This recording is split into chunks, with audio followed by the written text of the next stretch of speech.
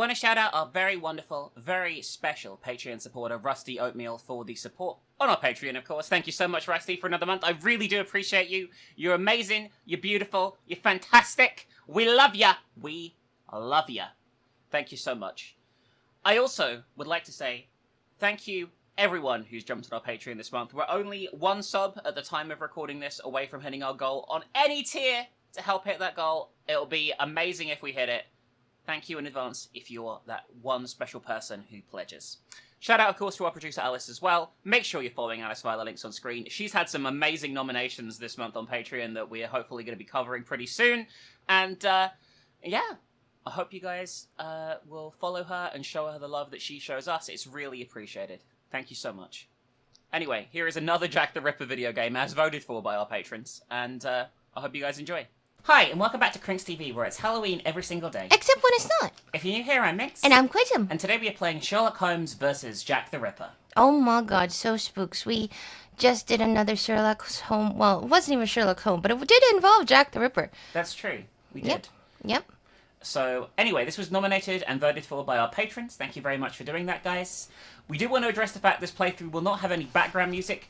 Just to be completely clear, our long plays have been copyright claimed and blocked in different countries lately. It's been a huge problem because of background music in games and YouTube's terrible copyright system. So we have opted to not have music from the game in the background. We may add in our own music. We haven't decided yet. We'll just have to have a look into that. So if there is some music, we may well have added it in, but we are not running with the game's original background music. We apologize. We understand that this kind of takes away the charm, especially if you're familiar with this game, but it is very, very annoying. Patreon takes the sting out of it a little bit when it does happen, but it's just frustrating to do all the work and then get nothing out of it. Yep, and have loads of ads placed through our videos by greedy companies that we have no control over. That you guys then have to sit through. Exactly. Anyway, thank you for listening to our little blurb here at the start. We're going to jump into the game, and hopefully it's going to be a super numb experience. Let's go. So numb. I mean, it's a game about murder. It's not going to be that numb. Listen, maybe there will be puppies. Might be. In some of these the games... name of my health and yours, Holmes, stop smoking so much. There is more fog in our apartment than in the street. You are right, Watson, but this evening is never ending, and I have nothing to do but make smoke rings. A more amusing pastime would suit better, but my doctor is against it. Perhaps a little tune on the violin. My heart is not in it tonight, Watson. Have you noticed how this cigarette burns? Would you not say it is like a life being consumed? How many lives will end tonight in London? How many crimes will be committed within the life of a single cigarette? Ah, the vanity of existence. It is but complaints and smoke, the meagre panache of its sickly soul. The tobacco is giving you very sombre thoughts. I am certain that this inactivity will not last. Let's retire. You'll be in better humour tomorrow. Reason speaks. Let's to bed.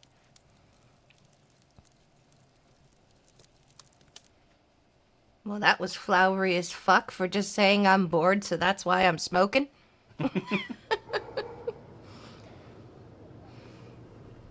And the doctor has forbidden me from doing more cocaine/opium. I forget which one he does. It's weird to play two Jack the Ripper games back to back. But, you know, it is what it is. Here are the streets of Whitechapel. A bit more... I don't know which one... I mean, Dulac and Faye is a lot newer, but this doesn't look that bad compared to Dulac and Faye. I'm gonna be honest. Listen, Dulac and Faye... Here's the thing. It did go up... no spoilers if you haven't watched the video. But as far as the art style goes... I didn't mind the art style, it went a bit janky sometimes. Well, lots of people sleeping outside. I don't think this is a very nice place, Bubba. Yeah, I don't think so. Do you think there's gonna be murder? Do you think people back then did more stuff in the early mornings than is normal now? I don't really know. Or is it just like this because it's a video game and it'd be weird to show empty streets? I'm not sure. Come this way, my lovely. We'll have a right good time. Right, let me help you. Oh, it's my hair that pleases you. It's a bit of a weird turn, but okay. Oh, okay.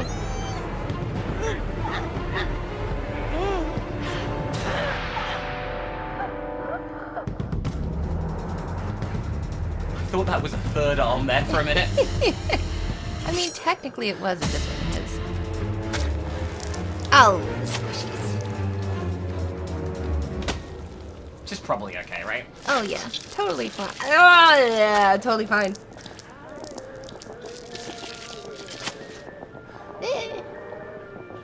Just an innocent jammonger plying his trade Yep. in the early hours of the morning. Just help the lady lay down. That's all. Alright. The news is as dark as the sky, Holmes. An inquest has been opened into the murder of a poor woman in the East End. The unfortunate girl was discovered last night, lying in the street, still warm. The murderer was filled with an incredible savagery. Oh, the article gave me shivers down my spine. The inspectors in charge of the case don't seem to have even the slightest lead. A similar murder took place less than a month ago. Ah, love. A romantic walk, a kiss in the moonlight, a polite refusal, a terrible anger, and a hanging. This area of Whitechapel is a disgrace to London. The government should take serious note of what is going on there. Whitechapel? This woman was found in Whitechapel? Yes, indeed. Bucks Row, to be specific. Then it was not a question of romance, but of commerce. Unless these women actually take pleasure in the vice, the female nature is completely... Holmes, do you hear yourself? A woman is dead under unspeakable circumstances. No less than any other, she was a human and one of Her Majesty's subjects. None of these streetwalkers of which you speak have any other way to survive but by selling their bodies. You know as well as I that our era is not a gentle one, and these women don't have much to look forward to. Some grace, if you would. Do not refuse them your compassion. Do not say another word, my dear Watson. We shall leave immediately for Whitechapel. To the scene of the crime? No, I think it would be better to arrive there a bit later once night has fallen. At the moment, the spot will be overrun by police officers and spectators. It would be impossible to investigate properly. Then where are we going, Holmes? The best thing to do would be to head to the police station and attempt to get a copy of the preliminary reports. But the article in the Star seemed quite complete to me. You must know, Watson, that journalists often draw conclusions from the facts without a proper understanding of how to do this delicate task. We must obtain the reports from the inspector in charge, as well as those from the coroner. Very well, Holmes, but all the same. It seems to me that I have a map of London somewhere, Watson. Can you find it and locate Whitechapel while I get ready? You are too kind, Holmes. Searching through your mess? Alright, we've got a lot of reading to do here. This game is littered with long articles, and I will attempt to read them all for you, but... I might try to read some, but I gotta tell you, my dyslexia makes it real hell to tell the letters apart in this sort of thing. The problem with these articles is they're written in sort of the flowery way as well of the Yeah. time. I don't know if they're based on the original articles, but they're difficult to read. I will do my best, though. Special edition, The Whitechapel Horror, the third crime of a man who must be a maniac. By the way, the crimes detailed in here were not committed by Jack the Ripper. The one we just saw was in real life, but the first two here were just maybes. You know what I mean? They don't count as official Ripper murders, but the Star is in this article awarding them to him at the time. Okay.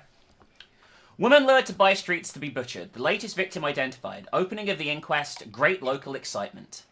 The victim of the latest Whitechapel horror, the woman who was found yesterday morning in Bucks Row completely disemboweled and with her head nearly gashed from her body, was for a time completely unknown.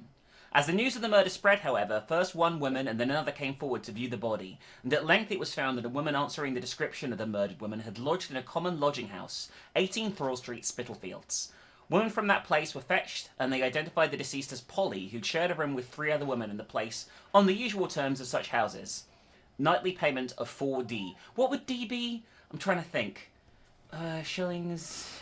I actually don't know. I know crown, shillings, farthings, halfpenny. Yeah, pence, sixpence. Penny. I don't know what a D would Yeah, be. I don't know. We're very bad British. Don't worry, neither do I. I mean, each woman having a but separate I said bed. both of us. That's Because true. we're both British now. We are. Oh, what good. It was gathered that the deceased had led the life of an unfortunate while lodging in the house, which was only for about 3 weeks past. Nothing more was known of her by them, but that when she presented herself for her lodging on Thursday night, she was turned away by the deputy because she had not the money. She was then the worse for drink, but not drunk, and turned away laughing, saying, "I'll soon get my DOS money. See what a jolly bonnet I've got now." She was wearing a bonnet which she had not been seen with before, and left the lodging house door. A woman of the neighbourhood saw her later. She told the police even as late as 2:30 on Friday morning in Whitechapel Road, opposite of the church and at the corner of Osborne Street, and at 4:45 she was found within 500 yards of the spot murdered. The people of the lodging house knew her as Polly, but at about 7:30 last evening, a woman named Mary Ann Monk, at present an inmate of Lambeth Workhouse, was taken to the mortuary and identified the body as that of Mary Ann Nichols, also known as Polly Nichols. She knew her, she said, as they were inmates of the Lambeth Workhouse together in April and May last year, the deceased having passed there from another workhouse. On 12th of May, according to Monk, Nichols left the workhouse to take a situation as a servant at Ingleside, Wandsworth Common. It afterwards became known that Nichols betrayed her trust as a domestic servant by stealing £3 from her employer and absconding. From that time, she had been wandering about. Monk met her, she said, about 6 weeks ago, when herself out of the workhouse, and drank with her. She was saw the deceased was Polly Nichols, and having twice viewed the features as the body lay in a shell, maintained her opinion that it's a terrible, significant similarity between this ghastly crime and the 2 mysterious murders of women have occurred in the same district within the last 3 months. In each case, the victim has been a woman of abandoned character. Each crime has been committed in the dark hours of the morning, and more important still is pointing to one man, and that a maniac being the culprit. Each murder has been accompanied by hideous mutilation. In the second case, that of the woman Martha Turner, it will be remembered that no fewer than 30 stabs were inflicted. The scene of this murder was George Yard, a place appropriately known locally as a slaughterhouse. As in both other cases, there was in this not the slightest clue to the murderer. No one was known to have any motive for causing the woman's death. She was parted from her husband and had lived with a man named Turner, but the searching coroner's inquiry revealed nothing connecting either with the crime. It was fancied that some of her many wounds had been caused by a bayonet, and she is said to have been seen with a soldier shortly before her death.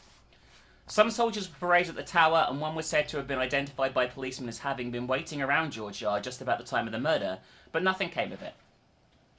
The first murder, which strangely enough did not rouse much interest, was committed in Osborne Street. The woman in that case was alive when discovered, but unconscious, and she died in the hospital without recovering her senses. Consequently, she was unable to whisper a word to put the police on the trail of her fiendish assailant, and her murder has remained a mystery. All 3 crimes have been committed within a very small radius. Each of the ill-lighted thoroughfares to which the women were decoyed to be foully butchered are off turnings from Whitechapel Road, and all are within half a mile. The fact that these 3 tragedies have been committed within such a limited area and are so strangely alike in their details is forcing on all minds the conviction that they are the work of some cool, cunning man with a mania for murder. There was no new light thrown at the case this morning. At 9 o'clock, the body of deceased was removed from the mortuary to an improvised operating room on the premises, and Dr. Ralph Llewellyn made a post-mortem examination. The object of the examination was to determine, if possible, the order in which the various cuts were made. It is evident from the cuts in the throat that the head was bent back by the murderer before the knife was used. Whether the other mutilation took place before or after death remains to be settled, as also the position in which the woman lay when the deed was done. There are several questions of this kind which may throw light on the case, notably the small quantity of blood at the place where she was found, and the fact that there must have been much of it somewhere else. At present, clues to the murder are entirely lacking, and the location of the place where the deed was done was the first point necessary to establish. Okay, then. We can play this in first or third person. I don't think the first person in this makes you too sick, right? Because we're very briefly in it, usually. We'll see. Okay. A map of London. At last. Let's see. The district of Whitechapel. Wouldn't he know where this is? Yeah. You would think. We're going to the police station in Whitechapel. I found the map, Holmes, and I was able to locate the Whitechapel police station. Congratulations, Watson. Come, the game is afoot. You can read the article to me on the way. Are you sure it's a foot or not a leg? Might be a leg. We Might have be an arrived, ankle. Watson, in Whitechapel. Not very bright, and what cold. Brr, a typical London morning. Come, Watson, let's find this police station. It's directly in front of you, Holmes. One thing I wanted to say, you said an ankle. Yeah. Ankles were scandalous in Victorian times. Oh my god. Oh my god.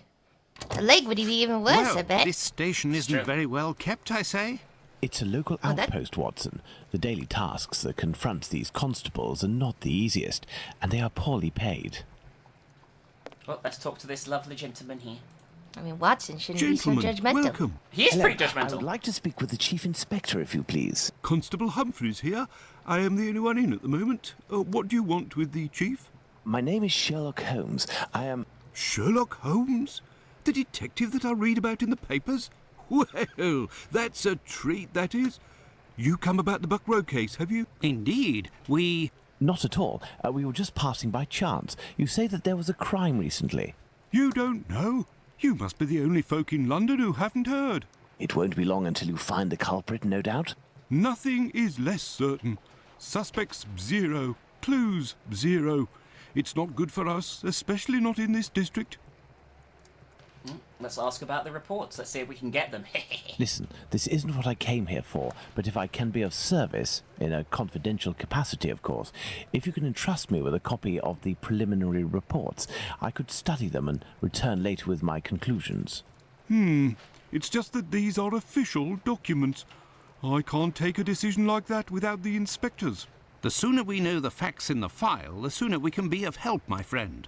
Say, if you are Sherlock Holmes, you can find anything, isn't that true? With your magnifying glass, footprints. My performances are often embellished by my biographer. Ah, good. Good. I will give you the reports, but could you do me a small favour first? No. During my rounds, I dropped a leather folder containing some papers. Nothing of importance, but it's a big mistake. I would go looking for it myself, but I am stuck here on duty. I must have lost it near the seedy boarding house not far from here. Left when you leave the courtyard and left again in the lane. Perhaps you could go ask around. Okay. We fine. shall see what we can do. Are we going to go look for these documents? Why not? It'll give us an occasion to take a tour of the district, Watson. I feel like these two are far too posh for this area. Yeah. They're I just get that feeling. They're just like, well, these people are horrible, and I hate all of them. But it's I'm okay. so bored. Yeah, we're so bored. I'm so glad there's been a murder, really. Something to do. Good day, sir. You wouldn't happen to have seen a leather folder on the ground around here, would you? Good day, gentlemen. Finley, caretaker of this building.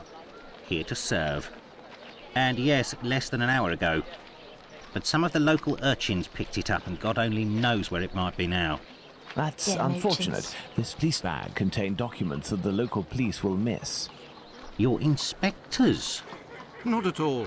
I am Dr. Watson, and this is Sherlock Holmes, the detective. Sherlock Holmes, the great detective. You must be here about last night's murder. Have you discovered the identity of the poor woman? Indeed, I'd only to read the papers. Mine is dated from this morning, and it does not say who it is. Well, you're reading the crap paper then, bro. I'm not really engaged in this case, but if I can help the police, I will do so willingly. Oh, to be sure. I've been told that Inspector Abberline is in charge. A very capable man. Alright, where's the leather folder then? So, according to you, I have no chance of finding this folder then. Indeed. But I, on the other hand, should be able to find it. Do me a favour in exchange. A vagrant comes almost every night to sleep in one of the nooks not far from my windows. He coughs, howls, sometimes even sings. He's Singing? quite hefty and I don't dare approach him. I've lost 3 tenants because of him. If it's you who speaks to the police, they will take this matter more seriously. Tell them about the captain. They'll know who you're talking about. In the meantime, I'll find your police bag. I like how it went from like a folder to a bag.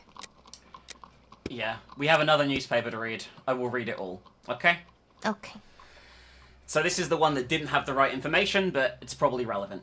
Scarcely has the horror and sensation caused by the discovery of the murdered woman in Whitechapel some short time ago had time to abate when another discovery is made which, for the brutality exercised on the victim, is even more shocking and will no doubt create as great a sensation in the vicinity as its predecessor. The affair up to the present is enveloped in a complete mystery, and the police have as yet no evidence to trace the perpetrators of the horrible deed. The facts are that Constable John Neal was walking down Bucks Road, Thomas Street, Whitechapel, about 3:45 on Friday morning, when he discovered a woman aging between 35 and 40 years of age, lying at the side of the street with her throat cut right from ear to ear, the instrument in which the deed was done traversing the throat from left to right. The wound was about 2 inches wide and blood was flowing profusely. She was discovered to be lying in a pool of blood.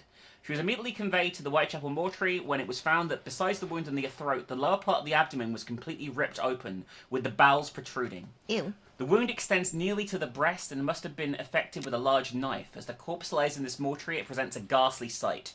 The victim seems to be between 35 and 40 years of age, that's what you said, and measures 5 feet 2 inches in height. The hands are bruised and bear evidence of having engaged in a severe struggle.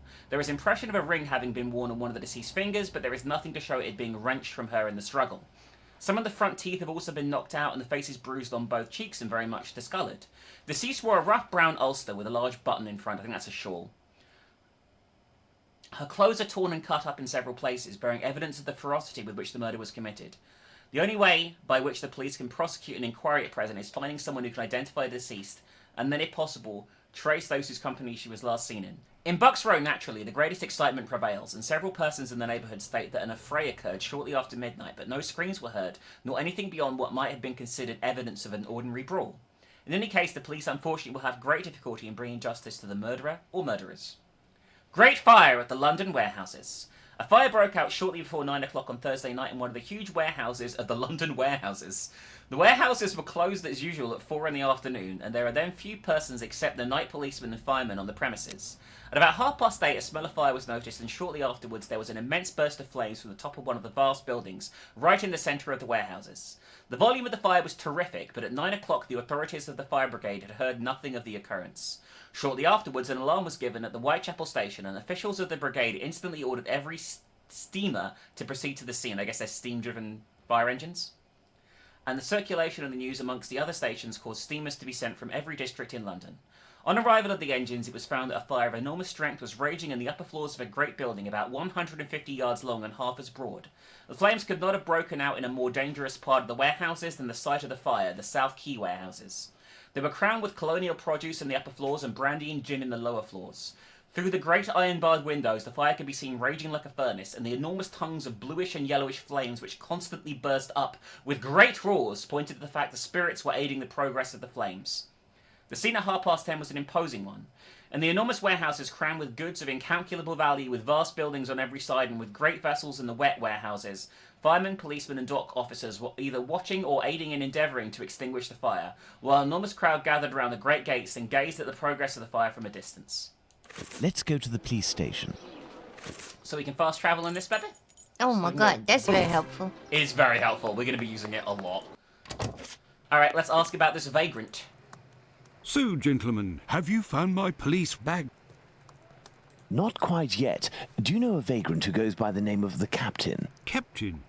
Yes, an old sailor, strong as a Turk and tattooed from head to toe. The drink has turned him into a derelict. He appears to be causing some problems for the caretaker of the building at the end of the street. What do you want us to do? Every night, stairwells, halls and porches become public dormitories, and people don't only come to sleep. I believe this man has a niece who puts him up sometimes. Her lodgings are in Commercial Street, right after the alley with the boarding house. You won't forget my folder, will you? So, in my memories, babe. Do you believe this woman will agree to have her uncle stay with her?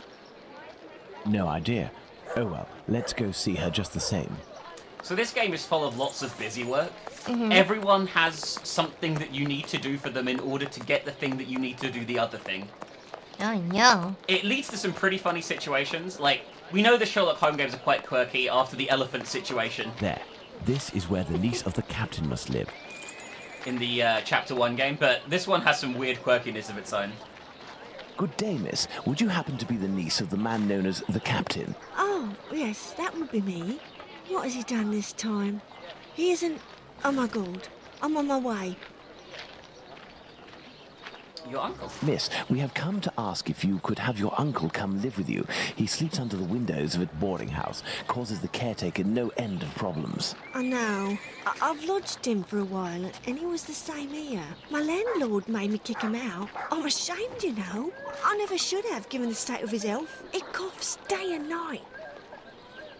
Take care of your uncle? There might be a way to calm his cough.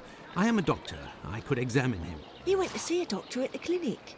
But the medicine costs too much. I can hardly pay my rent. We will see to it. Where might your uncle be found? I don't know. He must be in the vicinity, but I don't know exactly where. Bye. We will find him. Holmes, this is serious. Find an alcoholic in Whitechapel? A needle in a haystack would be easier. Come, dear doctor, let's trust to our lucky star. Moreover, we also have our informers, remember? Are you referring to those brats to whom you are always giving charity? Exactly. My secret police. Some of them must surely roam in this area. It suffices to find them. Well, I mean, child labor is not exactly. It's pretty normal at this point, right? Yeah. We need to entrust the land urchin. Hello, land urchin. Hello, young man. How are you? This voice acting I coming. recognise him. It's the lad who sells newspapers, who is always calling outside our windows at Baker Street, early in the morning. Hello, Mr. Holmes. It's a treat to see you again. What can I Oh, do? God. It's pretty unique, right? I feel like some of these people are British and some of them are definitely not. Would you happen to know an old sailor who goes by the name of the Captain? A poor man who hits the bottle a bit hard. Of course, Mr. Holmes. He's there at the end of the street. Round to the left he is. But be careful. He can be a tough customer, that one. Very good, my young man. The doctor will give you a little something. Watson? Huh? I say, Holmes? Is he always such a skinflint with you, Mr. Holmes? Well, thanks to you, Mr. Holmes. Anytime you need me. I'm pretty sure that didn't line up. He did not. He died from cholera the next day. No. Tragedy. Look, it was a top hat. I will say, right, they always are a bit tight, but these two must be fucking loaded. Mm. I You can know? hear someone coughing more than is natural, Holmes. Yes, this is our Watson. guy. The poor man cannot be too far away. I'm coming. Hello. Hello, Mr. Captain. How are you? Not good. If, in order to listen to us, this man imposes as condition that we find his pet cockroach, there will be another murder in Whitechapel today, Watson. Yours. Ah, Let's see how he is. he is in a critical state, Holmes. He has barely a month left. Is there a way, dear doctor, to ensure that this last month passes in silence? Really, Holmes, sometimes you... Oh, really? I will make note of some medicine to get immediately that will relieve his pain. Very well. I will locate an apothecary or a clinic. Fortunately, Jesus though. Christ. Yeah, like, Holmes is very blasé about this, but at the same time, it would have been pretty normal. Well, no, Holmes is just an asshole. I mean, that is true. I think he's an asshole in pretty much every... Even the young version of Imagining. him was, right, in the other game. Yeah. Well, there's a clinic right This here, building is a clinic. so let's go inside and see what he has to say. Hello, Doctor. I'm assuming you're a Good doctor. day, sir. Dr. Gibbons. You aren't from around these parts. Indeed, Doctor. It is for someone from your neighbourhood that I am here, though. His doctor asked that I acquire some medicine on his behalf. I have the note here. Dr. Watson? Not from round here neither. This medication is quite dear. Certain documents are necessary to obtain them for free. I don't have it. You'll have to accept my spare change. Will it be enough? Enough to relieve your patient for a month. Would you like me to make this prescription available after that time? According to Dr. Watson, that won't be necessary. The possibility of a recovery? A definitive one, yes. Oh, God. There, sir. Thank you. He's so morbid. Definitive recovery, death. Yeah. I mean, guess it's not wrong. That's true. It's rather quiet here. An unusual chain of events. The majority of the people hereabouts went out last night to see the great fire at the warehouse. The patients that I was minding and my staff were no exception. The former were dramatically healed, and the latter ended up sick. And with the murder last night, most of the people who weren't working wandered over to the scene of the crime. Their little aches and pains will wait until tonight or tomorrow. A squalid murder, it would seem. Just like what this area has become. Bye. My thanks, Doctor. Not at all. He doesn't seem to like this area very much, this doctor. I mean, Is he would just- you? He's just standing with a... What is he injecting? He's not. Oh, he's putting it in bottles. Yeah, no, he's just, yeah. I was like, oh, he's taking it from the bottle. I He's was like, taking it, he's prepping Yeah. injections. I thought he was injecting himself for a minute, just like sampling the merchandise. Oh, speaking of which, although this is definitely not medicine, I recently saw a fucking TikTok that showed that a certain, I don't know if it's every vaping company, but a certain vaping company, they have people fucking testing Oh, the yeah, goddamn that was big news this week. Yeah. Every single carton smoking like fucking hundreds a day. Yeah. And not only, like, just putting aside the whole, like, somebody else's mouth has been on the fucking thing that you're shoving into your mouth. Mm-hmm. How are they not, like, immediately dead? I mean, they probably don't have great life expectancy, I'm gonna guess. Probably like a Victorian England style Like, the life TikTok, expectancy. the TikTok I saw said, oh yeah, I go home and then I smoke a vape. Just a fucking factory of goddamn little addicts. Yeah. Alright, let's give him the medicine, I guess. Here is the medication, Watson. Is our man movable? He should be able to stand in a few minutes and will no longer be suffering from his cough before long. Consider the affair resolved. Accompany him to his niece's while I return to the boarding house, and then join me at the police station. Let's return to the boarding house. The fast travel on this is so handy. Like, we're just going whizzing around. Woo! So fast. That's the noise I Sherlock have made. good news for you, Mr. Finley. We have sent the captain to stay with a relative, and he shouldn't bother you for a while.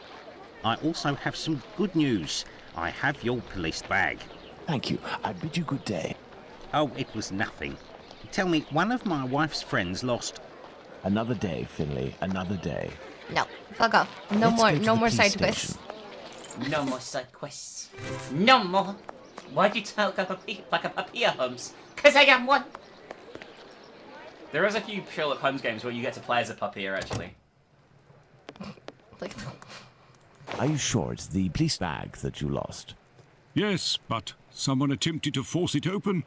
They didn't succeed, but now the lock is stuck. Perhaps you could... Let's see. We gotta solve this mystery. you're at the police station. Why don't you have something to unstick it? There we go. All done. Ah, a big thank you, Mr. Holmes. Think nothing of it, my friend. Reports now, So, please? the reports. Why don't you wait till the inspectors get back? You would certainly learn more. If I wanted to meet the inspectors, I would have done so. So, give me the preliminary reports, and above all, do not mention my visit to anyone. Is that clear? Sure, if that's what you want. Here are the reports. I Thank feel you. like you shouldn't be agreeing to that so quickly. Sherlock Holmes' incredibly sus speedrun. Here's the report by Henry Llewellyn. Her throat has been cut from left to right, two distinct cuts being on the left side of the windpipe, gullet, and spinal cord being cut through. Ew. That's God. pretty bad. A bruise apparently of a thumb being on the right lower jaw, also one of the left cheek. The abdomen had been cut open from the centre at the bottom of the ribs, then along the right side, under the pelvis to the left of the stomach. There the wound was jagged. The omentum of coating of the stomach was also cut in several places, and two small stabs on the private parts, apparently done with a strong bladed knife, supposedly to have been done by someone left-handed, death being almost instantaneous. The way that's written is so weird. Have you obtained the preliminary reports? Yes, we'll read them on the go. Let's to the scene of the crime at Bucks Row, Watson. Time to do some investigation. Oh my god. So investigate. So in-depth. Yes, this is going to be a really in-depth investigation. Oh, there's people. But what are all these people doing here, Holmes? Apparently, they came to see the scene of the crime. What about us? Aren't we going to see it? We will return this evening, Watson. The circumstances shall be ideal for carrying out our little experiments. Later? Well, Watson, we are at the scene of the Polly Nichols murder. Imagine the victim lying at the spot where she was found and try to discern all of the clues we can. Watson, you are a writer. I am therefore entrusting you with our deduction board. It will help us to establish certain facts. Understood, Holmes. Oh god, is this like the Mind Palace thing? It is, yeah.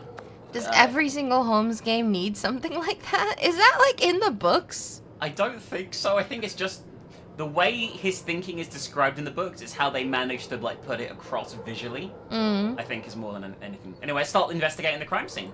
There is only one streetlight lit on this street, Watson, and this Jesus, spot is Watson. particularly poorly lit. Okay, so this is the deduction board. We'll fill it out first, then do it. You can do it in bits or not. Let's stare at this couple. This spot is deserted, Holmes.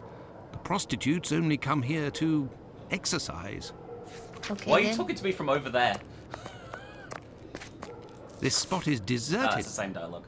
Well, Alright. do you want him to be just standing there staring? I mean, he does that a lot in these games, I'm gonna be honest. Alright, let's investigate the scene No here. marks on the ground. The ground is muddy. Okay. Okay. No signs of blood. This is a really weirdly detailed chalk outline, I gotta Let's say. look at this poor woman. Wait, It's what? even more weird now. Alright, let's look at her. The tongue is swollen. There is a How do you bruise know at the level of the right maxilla. I actually don't know what this is meant to symbolize, because this body isn't there, and it's not drawn like this. It's just like his intuition, I guess. I guess. It's really weird. There's a bruise Oh on my the left God. cheek. It reminds me of this one fucking show, and I can't even remember the show, but I think it had something to do with crime things. And she would like, I think it followed a female main character. It was a crime thingy, and I think she would reenact or walk through crime scenes with her dad, and it was like really intense. I don't know the show. Someone in the Oh comments my might god! know. If you know what I'm talking about in the comments, let me know. The throat was slit from left to right. There are 2 incisions. A small pool of blood, 6 inches in diameter. Okay. Let's get out of that. That bit's done. If it turns green, it The means it's body done. was lying on its back, legs straight and slightly apart. The skirt had been lifted up to the middle of the body. The left hand was touching the barn door. The body was still warm. Let's reread the preliminary report for the details on the wounds inflicted upon this poor woman. Or not. There is a black bonnet near the left hand. Well, Watson, we have found all of the possible clues, I think. We will now attempt to recreate the scene of the murder. Come closer, Watson. I have to make you up. What? You are joking, Holmes? Yeah, the fact he has this with him. I feel ridiculous, Holmes. Now, Watson, come and stand here in front of me. You shall play the role of the poor woman, and I shall play that of the murderer. Let's try to reconstruct the facts to ensure the final result corresponds indisputably to the way that Polly Nichols was killed. Oh, okay. Okay, so they're doing this in the streets? No one cares? Apparently not. So the standing up sequence, they're going to be barehanded, and it's going to be the right hand, I think, on the neck, and that should be right. Let's see. Yes, it's quite possible the events occurred like this. There we go. Just going to grasp Watson, friendly, overly friendly. Where does bowler hat go? Don't worry, it's not important. Right, now let's mount Watson. Change to the knife. The knife is going to be left-handed because the hand is on the right hand.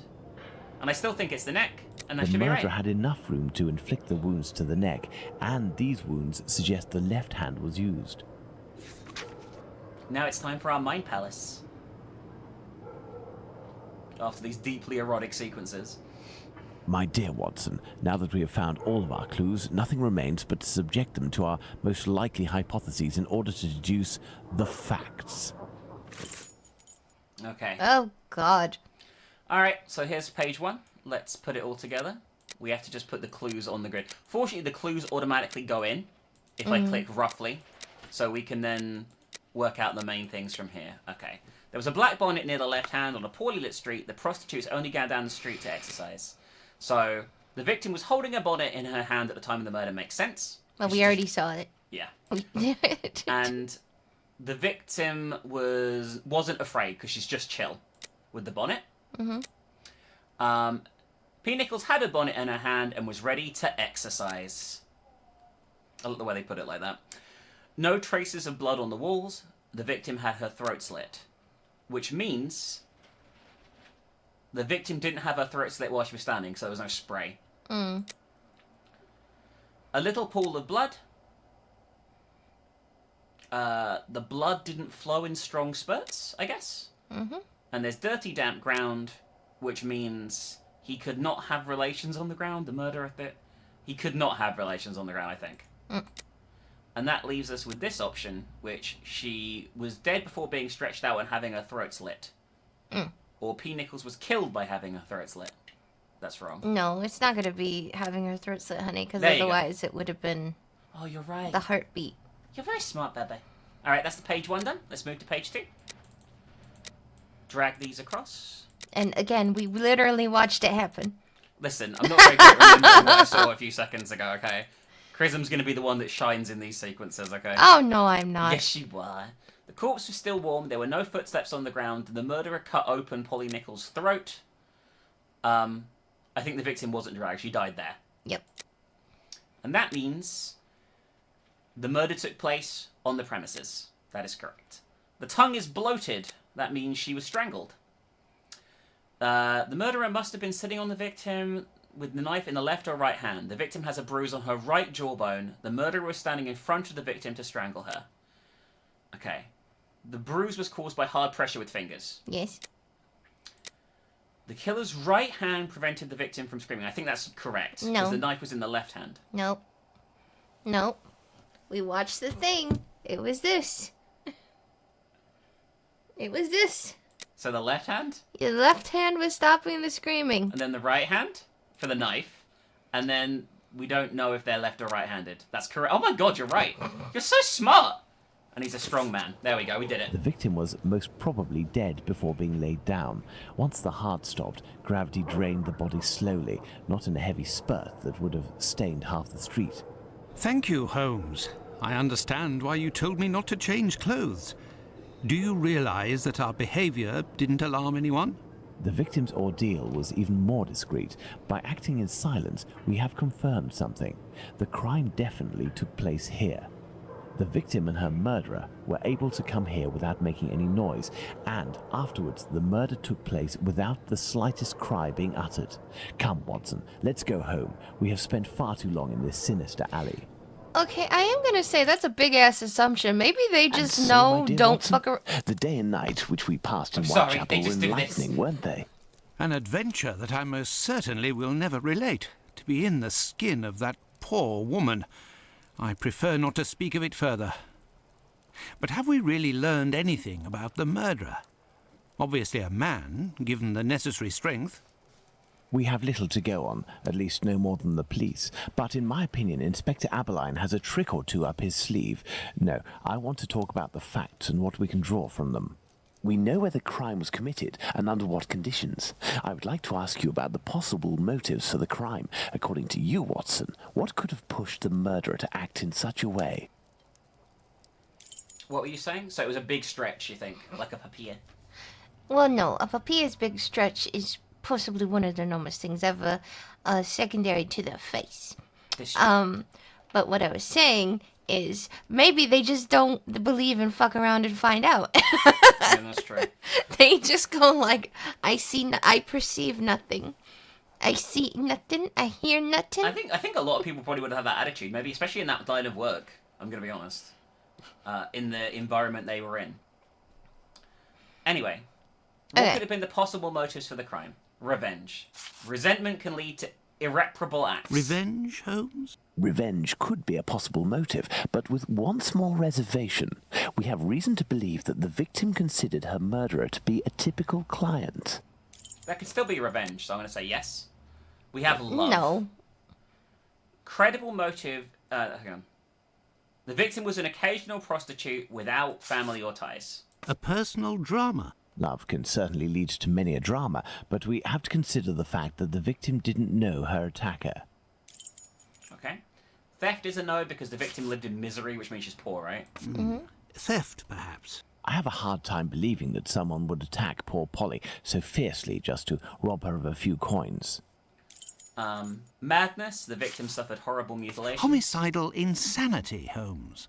It is indubitable that the man who did this to Polly Nichols is not of his full senses. I feel that's a big jump as well. He could he could know what he's doing, you know. Well, I think it's a lot better than what this one is going to be. Black magic. Credible motive, even if it's a field that Sherlock Black doesn't magic? know. I'm not terribly interested in the occult or black magic. Let's give the benefit of the doubt to this motive. Elementary. There we go. Very well, Watson. revenge. I think that we've exhausted the topic. Take a rest and we'll They speak might again hate later. prostitutes, Ah. is what the implication is there. Ah, it would seem that the investigation is advancing, Holmes. Yesterday's Star said that a suspect is in the hands of the police, a man with a rather sinister reputation. I was about to join you in your optimistic outlook until you informed me that the good news came from the press, Watson.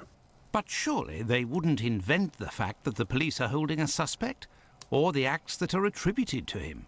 You will have an exact answer to these two questions in less than 50 seconds, Watson. Pardon? Enter, Inspector. Are you fucking psychic? Good day. He Dear heard the Watson, air movement. allow me to introduce Inspector Abberline. Inspector Dr. Watson. Inspector? To what do we owe the honour of your presence, Inspector? I heard that the two of you made your way to Whitechapel a few days ago. Your arrival, you are aware, coincides with a very serious affair which our police service is going to great lengths to solve and which is creating strong tensions in the area. Pardon me, but haven't you arrested someone? A certain Leather Apron? Absolutely not. The man who hides behind this name is indeed being actively searched for by the force. Besides, nothing at the moment suggests that he is the Bucks Row murderer. There, you've been enlightened, Watson. Now it is our turn to answer Inspector Abberline's questions. Indeed. I will be brief and precise. Do you intend to investigate this case, or have you already started? It is to be of service to a friend that I went to Whitechapel. We did, out of curiosity, familiarise ourselves with the preliminary reports, and we made our way to the scene of the crime. Our conclusions are slim, as are the clues. Having not been officially appointed by a client, I believe that my intervention in this business will end there. Very well. To be frank, you take the weight off my shoulders by distancing yourself from the He's case. so full of shit. Our image isn't very good, to say nothing of what the press puts us through. Thus, if overnight they found out that you were on the case, people would turn against us. And they would pester me, overwhelm me, and finally make me out to be responsible for the inevitable failure such a scenario entails. Neither you nor I wish for this to happen. I know that your time is precious, Inspector. I will send you a note regarding my conclusions shortly. With pleasure. Gentlemen? Do you Okay, think that he will find the murderer? The chances are slim to non-existent. It is 7 days now, short of a confession from the murderer himself. And you will not go further? You heard the Inspector, Watson. My presence in Whitechapel would hinder, which doesn't mean that we will drop the case. How is that? The Inspector spoke of me, but not of us. It is you, Watson, who will lead the investigation tonight. It is you who will bring to the police station the little note that I will write regarding our conclusions. Despite the late hour, there is nothing to stop you from making inquiries about this famous leather apron while you are there. Alright, So you're just gonna make Dr. Watson do all the work while you just stay and pretty much, yes. smoke your cigarettes. Well, he's going to smoke his cigarettes and not do his cocaine, and we're going to read this newspaper from the Star. It's about Leather Apron. The sense of fear which the murder of the unfortunate woman Nichols has thrown over the neighbourhood, and especially over her companion, shows no sign of decreasing. A number of the street wanderers are in nightly terror of Leather Apron. One of our reporters visited one of the single women's lodging houses last night. It is in Thrall Street, one of the darkest and most terrible-looking spots in Whitechapel. The house keeps open till 1 o'clock in the morning and reopens again at 5. In the house nightly are 66 women who get their bed for 4D. The proprietor of the place, who is also owner of several other houses of a similar character in the neighbourhood, told some gruesome stories of the man who has now come to be regarded as the terror of the East End. Night after night, he said women came in fainting condition after being knocked about by Leather Apron. He himself would never be out in the neighbourhood after 12 o'clock at night, except with a loaded revolver. The terror, he said, would go to a public house or coffee room, peep through the window to see if a particular woman was there. He would then vanish, laying in wait somewhere for his victim at some convenient corner, hidden from the view of everybody. Police are making efforts to arrest him, but he constantly changes his quarters. Some of the unfortunate women state that he is now in one of the low slums in the borough. One of them said she saw him crossing London Bridge as stealthily as usual, with his head bent, skimpy coat turned up about his ears, and looking as if he were in a desperate hurry. The hunt for Leather Apron begins in earnest last evening. Constables 43 and 173, J Division, into whose hands Leather Apron fell on Sunday afternoon, were detailed to accompany Detective Enright of the J Division in the search through all the quarters where the crazy Jew was likely to be. They began at 10:30 in Church Street in Shoreditch, rumour having located the suspected man there. They went through lodging houses, into pubs, down side streets, through their bullseyes into each shadow, and searched the quarter thoroughly, but without result. The hunt continued later, down Brick Lane neighbourhood, Florentine Lane being Leather Apron's preferred lodging place lately. He was not found here, however, and the search, which then took the direction of the London hospital, resulted in nothing. It is the general belief the man has left the district. The clue furnished by the woman who denounced the man on Sunday is a very unfortunate one. Her offer to prove by two women that Leather Apron was seen walking with the murdered woman in Baker's Row at 2 o'clock last Friday morning is the most direct bit of evidence that has yet appeared. His conduct on Sunday was as usual. He never answers a question when it's put to him, and only speaks under strong compulsion. Mike Blank, the grocer in George's Yard, dwelt a long time last evening on this peculiarity. He knows Leather Apron very well, and has known him for 6 years. He says the man is unquestionably mad, and that anyone who met him face to face would know it. That his eyes are never still, but are always shifting uneasily, and he never looks anybody in the eye. Leather Apron used to live in the lodging house around the corner from the grocery, and was turned out of there some months ago, with an order not to return. The lodging house is a few doors below the model doorway in which the Turner woman was found with 39 stab wounds. Alright. Sussy Leather Apron. Sussy boy. Well, if I follow Holmes's instructions, then to begin my investigation into this Leather Apron, I must first head to the police station. That's convenient. Okay, so I'm getting very annoyed. Why is that? Why does it keep saying /2? /2 tings. It's not 2 tings, it can only be 1 ting. This is very confusing. You don't know what I'm talking about. I have absolutely no idea. The date! Oh, I see. That makes more sense. Hello, sir. Good evening, sir. What do you... I know you. You were here last week with Sherlock Holmes. Message from Holmes. Indeed. I have come to bring a message from Sherlock Holmes for Inspector Abberline. Very well, I will pass it on. But come to think of it, someone was asking about you recently. Finley, the caretaker of some shady boarding house nearby. Does that mean anything to you? Ah, perhaps. He acts dumb. Who could that be? Actually, I read in the Star that you have arrested a suspect called Leather Apron. You shouldn't believe what you read in that rag, sir. The man is being hunted, but we have yet to get our hands on him, and we aren't close to it either. Why ever not? Bah, he's a specialist in the streetwalker racket. These girls make pitiful witnesses, and we don't inspire confidence. Furthermore, the man seems to be pretty discreet lately. Someone must be helping to hide him. How to find Leather Apron? How to get on his trail, then? One of these girls would have to confide in us and give a valid description of the man. Then we'd ask around the journeymen, who use aprons, I imagine. Goodbye. Well, goodbye. So, here's the I thing. must go to Finley's boarding house. Go ahead. Okay, I need you to shut up, Watson. Here's the thing. I feel like if you were a murderer, Yes. right? If you just follow me for a second, okay? Okay. If you were a murderer and you wore a specific outfit Yes. to So do like a your leather apron. yeah, like a leather apron, and it was all over the papers now that they were specifically looking at people wearing leather aprons, wouldn't you take the apron off? Yeah. It would be a bit incriminating, I think. Or is it just like, oh well, I can't kill with my leather apron. It's I might get blood on my clothes. I must go to Finley's boarding house. I mean, we're right there, Watson. Literally talking Good to him right evening, now. Finley. Oh, good evening, sir. Aren't you the gentleman who was with the great detective the other time? That is indeed me, Dr. Watson. All right. Let's ask him about everything. Tell me, Finley, I was told that you were looking for us at the police station. Indeed, I wanted to thank you for last time, you know. That vagrant has never set foot round mine again. I even found a tenant, one who pays his rent, I mean. The tenant? You don't seem very happy. But you were lucky to have found a good tenant so quickly. It's just that this man is very strange. He paid several days in advance and I gave him a key to the place. Since then, he goes out every night and returns at ungodly hours. I'm sure he goes to visit the ladies, but still, every night. And when he moved in, something must have broken in his case and stank up the stairs in his room for 2 days. I think it was a jar. It must be over there. Why didn't you So pick it you up? just left it there for That's- 2 days? That's very weird. Also, he's just a thirsty boy. Tell me, have you heard talk of Leather Apron? By the papers, that's all. This man seems very sinister. Do you know any journeymen who use this type of apron? The slaughterhouse butchers, I believe, but definitely the cobblers. I know one, old Isaac Solomonovich. His workshop is on a small street in the Jewish community, across from the hospital. He's a good man.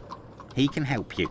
But you know, the people there are very close and don't share much with non-Jews. Goodbye. Thank you, Finley. At your service, sir. Well, I guess we should go and pick up this mysterious jar that's just been left here. This odour is very strong indeed, but the whole neighbourhood as such has a dreadful stench. Finley might have an idea as to what this jar that contained. What do you want, Doctor? You're right, the pieces of the jar that your tenant broke do give off a strange smell. It's true. That's quite normal given his trade. Yes, and what would the trade be of your strange tenant? A doctor, like yourself, I believe. Dr. Tumblety, a foreigner. Canadian, perhaps. Dr. Tumblety. It might be interesting to know more about him. Such a weird name. It is a weird name. Thank you, Finley. At your service, sir. So, I'm pretty sure that every character in this that we deal with is a genuine suspect from the Ripper case, even if they're not used in this as like a suspect. Like, their names, named Ripper suspects. Tumbletee's definitely one. Leather Apron's definitely one. And we'll come across more, I'm pretty sure. I mean, you say it like we know. We don't know. Oh, it's you. I'm coming. Dr. Watson, how are you? Your uncle, how is he? Well, and yourself? And how's your uncle? Oh, he sleeps a lot, but he doesn't seem to be suffering. Your medicine has worked wonders. Thank you again. It was the least I could do. Have we told us he'll be dead in a month? Probably not. It doesn't I seem have like come the to sort see of thing you we about a certain I'm sorry, I didn't mean leather to interrupt apron. you. Have you heard of him? Oh, yes, of course. Terrible things are said about that man. Have you ever come across him? Goodness gracious, no. But I know that he has threatened and taken many girls in my situation. I don't know what more I can say, but Bella would be able to tell you some. Do you really think they didn't tell him? Tell her. Are you gonna cut me off again when I answer? No. No, I don't think they did. They're so weird. They're so bum. She's gonna be so upset when he dies in like 2 weeks or something. I hate that. Oh well. Who is Bella? Bella Pullman. She's the landlady of the place where I could take you there if you like. Please do. It's me. It's Lucy. This gentleman would like to speak to Bella. It's the doctor who helped me. I must leave to return to my uncle. Thanks again. Bebe, I think this might be a house of ill repute. What makes you think of that? Out of the way, I don't like the look of you. This man. Nothing else. Absolutely bizarre voice acting choice, by the way. Can I get a refill, please? If you'd be patient, Madam Bella will arrive in a moment. What if I'm not patient? Good evening. I am Dr. Watson. It is young Lucy who told me to come see you. Ah, so you're the Good Samaritan who saved her uncle without asking for anything in return. And now you've come to see me, no doubt, to explain that the poor little thing doesn't belong here, and you will see to her future. Well, if you expect me to let her leave with you... It's not that, Ma'am. You should know I am a married man. And why should that matter? I mean, seriously. Is that smooching noise in the background there? Mwah! Don't worry about it. I will say, by the way, it's very nice of this House of Ill Repute to have nice, non-naked pictures that I don't need to censor everywhere. Very nice. I believe there has been a misunderstanding. The reason that Lucy sent me here is that you may be able to give me some information about Leather Apron. Are you a doctor or a constable? I am most certainly a doctor, but I am acting in this matter in a private capacity, and I would like to find this man. Well, if you're able to rid us of him, I'll give you a week's worth of free passes. That man is a thorn in our sides. He spies on the girls in the streets and watches them inside the houses, spying through the windows. And as soon as they're finished with a client, he jumps on them without any warning and forces them to give him their money. I've never seen him, but one of my girls was attacked by this man, and she said that he wore a leather apron and carried a knife. And his face, oh, he has a horrible head, with rat's eyes and a deformed mouth. She even said that she knew his name, Pizer, or Pizer, I think. But I don't know where she can be found. Margie, Nutcracker, the girl I'm talking about, could tell you more, but I had to let her go last week. Okay, then. By the way, Nutcracker is a very unfortunate name for a prostitute. I would never use a prostitute called Nutcracker if I was a heterosexual male. Where is Margie? Why did you let Margie go? The poor girl caught a shameful sickness, and the symptoms have attacked her face, if you know what I mean. So I gave her notice, and a little bit to help her along. I don't know where she is now, but she'll certainly be getting treatment at the clinic if she's still in the neighbourhood. Did you speak to the police? What would they do? Who cares about the girls in the streets? I really hope you, didn't agree to use the client that she got it from anymore. Oh, yeah, I didn't even think about that. It's like that she takes all the blame. Yeah. I'm not surprised by that, considering the era. Alright, let's ask about the guy with the stupid name. Would you have received a visit from another doctor, a stranger by the name of Tumblety? I'm just like you, Doctor. Sworn to secrecy in my profession.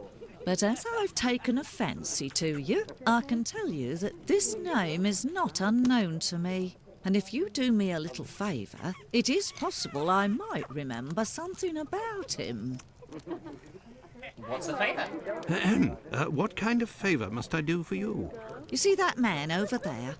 He's a rich artist, a painter, a regular client round here. Well, yesterday, he came and left his cane in the umbrella stand in the hall before going into one of the rooms.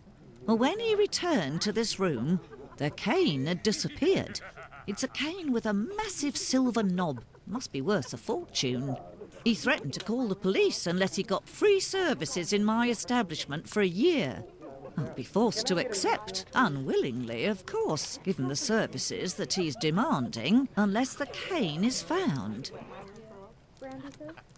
What happened? Did you question the residents regarding the theft? They didn't see anything, and there's not one of them that would risk stealing from a client here. Who was in the room when your weasel of a client was in the chambers?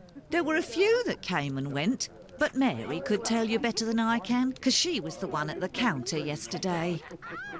Alright, bye. Thank you, Ma'am. No problem, my angel. What kind of fucking idiot leaves a cane that is worth so much money? I mean, this idiot. We'll talk to this Mary first, I guess. First of all, there's something there. What happened to this rug? Oh, it's when we got a coal yesterday. I asked the young man to fill the pail. Came back to put it down, but his feet were covered in soot and he made a black print. Madam Bella said it was my fault and I got a shilling's penalty. I also have to clean the print and it's no picnic. He has immense feet, that boy. Okay. That's I really heard shit. that there was a theft yesterday. Did you see anything? No, and I was here the whole time. Oh, thanks for the insight. Of nothing. Who delivers the coal? It's never the same person. I'd never seen that lad before. Okay, the coat stand. Do you always keep an eye on the coat stand? Oh, yes. Well, when the coal delivery came, a client came out of the chambers and stopped me from seeing the boy who brought the bucket of coal. You don't think he would have taken advantage? Yes, I do. Yes. Goodbye. Until next time, miss. With pleasure, sir. 100% yes. He definitely did. I guess we should talk to this guy. So, let's speak to him. Good evening, sir. Good evening, my dear man. I was led to believe that you're a doctor. Who told him None that? of the residents of this establishment are among my patients, sir. Oh, you're not here as a doctor, but as a man, then.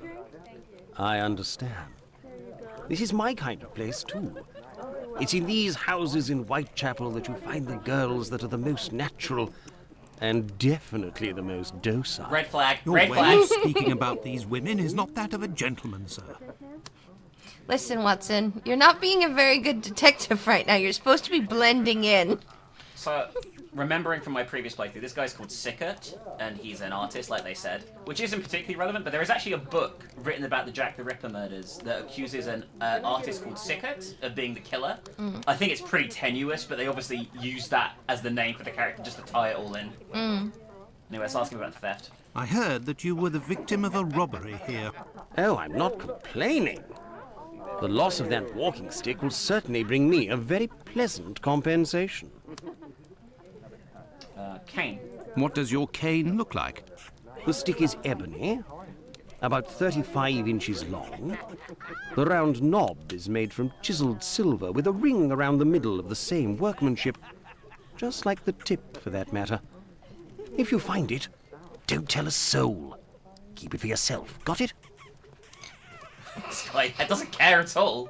Well, yeah, no, he's getting free, you know, Watch his eye. Woohoo House. His eye just wandered off the side of his face. He's doing it again. Is, Well, goodbye, sir. I'm not going to look at him, sorry, it's Or weird. until next time. I don't want to make eye contact. And good evening. I'm sorry, baby. It was too weird.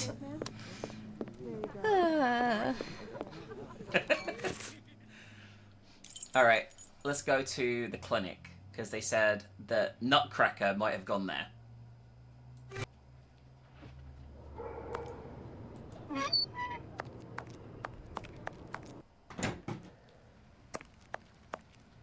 Oh, it's this guy again. Good evening, Doctor. My name is Dr. Watson. Pleased to meet you. Good evening. I am Dr. Gibbons. Likewise.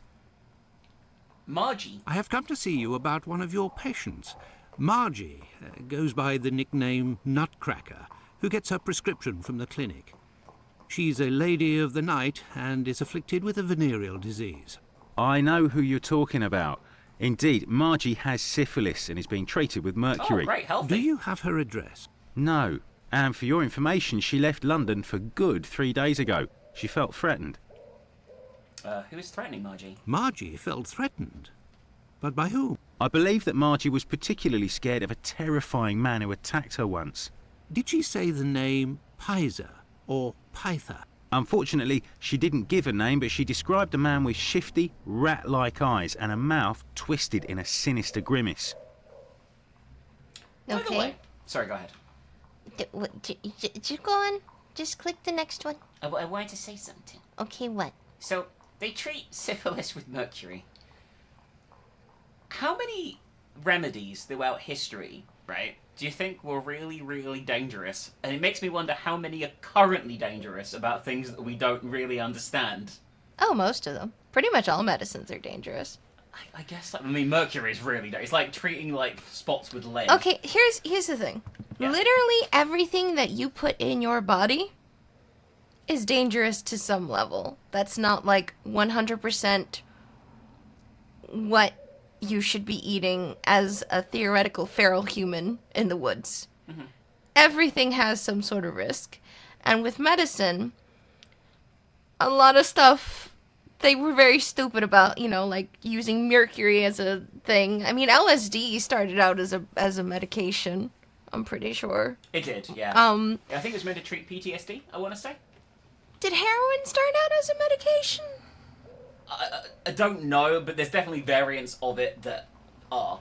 But, yeah, there is a lot. There is definitely going to be a lot. There will always be a lot. It's just a matter of, like, are you willing to deal with the potential side effects of whatever medication to treat whatever you're going through. It's just like, oh, you have syphilis, which is a death sentence in this time period because it rots your brain. Here, drink this thermometer. Yeah. You'll be fine.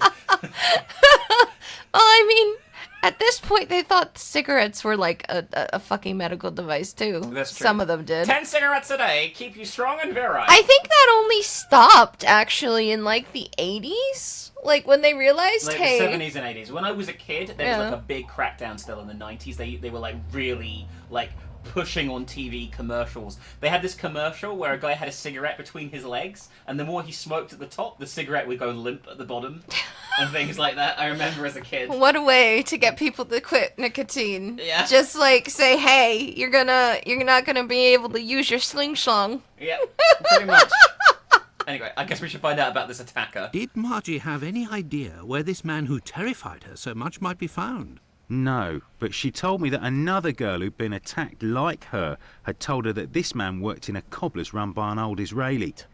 Also, she saw him again last week, the night of the big fire. She told of going to see the fire like most everyone else in the area. While there, she recognised her attacker in the crowds gathered at the warehouses. There was no mistaking a face like that, she said. She kept an eye on the man the whole time the firemen were working in order to avoid him. Okay. Goodbye, Dr. Gibbons. Until we meet again, my dear colleague. So we now have evidence that Leather Apron isn't the killer because he was at the fire instead of the killing. Mm-hmm. We need to look at these. This is like a really obscure thing you need to do. These footprints are the same as those found on the rug at the brothel. How does he know that? Like, just by sight? I guess? Yee. What can I do for you, my dear colleague?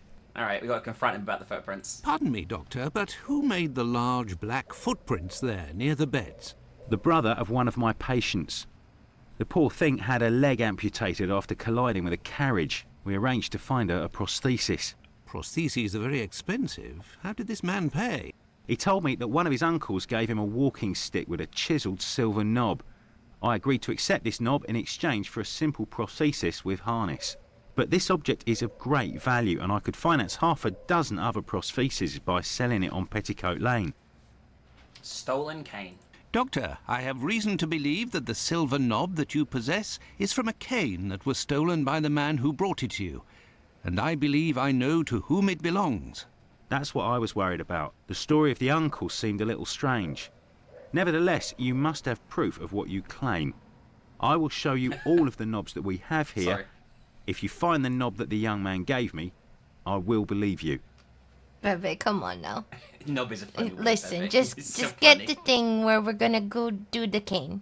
So be it, but something is bothering me. I will need a complete cane, not just a knob. Don't worry, dear chap, build one. I can loan you some tools. Make use of the odds and ends in my cupboard. It'll help get rid of it. Well, I shall try. I will have to remember the description that Sickert gave. Goodbye, Dr. Gibbons. Until we meet again, my dear colleague. Stop calling me that, thief. Alright, let's go. Not his fault. Let's go and rebuild to the be cane. fair, to be fair to him, I get where he's coming from, because he's like, man, I could supply so many I mean, I suppose medical devices. It is a good cause, I will say. That is true. Alright, so it was a black cane. Yep. It was ebony, with a silver knob, and everything else was silver too, in a similar design. So this and this, I think. Yeah, those look There, the same. all done. Holmes couldn't have done better himself. What can I do for you, my dear colleague? The knob. I believe I Stop found it! the knob from the stolen cane, which I succeeded in putting back together. That's the one. And yet I cannot give it to you, Doctor. I will only return it to the police, and only if there is an official complaint against me. Would there be a way to convince you to give me the cane? Find me a dozen solid adjustable harnesses for wooden leg prostheses, and it's yours, Doctor. Okay. Goodbye, Dr. Gibbons. Until we meet again, my dear colleague. That seems like quite a tall order, I'm going to be honest with you. But fortunately, it won't be, because we are the Dr. Watson. This interview with the doctor revealed an important fact. Leather Apron could not be the Bucks Row murderer. According to Margie, the villain passed most of the night of the crime at the fire. He could not have been at the scene of the murder at the moment it was committed. He is, nonetheless, a dangerous character. Like, yeah, he may not be the killer, but as we said other times, he's definitely a bumpkin. Yeah. A cobbler's shop. Oh, so we need to go. There's nobody here. How very odd. It's okay, let's just steal this thing. I say, these things look like harnesses. Oh my, they are noisy. Good evening, sir. Pardon the interruption. The door was open. I didn't think that I would find anyone working at this hour. Good evening, sir. I didn't hear you come in. Way to be sussy. Yeah. Breaking and entering. Kind of. Without the breaking. Just the entering. Harnesses. Say, those things that made noise, they are really harnesses, aren't they? Yes, horse harnesses. But I must tell you, sir, that the store is normally closed at this hour. That is why I've asked you to return tomorrow. I mean, you didn't actually do that, you just did it then. A strange cobbler. I didn't come about my shoes. I came to speak of a cobbler, perhaps one of your former employees? A man with very particular habits. You aren't with the police by any chance? I'm sorry, but I do not want to speak of anything but shoes with you. Finley sends his regards. I guess it's who you know here. I am not a policeman. I am Dr. Watson. It's Mr. Finley who told me that you might be in a position to inform me. Ah, that Mr. Finley is a very brave man. And if he sent you, then you must certainly be a worthy man also. So, Doctor, who is this cobbler with strange habits? Pizer. The man of whom I speak is called Pizer or Pyther, a man with a frightening face. Do you know him? Yes, John Pizer. He worked here for a while, but he is no longer here. Do you know where he is? Do you know where I can find him? No, and if you look, you will not find him. Why? Because he is in hiding, Doctor. You see, a week ago, a horrible murder took place in the neighborhood. A rumor circulated that he might have been responsible for this crime. They say he has quarreled with women of certain virtue in the past, if you understand me. Okay, but he wouldn't have been accused of being a murderer if he wasn't a horrible thief. Yeah. Right? He's a terrible person, clearly. Well, whatever. Isaac, it is about the Bucks Row case that I have come to see you. I have the certitude and an incontestable witness that Pizer is innocent, at least of this crime, although he has attacked a number of street women. If he doesn't come forward to explain himself to the authorities, he is condemned to hiding and to take the fall for this murder. Furthermore, it will cast suspicions on your community because they must be hiding him. And while the whole police force is hunting for him, they cannot concentrate on the real assassin who roams the streets and, one never knows, may take any one of you any day. If what you say is true, your visit is a godsend to our community, Doctor. I tell you something. I know Sergeant Thick, an honest policeman who lives in the area. I'll tell John's family that he must go there to explain himself. But if you could please go as soon as possible to the police to give them this report that you say is incontestable. I will go as soon as I take leave of you. Thank you. If I can ever be of service in any way, do not hesitate to ask. Give me all of your goods. Adjustable harnesses, please. Could we transform your horse harnesses into harnesses for wooden legs? Adjustable harnesses. A good craftsman can do anything, Doctor. And I do believe that's what I am. Come back in a while and it will be done. That will be my thanks for what you have done. Oh my god. Goodbye.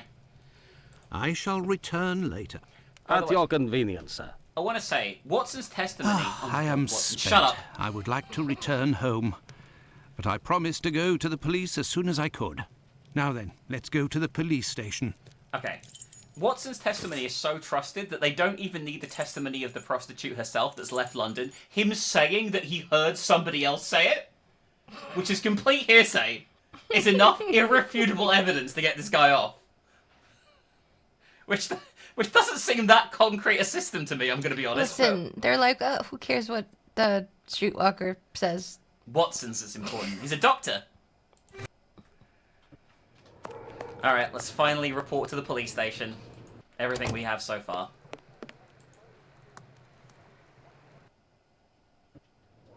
Meanwhile... Oh god, cat meat. Will Just you? thinking of Sweeney Todd now. Yes. This guy sounds like a nice man. Hey, Doctor, you seem tired. Were you wandering the darker parts of Whitechapel all night? You could say that. I have some information on Leather Apron, the man of whom we spoke earlier. Do you know where he is? No, but I can clear him of the Bucks Row crime. A witness proved him totally innocent. Oh, Watson, is it only now, after many hours of walking, that you decide to pass on the important message that Inspector Abberline is waiting for? But, no. But what are you doing here, Holmes? I was worried, Watson, and with good reason it would appear. Go give the message to this policeman and let's go home. Nobody appreciates me hanging around here, you know, and it's freezing cold. Ah, Creddle, none too soon. You will take the testimony of this. No, you continue with your duty shift. I must find Chandler in Ambury Street. He's struck again. Who? The murderer, the Bucks Row assassin. Hanbury Street. Let's go, Watson. We have no time to lose. There's been another murder, Bubby. What are we going to do? Oh no. Hanbury Street. Let's go, Watson. We have no time to lose. You literally just said that. I'm going to drop a safe here, because we haven't been saving much. Oh my god. Unprecedented, Bubby. Do you want some delicious cat's meat, Bubby? You. You can go in, Mr. Holmes. She's there. We didn't touch a thing. Oh. Just let me in. Why? Okay. I guess I'm that famous. I am the Sherlock Holmes. Oh, Not much of a house. Oh dear. it's a little terraced house, yeah. It does look very similar to La Cafe. I think it's the same. I think this is definitely like a concrete crime scene. There was probably pictures of at the time. It was very good of PC Chandler to let us pass. He said no one has touched the corpse. It's the perfect opportunity for us to put our skills to the test. Watson, let's not waste it. Yeah, let's let's contaminate this crime scene.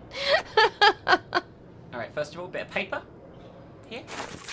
It just says London, 28th of August, and there's something torn. It's a torn envelope. A torn envelope. It smells of rubbing alcohol. It contains 3 pills. I will take one. 2 should suffice for the police. Good old Sherlock buzzing his tits off at the crime scene. Oh, I think you meant take it for analysing purposes, not just do a pill at the scene. Alright, what else do we have here? A piece of coarse muslin.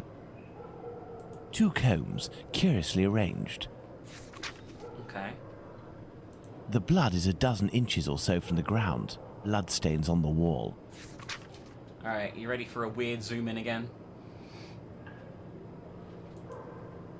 So, Doctor, shall we examine our victim? Ah, I'm tired, Holmes. I'm not sure if I am in a state to do this work. Come, Watson, there is little time. Show me what you're made of.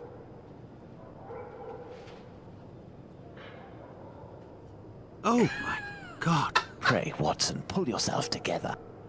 I like that reaction. Can you establish the time of the crime? The extremities of the corpse are cold and rigor mortis is beginning to set in. I would say that the murder was committed over 2 hours ago, before 4:30 a.m.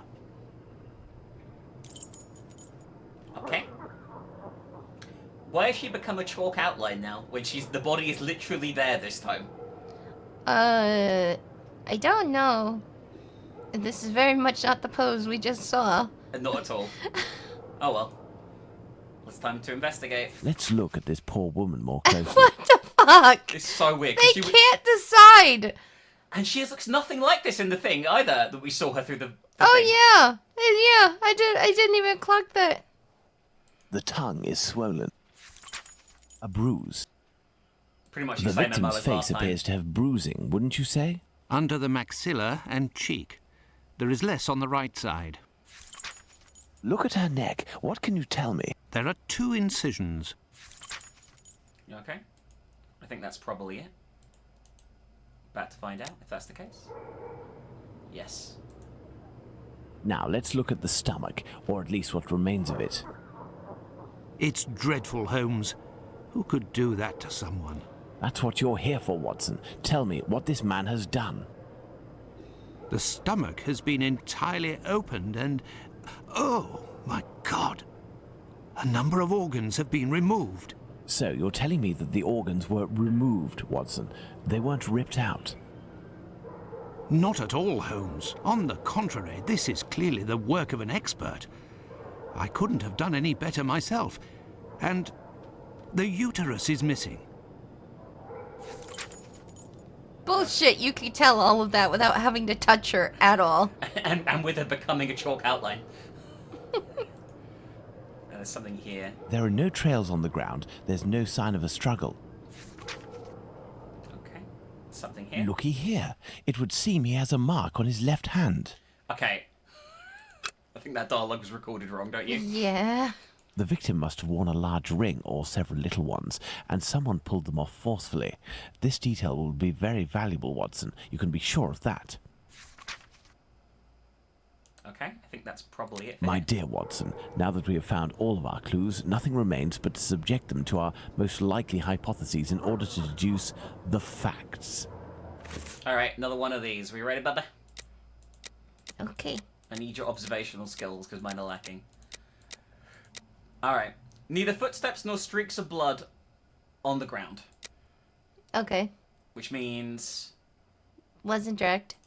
Wasn't dragged? That's correct. The blood on the fence is a dozen inches off the ground. Some blood spurted on the wall near the stairs. A dozen inches off the ground.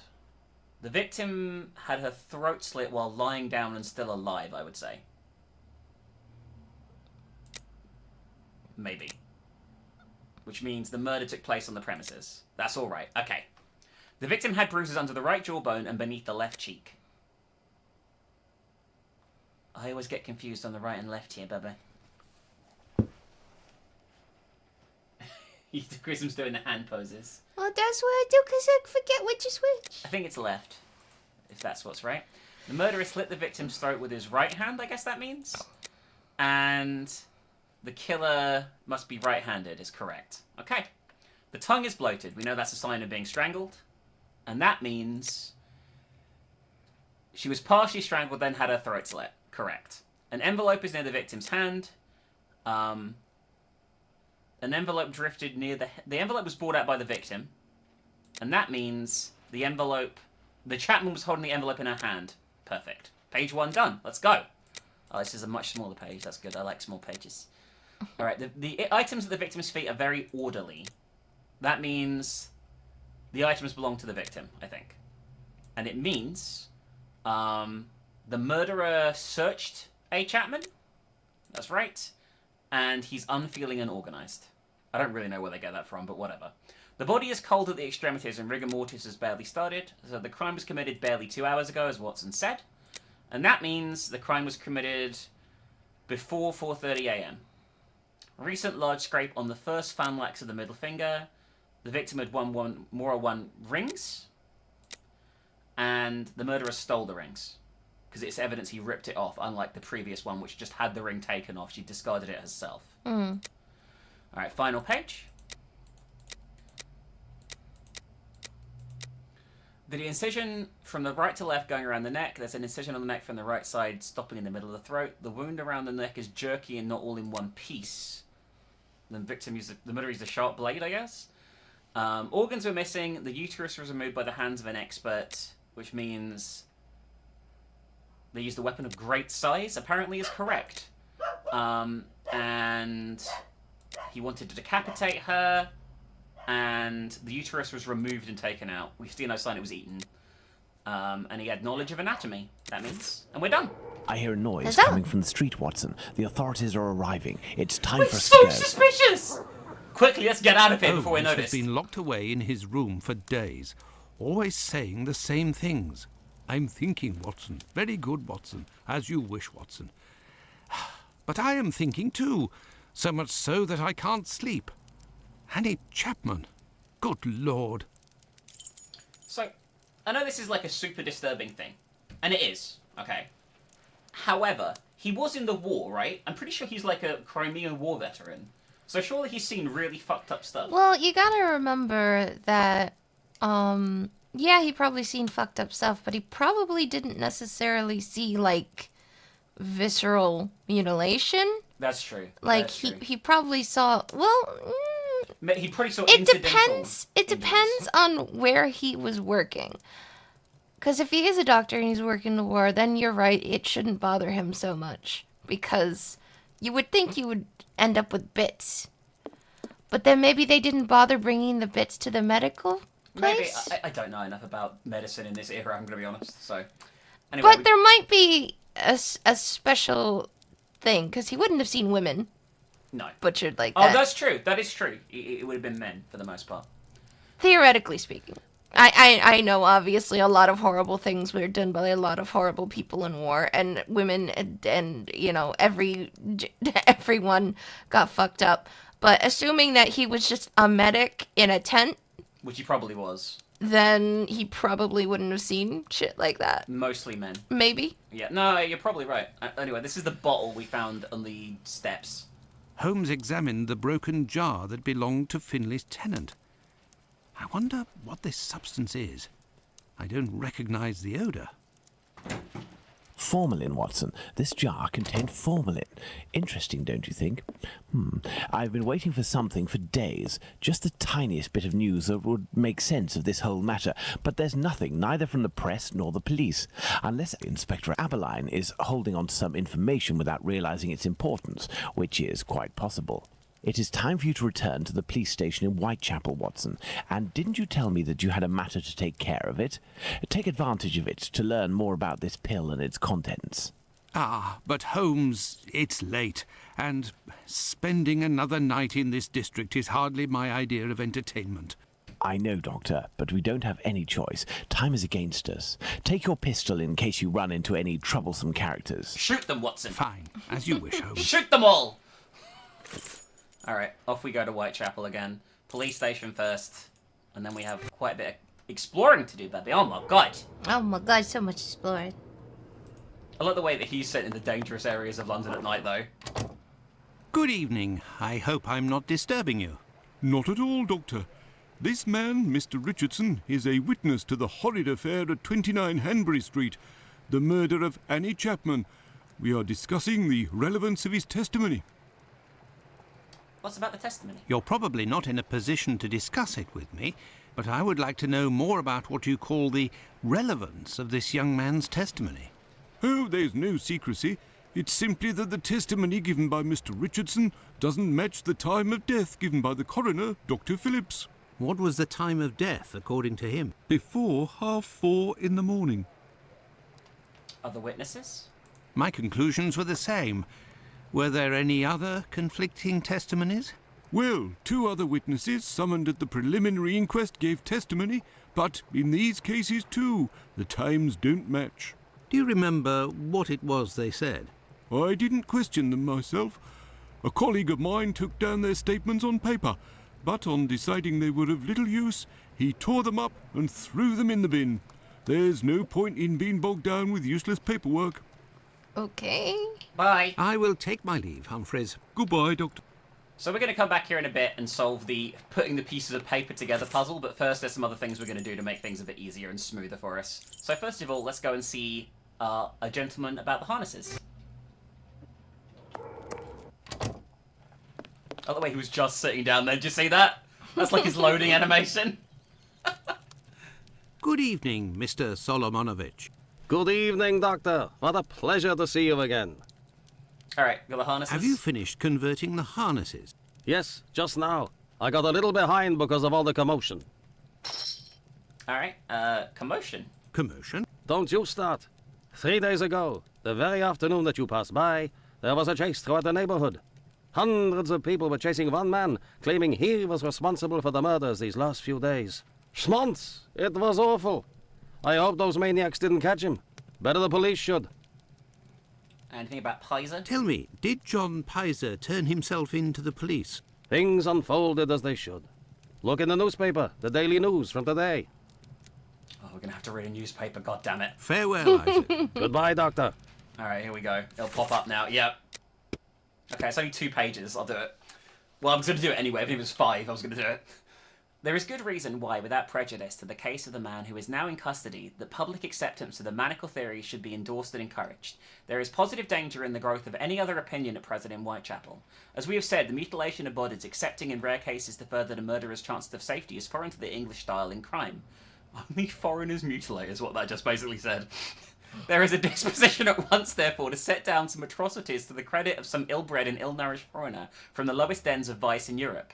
So in Whitechapel there was a murmur of ugly foreboding for some of the foreign element there. Sheer rumour of the silliest kind was beginning to take an odious precision, and there was arising in the East End a Judenhels, more abhorrent than that which is abroad due to religious fanaticism. To hate the Jew for his religion, to call him misbeliever, cutthroat dog, and spit upon his Jewish gabardine, even metaphorically, is bad enough. But to call him leather apron and to imply thereby his readiness to murder women and practice anatomy with his knife upon them is the refinement of cruelty. There was reason to fear till yesterday that the tendency towards thus insulting the Jews of Whitechapel was growing amid the embarrassing perplexity as to the origin of the murders. The police have discouraged this line of suspicion by acting momentarily upon it, and then proving by their release of the Jew whom they arrested that there was no doubt of his innocence. For the happy result, we look lightly upon the apparently ludicrous error of this arrest. Pizer, the man arrested, was found sitting quietly at home, totally undisturbed by any panic or bloodthirsty demand for the mythical personage Leather Apron. He is said to be a poor sickly man whom it was not possible to associate with the assassin now so eagerly wanted, and the reporters seem to have found what the police might easily have learned, that he had not left his house since Thursday last. Pizer, however, will still probably not regret his short detention if it has finally put a stop to these anti-Jewish suspicions. The inquest on the body of Annie Chapman was opened yesterday, but without throwing any new light on the murder. As a result of the investigations of the police into the circumstances attending the murder of Annie Chapman at Whitechapel, several men were arrested yesterday on suspicion. The arrests of which were considered to be the most important were those of a Polish Jew named Pizer near the scene of the crime, and of a man named Piggott at Gravesend. Pizer was released last evening, but Piggott, being considered to be insane, is detained under observation. Okay, then. I feel like directly conflicted with the rest of the article, that last bit. But whatever, let's go. We now have our harnesses. So we can just pop across the way to the doctor, give him the harness, get the cane back, ruin that guy's hopes and dreams. We should ask him about the pill while we're here too. Good evening, Dr. Gibbons. Dr. Watson. Cane. Did you keep the cane we spoke of last time? I was going to sell it tomorrow, would you believe, having not heard word. Harness. Here are your harnesses, Doctor. They are top quality, I'd say. Definitely worth the price of this walking stick. Here, it's yours. He really went out of his way for that, didn't he? Mm-hmm. Formalin. Do you have any formalin here? No, definitely not. They have it in university hospitals to conserve anatomical specimens in jars. But in a little clinic like mine, we don't keep anything but bad memories. Well, that's depressing. Well, farewell, Doctor. Goodbye, Dr. Watson. We need to use the pills on him. I must go to Miss talk about. Bellers. Yeah, I understand that, but I want to use the pills on him first here. Yes, Doctor? Pills. Could you tell me what type of pill this is? Yes, we have those here. It's not really a medication. We give them to patients with chronic respiratory conditions like tuberculosis. Why? What? It's not a medication, but we give it to patients with chronic respiratory conditions? Is it like a placebo? Maybe? Like, you'll get better. They're dead. Did you have a patient by the name of Annie Chapman, the woman killed 3 days ago? Indeed. She came in the morning of her death. Poor woman. Did you give her these pills? Yes, now that I think of it. She actually came in twice. The first time I gave her an almost empty container without making her pay. She came back during the day and said she dropped the container and stepped on the pills. She wanted to know if I could give her more again without paying. I refused. After she left, a patient who was there told me that he lives at the same place and confided that she had been lying. He saw the pills fall in the tenement's communal kitchen, but the woman immediately wrapped them up in a piece of paper. Where did this paper come from? According to this man, she'd found it near the chimney in the kitchen. Anyone could have thrown that paper there. That envelope can't have anything to do with the murder. Pardon, Doctor? Nothing. I was just talking to myself. Just revealing crucial clues. Yeah. Well, farewell, Doctor. Goodbye, Dr. Watson. I must go to Miss Bella's. Alright, okay, I understand where we have to go. Don't worry. I'm gonna go to the House of Ill Repute, baby. But the best news about it is, we get to talk to him! Out of the way, I don't like the look of you. Perfect. The hero that London needs. The twist is he's the killer, baby. Oh my god. Oh my god. Good evening, Ma. Thank God. Your door was open. Isn't that a little dangerous? Hello, Doctor. Don't worry, if the looks of anyone who enters doesn't please me, me and my pistol know how to convince them to leave. Oh, I have to I select feel the like maybe you should have your pistol on you for that to be effective, not just sitting on the counter. ready for someone to grab. Do you happen to know Annie Chapman, the poor woman who was killed 3 days ago? Dark Annie? Like all the drifters in the area, I've seen her once or twice. With respect to the dead, Annie really was the bottom of the barrel. What do you mean? Well, in our profession, the pretty young ones go out when night has barely fallen and don't have a problem finding takers. But poor girls like Annie or Polly Nichols, who aren't as tender and are often sick, sometimes trudge around for a whole night in the cold and the rain before landing a client. And that doesn't help their appearances either. They don't have much choice about paying for a bed for a few hours, a glass of gin or a hot meal. How terribly sad. That's the price of survival in Whitechapel, my angel. One of my girls knew Annie for some time. They bought some jewellery on the black market, I think. Jewellery? How could Annie Chapman have possibly afforded jewellery? Luxuries for a woman are always relative to her condition, Doctor. As a matter of fact, it was real cheap junk. Annie got 3 assorted brass rings, I think. It's been said I have a memory for jewellery. Okay, very quickly, I need to address the fact that she said, in verbally, they bought it on the black market, whereas the subtitles, they said they bought it from a black man. Which are 2 very different situations. Don't worry about it. Let's just move on. How is Lucy keeping?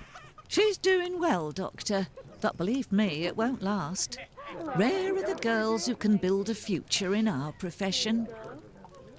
Right, we need to give her the cane separately. Very well. I shall let you get back to work, Ma. See you soon, my love. Alright, cane. You're still there, Doctor? Here's the cane. I found the cane that was stolen from your client. Here it is. Doctor, you are a real saint, I can see that. I'll finally be able to present my bill to this damned painter. If by chance you see him, tell him that a little surprise awaits him here. Now we can get information about the guy with the weird name, Tumblety. You told me you would give me some information on this Dr. Tumblety. Agreed. He's a Canadian or an American. He parades from time to time through the neighbourhood in a 50-guinea suit and acts like a doctor. But for business, he isn't worth it. This damn Yankee hates women. The few times that he was approached by the girls, he spit on them, all the while hurling insults. It would seem that he was hunting for the bad boys. He's looking for trouble, that animal. Does he frequent any pub in particular? Aye, the Wasp's Nest on Burner Street, I think. A seedy spot even by our standards. Goodbye. Very well. I shall let you get back to work, Ma. See you soon, my love. He sounds like a lovely guy, doesn't he? Oh yes, just wonderful. Just friendly. We have a new fast travel location, the Wasp's Nest Pub. Not at all a woman-hating gay. Definitely not. They don't exist. The Wasp's Nest. This pub looks even more disreputable than the Golden Lion in Baker Street. Alright, this is going to be... I'm sure Watson will fit in well here. Oh, look who it is! Good evening, sir. Well, I know you. Why, we met at Miss Poolman's the other day. So you've come to slum it in Whitechapel, eh? Tumblety. Do you know Dr. Tumblety? A Canadian or American chap. Quite an extravagant dresser. Frequents this pub now and then. Are you intimate? No. What do you mean by that? God. Oh, nothing at all. I just wanted to prove my discretion concerning this man, in so much and so far as I know him. You wouldn't like it if one day the tables were turned and everyone was talking about why you were in the borough. Isn't that so? Okay. Miss Pullman? As it happens, I saw Miss Pullman recently. She told me that she couldn't wait to see you again. She said something about a surprise that is waiting for you at her establishment. Why, that is some of the best news I've heard, my friend. As thanks, I would like to let you in on a secret. The man that you were talking about, and whom I happen to know by sight, passed by and went through that little door that you see over there. Another man let him in. They weren't together for more than a few minutes, to be sure, eh? Nothing like a quickie. Goodbye. Well, I will continue my search. Love. But what is this person trying to imply? Oh, God. This matter is beyond me. Oh, God, Watson, you little Naive thing. naive thing. Greetings, my good man. Could I have a pint? This seems like a nice, friendly man running the pub here. Here, Gov. Do you know about Tumblety? I've been told that Dr. Tumblety might be found around here. Is that so? I don't do a roll call of all the drunkards here. I've got my hands full just making sure I get their money. Pay in advance? Don't people pay when they order? Nah, look at that little scribbler there. Completely dead drunk. Tonight's tally is about as long as his arm. If he skips out, I'll be in for a guinea almost. Bye. Goodbye, my friend. Oi, that's it.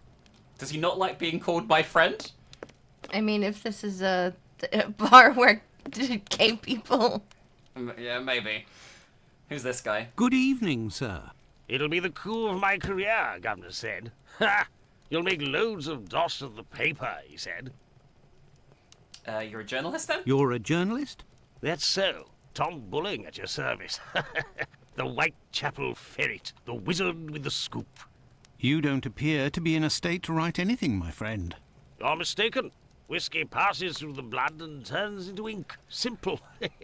You see, mugs and inkwells are all the same. That's how it works, Benny. Don't you think you should settle your tab and go home? My red ink? Where's my red ink?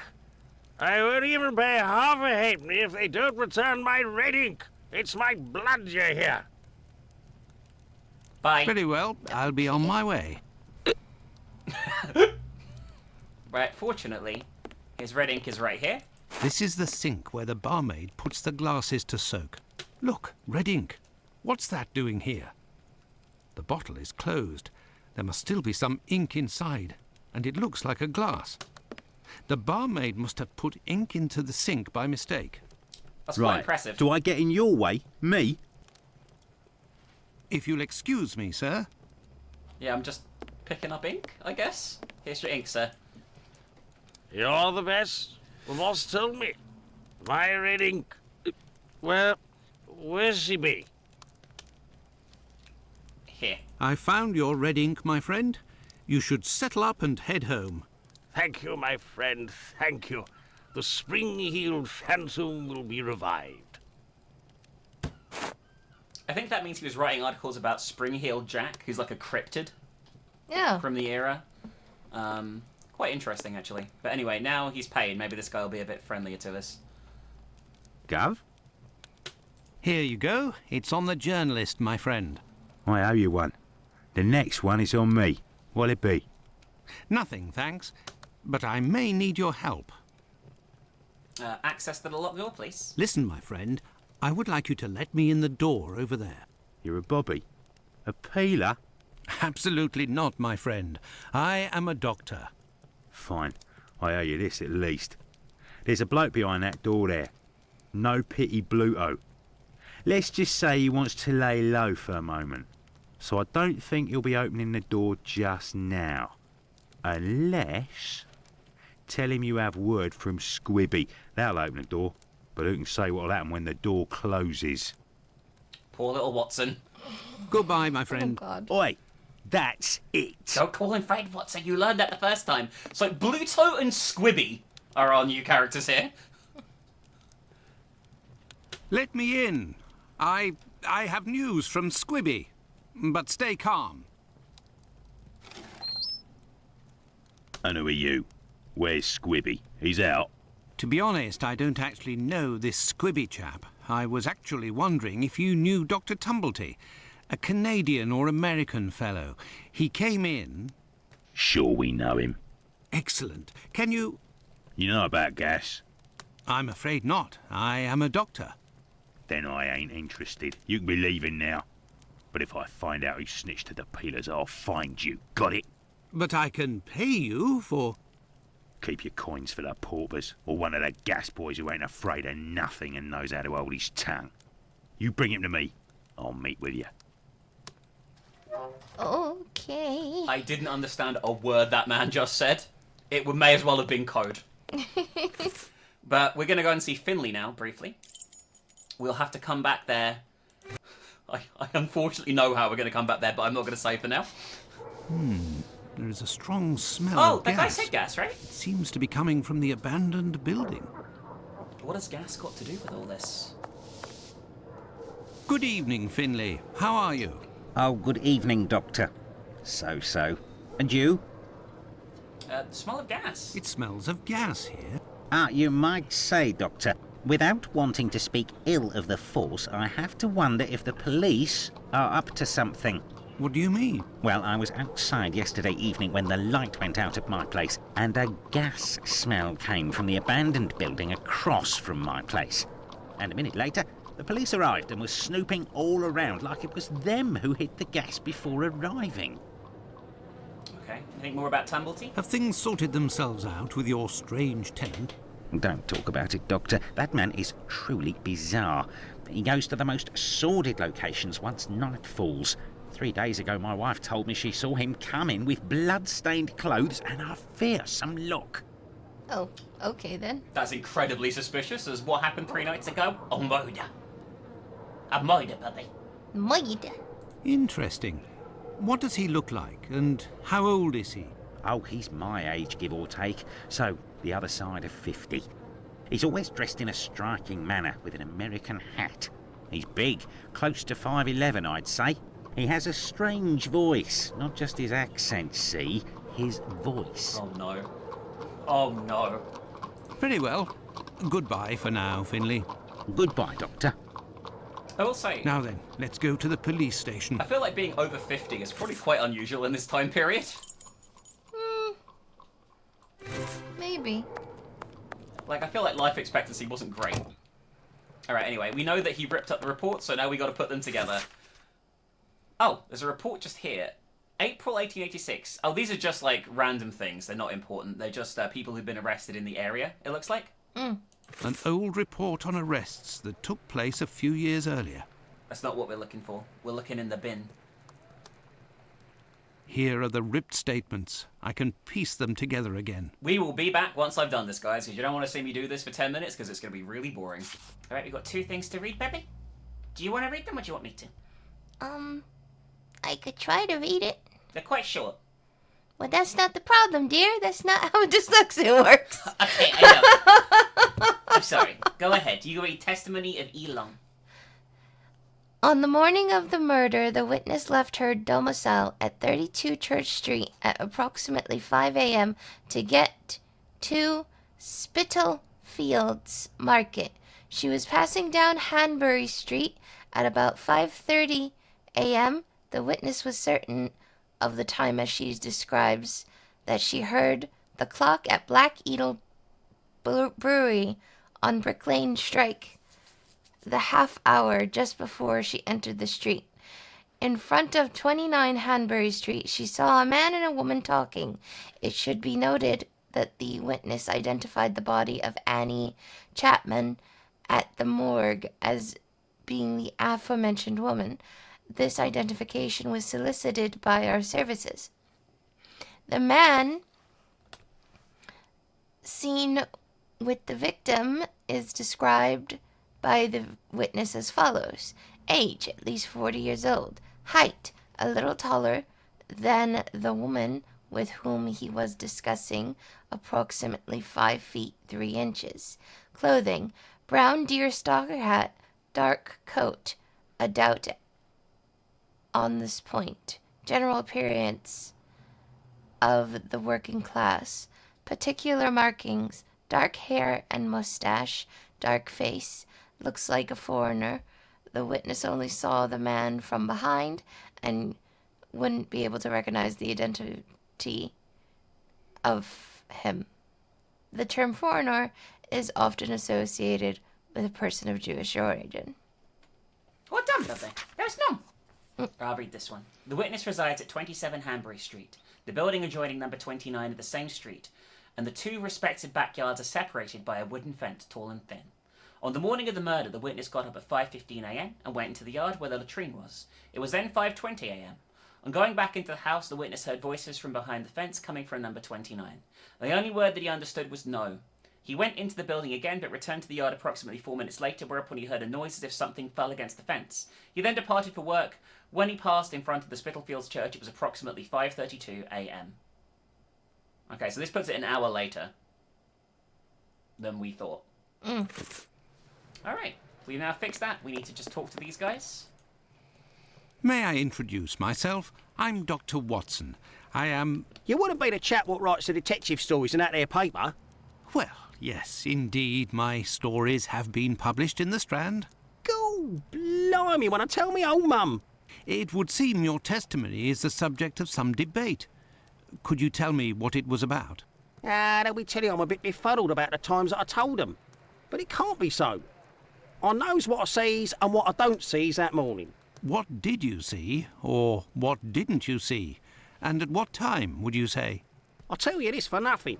It's me old mum who lives at the house where the body was found out back in the garden. She has her shop at the bottom to the right of the stairs. Her door was broken down not too far back, 'cause it's a real zoo it is. Right, the morning it happened, I head that way to see if me old mum has finally had the place broken into. It was 4:45 when I got there. That I'll swear on me dear old mum's life. I had a look round to see if the cellar had been taken. No. I had a little sit down on the stairs by the courtyard, 'cause me shoes were causing me no end of pain, and I had a cut and all. I didn't see a single thing below the steps, Doctor, not one single thing. If there was some bird all covered in blood, 'tain't no how I could have missed that, even if it were night time. Right, 5 minutes after getting to number 29, I had to clip off. And now they tells me that either I can't tell time no more, or I was fixing me loafer next to a stiff that was still steaming. All right then? I mean... Evening, gents. You could have been fixing your shoes next to someone who was dead if it was dark and you didn't see them. It's entirely possible, right? That doesn't seem that crazy to me. Alright, I think we're nearly done with this chapter. Yes, Doctor? Murders. So, how far along are the investigations into these two recent murders? Everyone around here believes both crimes were committed by the same man. But as for the Hanbury Street and Bucks Row crimes, nobody has heard or seen a thing. Tumblety. Silly name. By the way, have you heard of a Dr. Tumblety? No. Is it important? Yes. Well, no, maybe. Actually, I don't know. I have heard about this man, his frequent nocturnal outings and bizarre behaviour. What does this chap look like, Doctor? And where can we find him? Finley? The last I heard was that he was staying at Finley's place, the man who was looking for me a few days ago. It would greatly assist us if you could ask Finley what your strange associate looks like. We could then see if the description matches any witness accounts. Tumblety's description. Tumblety is a man around 5'11", about 55 years old, extravagantly dressed and with a rather distinctive voice. He boards at Finley's. You should know where that is, as the police were there only yesterday. Their arrival coincided with a strange gas leak. Ah, yes, I know where you mean. Indeed, there was an odd affair with the gas. It was rather unsettling. We were searching for a well-known scoundrel who was ratted out by Squibby, the chap we followed and saved from the pack a few days ago. This thug, No Pity Bluto, must have been in the abandoned building in question. But there was no sign of him when we arrived. Furthermore, an inspector said that, given the smell, the thingamabob that supplies gas to the building was probably damaged. So we took no risks and were called away somewhere else. We just left them to die. Bye. I will take my leave, Humphreys. Goodbye, Doctor. Well, it would seem that I have all the information I need for my investigation. Anyway, this fellow Bluto at the Wasp's Nest is rather shady and doesn't look like he'll want to cooperate. I'd be better off returning to Baker Street. Holmes will certainly know what to do. And besides, I am worn out. Alright, time to head back to Baker Street, I guess. Map of London? We haven't actually had to physically go back Let's there. go back to Baker Street. Home, sweet home.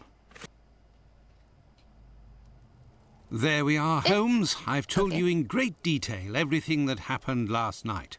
Excellent work, Watson. We shall now be prepared to answer a few questions about the horrible murder in Hanbury Street. Do you think we are now in a position to find out the identity of the murderer of these two women? No, I don't think so. It's outside of our scope and not our responsibility. As much as you've done for Leather Apron and the affair with the pills, our mission is to help the police by ensuring that they don't get caught up following false leads and to point them in the right direction. Let us start from what we know with some certitude. As you have just said, it is almost certain that the same person killed the Bucks Row and Hanbury Street victims. The reasons to assume as much are numerous, and I shan't elaborate here. What do these two victims have in common? They had the same profession, I guess? Mm-hmm. It's true, these two women were in the same profession, but... Indeed, Watson. These two women were both prostitutes. That is of vital importance, Watson. My memory from your examination of the scene is rather hazy. Didn't you say something about the killer's frame of mind? I was talking about the victim's possessions that were placed on the ground and the rings missing from Annie Chapman's fingers. This killer is a cunning predator, comes from a rather humble background and shows steely self-control in carrying out the murders. Something is puzzling me, Holmes. Richardson's testimony contradicts the time of death given by Dr. Phillips, which also matches my own, 4:30 a.m. And yes, we shall confirm that, Watson, and attempt to determine the precise time of death. In order to do that, we will need to place everyone involved on a timeline. Only after that will we be able to place the knife symbolizing our killer. Let's look at our timeline, Watson. Okay, I guess we need to do something with this board. What are these pictures? Oh, you know, just wonkiness.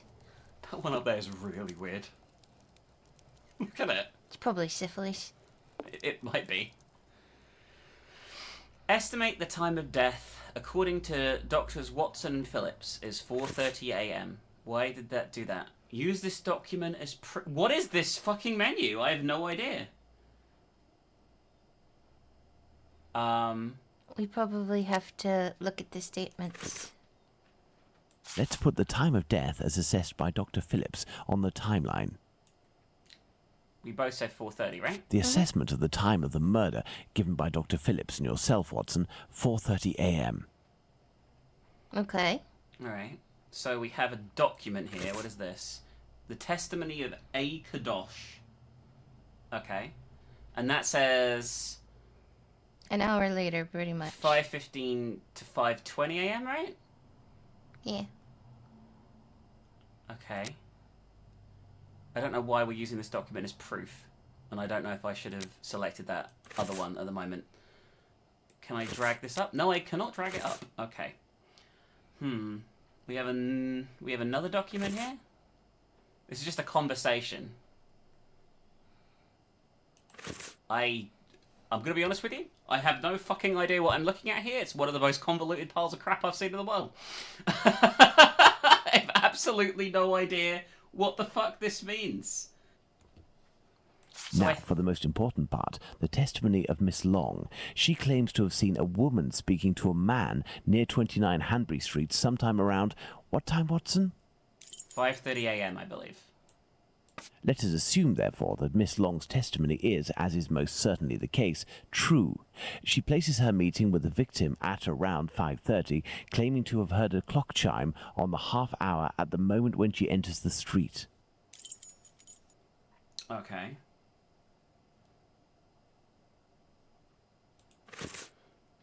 Alright, so now we have different conversations that we had. We have Richardson's testimony, which is the guy that was being interviewed. Okay. So I guess we use this as proof. And go back. Okay, that adds his shoe, which is Richardson arriving at Hanbury Street. Which is to do with his mother, right? Yeah. Okay, so... Now, let's put the Richardsons' arrival and departure times on the timeline. 5:15, I think it was. He said... I think it was... he left at 5:15. He arrived at 4:45, I'm pretty sure. That's right. Oh, okay. Richardson... Actually, no. Was it 4:50 Now, let's you put left? the Richardsons' arrival Because that's and different to departure Kadosh, by times the on way. That's a timeline. different testimony. There's 3 testimonies. That's wrong. 5:50? Despite the There we great go. respect I have for Dr. Phillips and the value I place on our friendship, my deepest conviction is that both of you are mistaken and that Richardson is in the right and that these 2 testimonies put down in writing have real worth. But how? Explain yourself, Holmes. Remember how you assessed the time of death. You touched the fingers and body of the victim, but it was remarkably cold for this time of year. In addition, the corpse had been drained of bodily fluids. Its heat retention was therefore no longer the same as that of an intact corpse. Egad! You're right, Holmes. Oh, I've had some time to research, Watson. Given these facts, my first diagnosis may have been off by half an hour, perhaps even an hour. Thus, we can confirm Richardson's statement and establish that the murder was committed after 4:50 a.m. and not before 4:30 a.m. Okay. So now we have Kadosh, which is the one you were just talking about. Ah. So he is in the garden for a few minutes Our and hears a next voice. witness is Albert Kadosh. You said 5:20, I think you said, right? I think he got there at 5:15. He heard something at 5:20.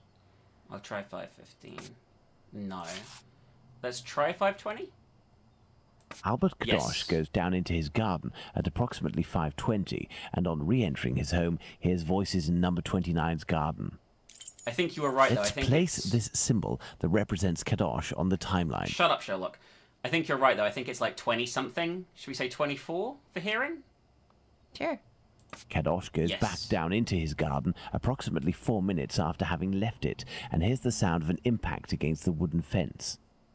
And then when did he leave? 5:30-ish? Let's Yeah, place he said- this symbol that represents Kadosh on the timeline.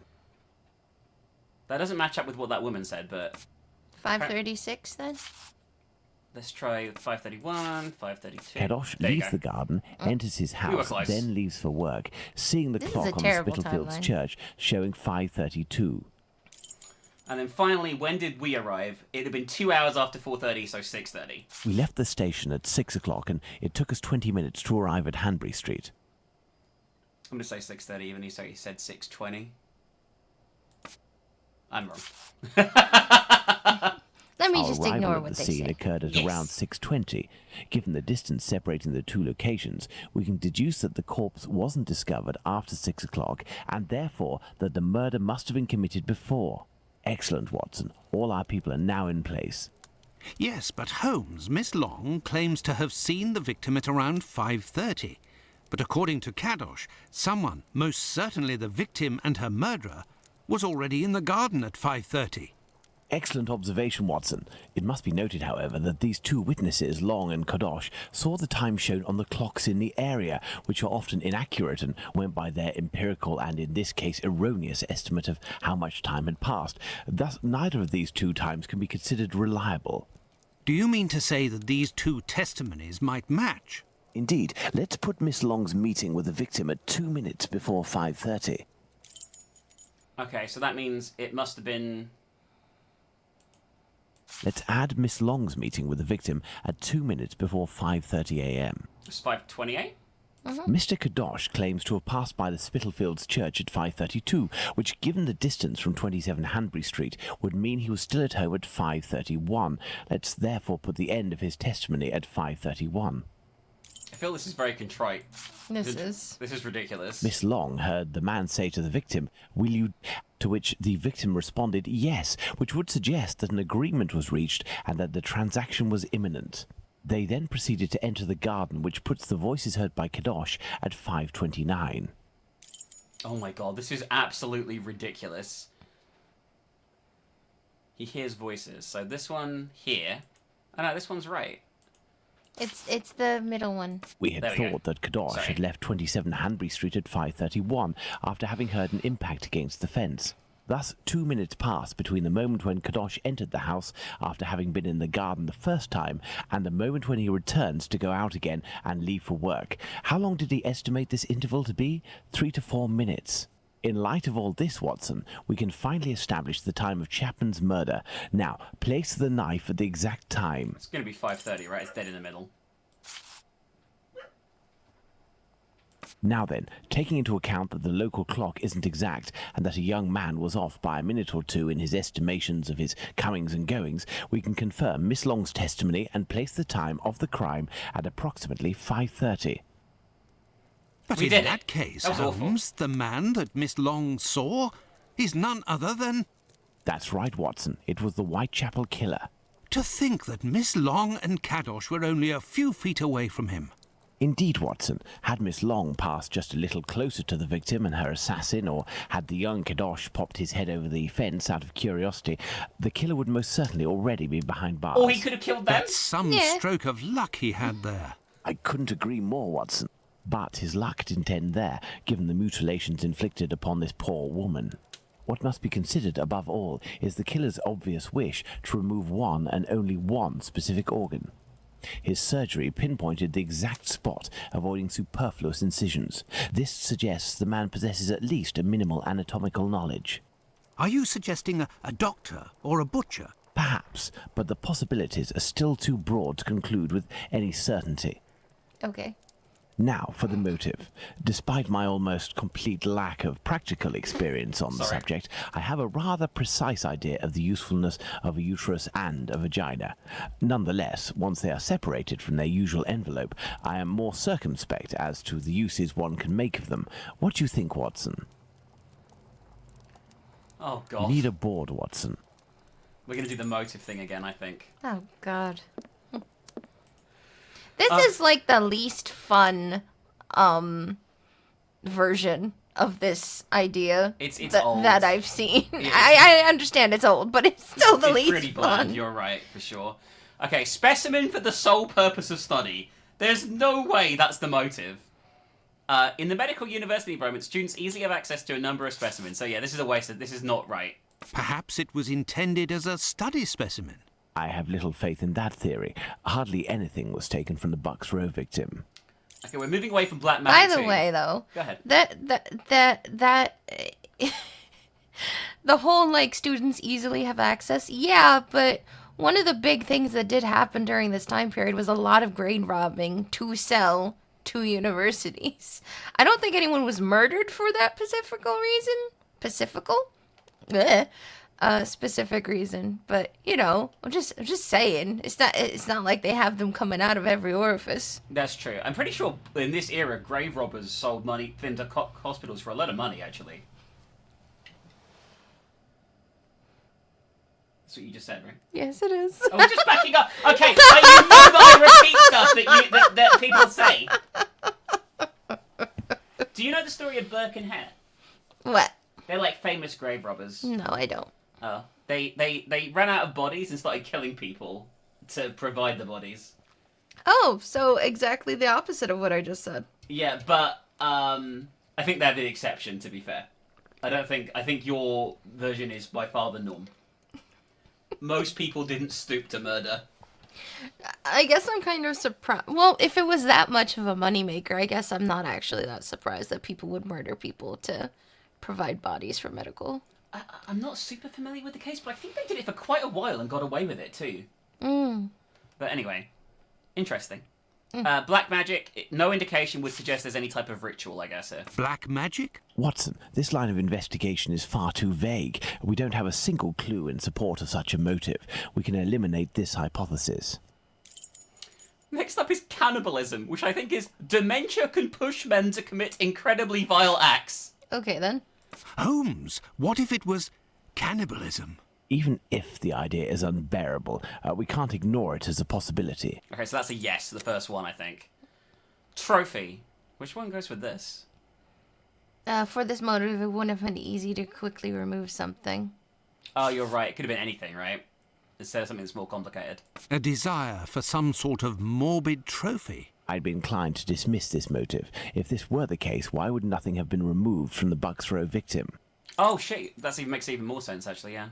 So that's a no. And finally, money, like you said.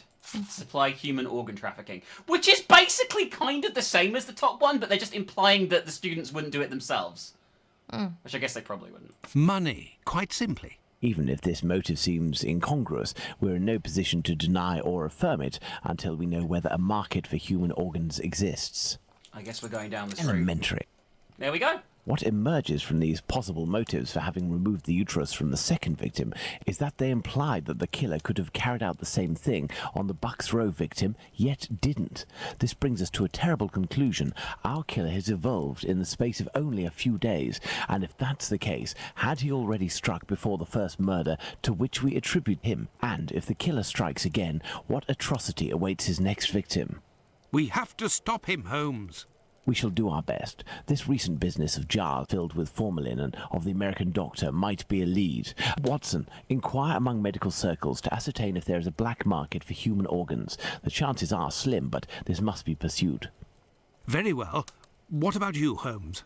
I will send word to Inspector Abberline regarding our recent conclusions. I should also like to become a gas man and pay a visit to Bluto at the Wasp's Nest. He's going to go incognito. Understood, Holmes. I think one of my old university colleagues who works at the London hospital will be able to help me. I shall write him a note at once. He should be able to see me during the day. Afterwards, shall we meet here? Yes, Watson. See you later, and good luck. Oh, no. I must get to the London hospital, where my old university colleague works. All right, we're going to go your body-snatching route first, I guess, here. So, London hospital. To the London hospital. Quick. Is my it just called colleague that? agreed to meet me here in one of the London hospital rooms reserved for students. I guess. The formal name might be like Her Majesty's blah blah blah blah. Ah, That's John, great. you're there already. Punctual as always. Tell me, you don't seem to be in good shape. Is it possible that your recent marriage is making you this morose? Ah, you know me well, Andrew. No, it's a strange and terrible affair that concerns me. Have you read my note? Yes, I admit that I was surprised. It just so happens that I, too, was asking questions about our morgue. I guess we'll ask him about organ trafficking, then. What do you think? Have you heard of any organ trafficking within? No, John. No doubt there exists some exchange between colleagues. Not quite legal, of course, but nothing that can qualify as trafficking. Since the Anatomy Act of 1832, which permitted the use of unclaimed corpses for science, the black market trade was definitely halted. There are sufficient subjects available for all practitioners and students. Of this I can confirm. Well, organ trafficking as a lucrative trade is out of the question. Then what is troubling you with the morgue? You are talking about trafficking organs, but I suspect there is trade in whole bodies. The missing bodies. What do you mean to say? Whole bodies are disappearing? Well, it's confidential, but I know of your discretion and your friendship with the famous Sherlock Holmes. I can tell you that a few corpses have recently disappeared from the hospital morgue. Cadavers that were intended for dissection. That is to say, not claimed. Poor, unknown people. If a single corpse had disappeared, it might have been a bad joke. There are many students who pass through here. It's even a meeting spot. For the majority, they are here to work. A few come here in secret to practice. It also happens that instruments or organs go missing. Nothing alarming, but so many corpses. It's very troubling. That's very confusing. Why? Why would they take the bodies from here? If they were gonna sell them off, where else would they be sold off to? What else would you do with the? Don't answer that question. Don't answer that question. A rival hospital is the polite answer. I mean, it is, right? It's the answer I'm going to pretend is correct. What will you do? But the hospital doctors aren't doing anything? No. That is to say, they would prefer not to call the police at this point. An investigation would no doubt result in the suspension of authorizations for the use of unclaimed corpses. Do you think that you could intercede on our behalf with Sherlock Holmes to clear up this situation? Which corpses are missing? Which corpses are missing? Ah, I don't know exactly, but I can make an exact list if you would like to wait here for a few minutes. Feel free to look around the room while you wait. It'll bring back memories. Thank you, Andrew. I feel like this feels completely unrelated to the case. But what do I know, Bubba? It's here that students come to carry out their experiments. Talk. Yes, you did. No, I didn't.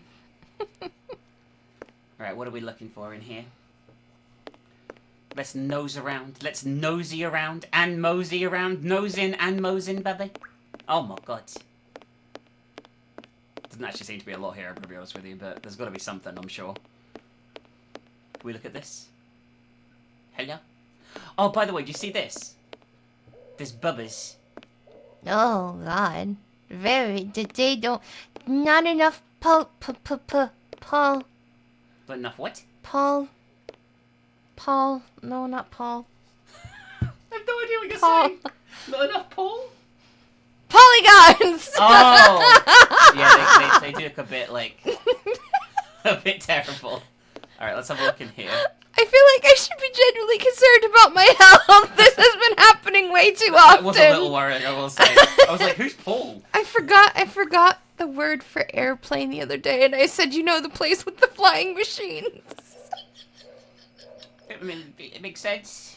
Well, sorry, airport is the word I forgot, so I said, you know, the place with the flying machines. I would have got airport. I wouldn't have got polygons from Paul. Alright, what do we have here? This surgical instrument resembles a screwdriver. How amusing. It might come in handy. I will return it later. So we need to find one of these trolleys has a loose wheel. Don't ask me how I know this. How do you know this? Genius. A message. Why the devil was it hidden here? Why would we know that? Okay, so this was the message hidden in here. Ethan Levy, 7 years, son of Sarah and Jacob Levy, hospitalized May 18th, syphilis, treated with mercury and penicillin, grave condition, advanced stages. Possibly an imminent subject, watch carefully. The magnet is in the heart. Use this board and erase it afterwards. I have no idea what this means, but it's probably quite important. Okay, then. An old prescription. Poor child, so young, yet terminally ill. Strange, someone scrawled something. Part of it is in Latin. These are instructions, it would seem. The last lesson must have been about the human heart. And for a class of beginners, I expect, as this diagram is rather rudimentary. Okay.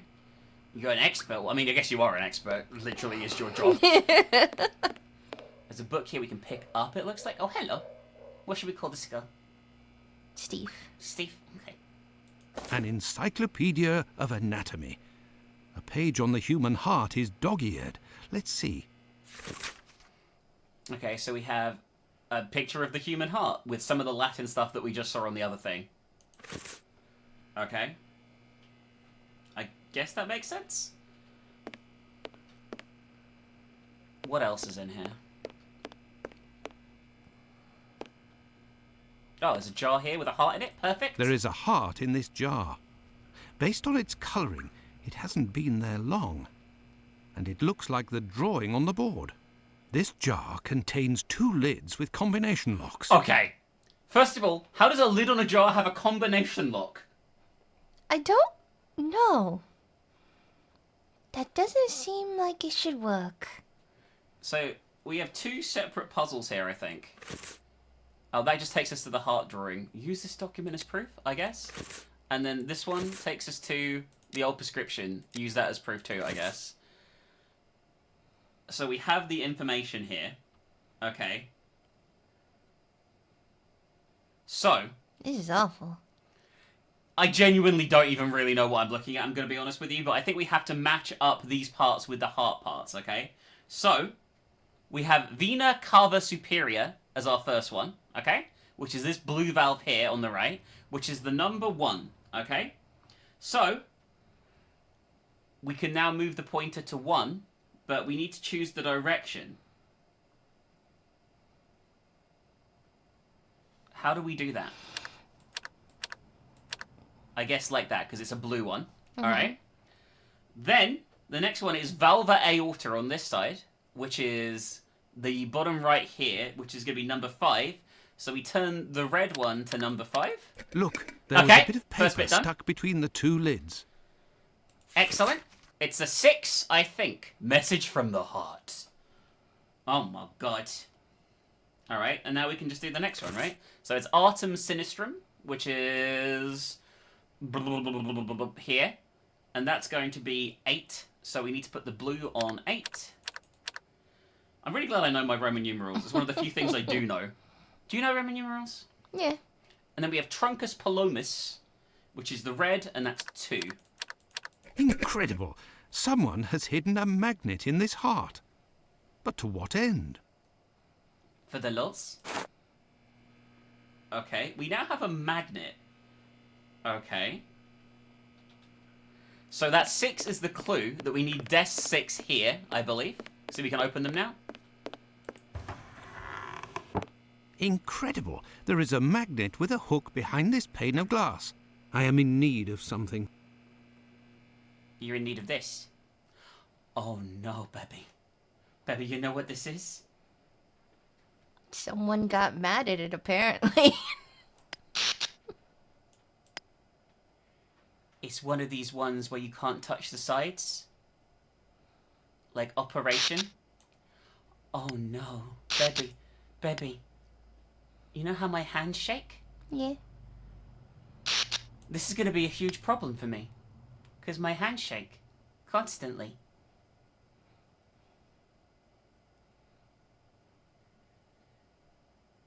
I'm assuming they can't hit each other.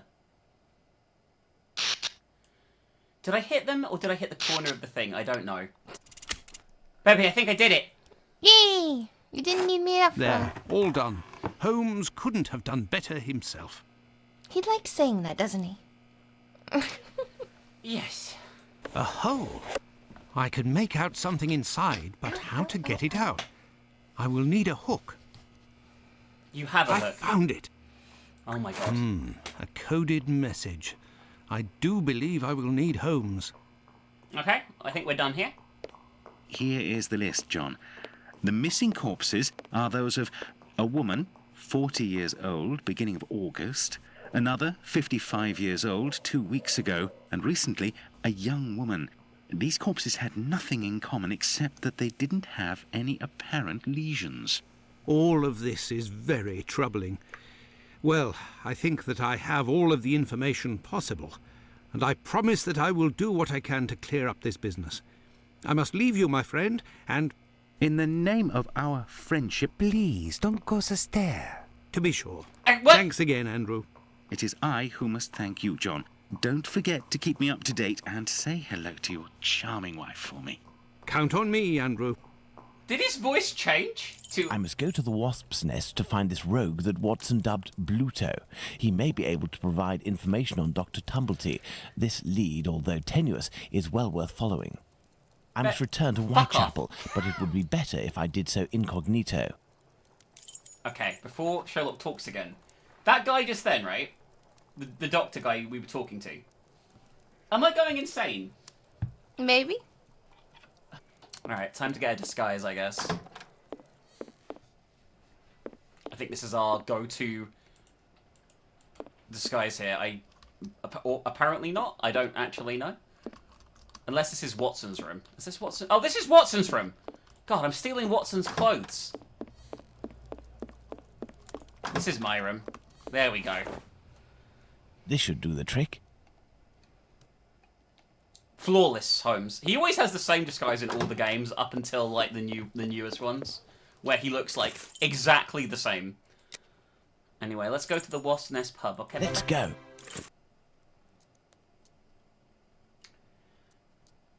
Now, Let's the go most to the important Wasp's question. Nest. Prison.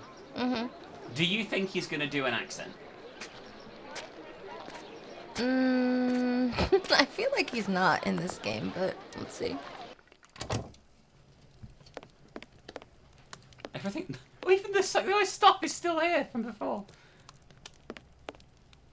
There's something here. What? What is he looking at? There's something on the floor, he said? Oh, look! There's something here. I need something. Okay. We have a knife. I don't know when we got this knife, but we have a knife apparently. Okay. Are There's we just something gonna here. gouge the floor? I need something. Apparently we don't need the knife. I don't actually know what we need. That's very weird.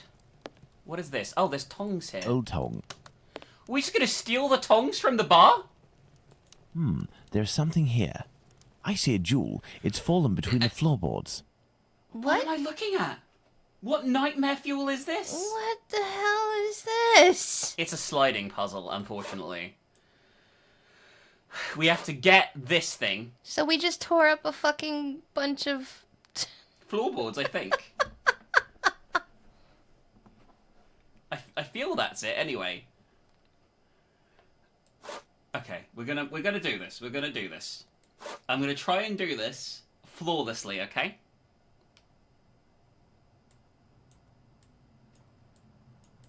Why can't I move this? Oh, this one only moves up and down. Well, this is probably gonna take me a while, guys, so I'll be back in a year, when I've solved this problem. Right, Beb? We did A it. Hebrew inscription. Going by the length of the chain, it must belong to a child. Okay. Hello there. You looking for a gas man? You were right about the You accent. really a gasser? You sure it isn't a bobby? Well, if you don't need me, I'll be on my way then. I've already been paid up. Stay. Who paid you? A doctor, Marston, I think he was. He told me you'd talk to me about a foreigner, name of Tumblety, if I did you a favour. Right, mate. Might happen. Okay, what do you want me to do then? Bluto? It's like... it's not even an accent. It's like his normal accent, but he's trying to talk weird, but he sucks at it. He's trying to talk with the lingo, but in his default accent. Yeah. It is really weird, you're right. What's up, my homie? Yeah, what is it's it you very need me to bad. do then? It is bad. Listen to me. At the end of Whitechapel, there's an abandoned dump of a house. Opposite Finley's boarding house. Upstairs in the mess where the gas pipes are, you'll find a sack with something heavy inside. If you look in, you'll regret it here. You find it, you bring it here, and you don't tell a soul, right? Got it. And then you'll tell me about this Tumblety so that I can report back to the doc? Yeah, doctors know people. And since you is here, it's because he'll move mountains for his American. Me, I don't know much. But you can tell him that he'll have to talk to Squibby. He seems to know lots about plenty. When you come back with a sack, I'll tell you what he needs to tell Squibby so that he snitches on the yank to him. Believe me, mate, it's as explosive as 10 miles worth of gas in your damn pipes. Okay.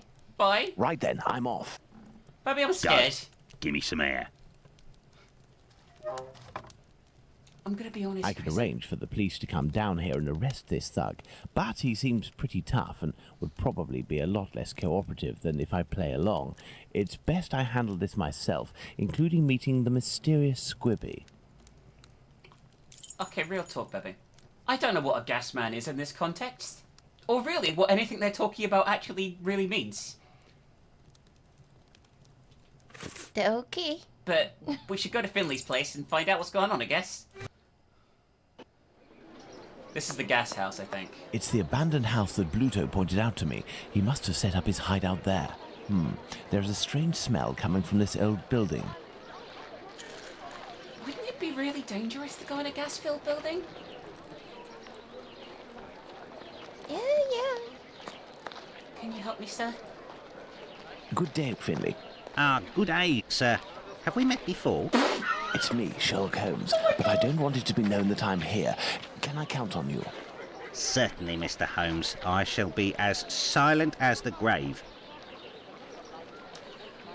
I need a minute. He's like Superman. Changes his clothes slightly and is indecipherable. Okay. Alright. Tumblety. Your tenant, Dr. Tumblety, is he here? I don't think so. I'll go and find out. Okay. He just said the name completely differently to how anyone else has said it so far in the playthrough as well. Tumblety? Lighting. It would seem you've been having some gas problems.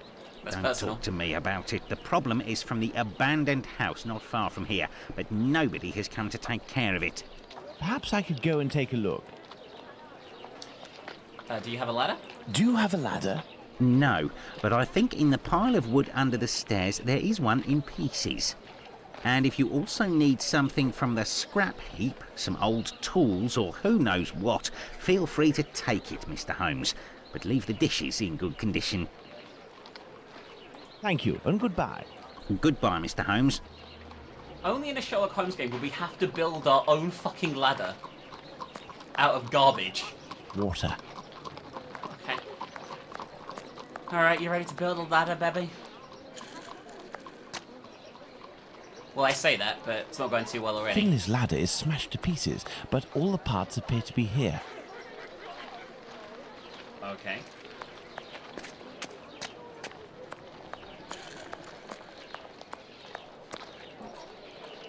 We got this. This lead pipe could help me to repair the gas lines.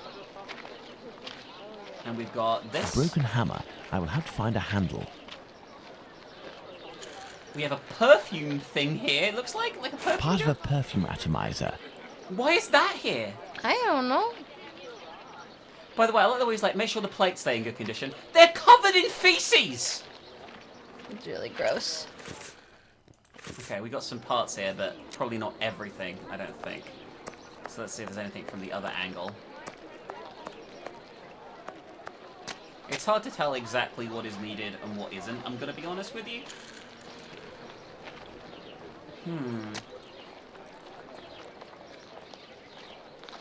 This old cloth could be used as a mask. Okay. I must moisten my makeshift mask. That's a Some sentence. old nails. They may come in handy. There was water by him, right? There we go. There. This damp cloth will do for a mask. I'm gonna be honest, I'm not sure a wet mask is gonna protect you from, poisonous gas. I mean, it's supposed to work for smoke, so maybe? I guess you're right. I don't This know must what the be a piece of difference the in ladder. consistency between gas and smoke inhalation is, though, so who knows? I mean, I think they're both pretty bad things to inhale, I'm gonna be honest. If I had a list of things that I didn't want to inhale, they'd be quite high up there, along with farts. Not quite as high as farts, but still up there, you know? This lead pipe could help me to repair the gas lines. Part of a perfume atomizer. A heap of rusted iron crockery. We've got a lot of stuff here. Like, how the fuck are we gonna build this shit? Oh, this is This it must too? be a piece of the ladder. Oh my god, there's so much. Baby, there's so much. So much stuff, oh my god. Alright. We've got enough to make a few things now. So we have a small stick here. Little stick. Let's combine that with the hammerhead. So we drag these together, we get a hammer. Okay. Alright. We got this, okay?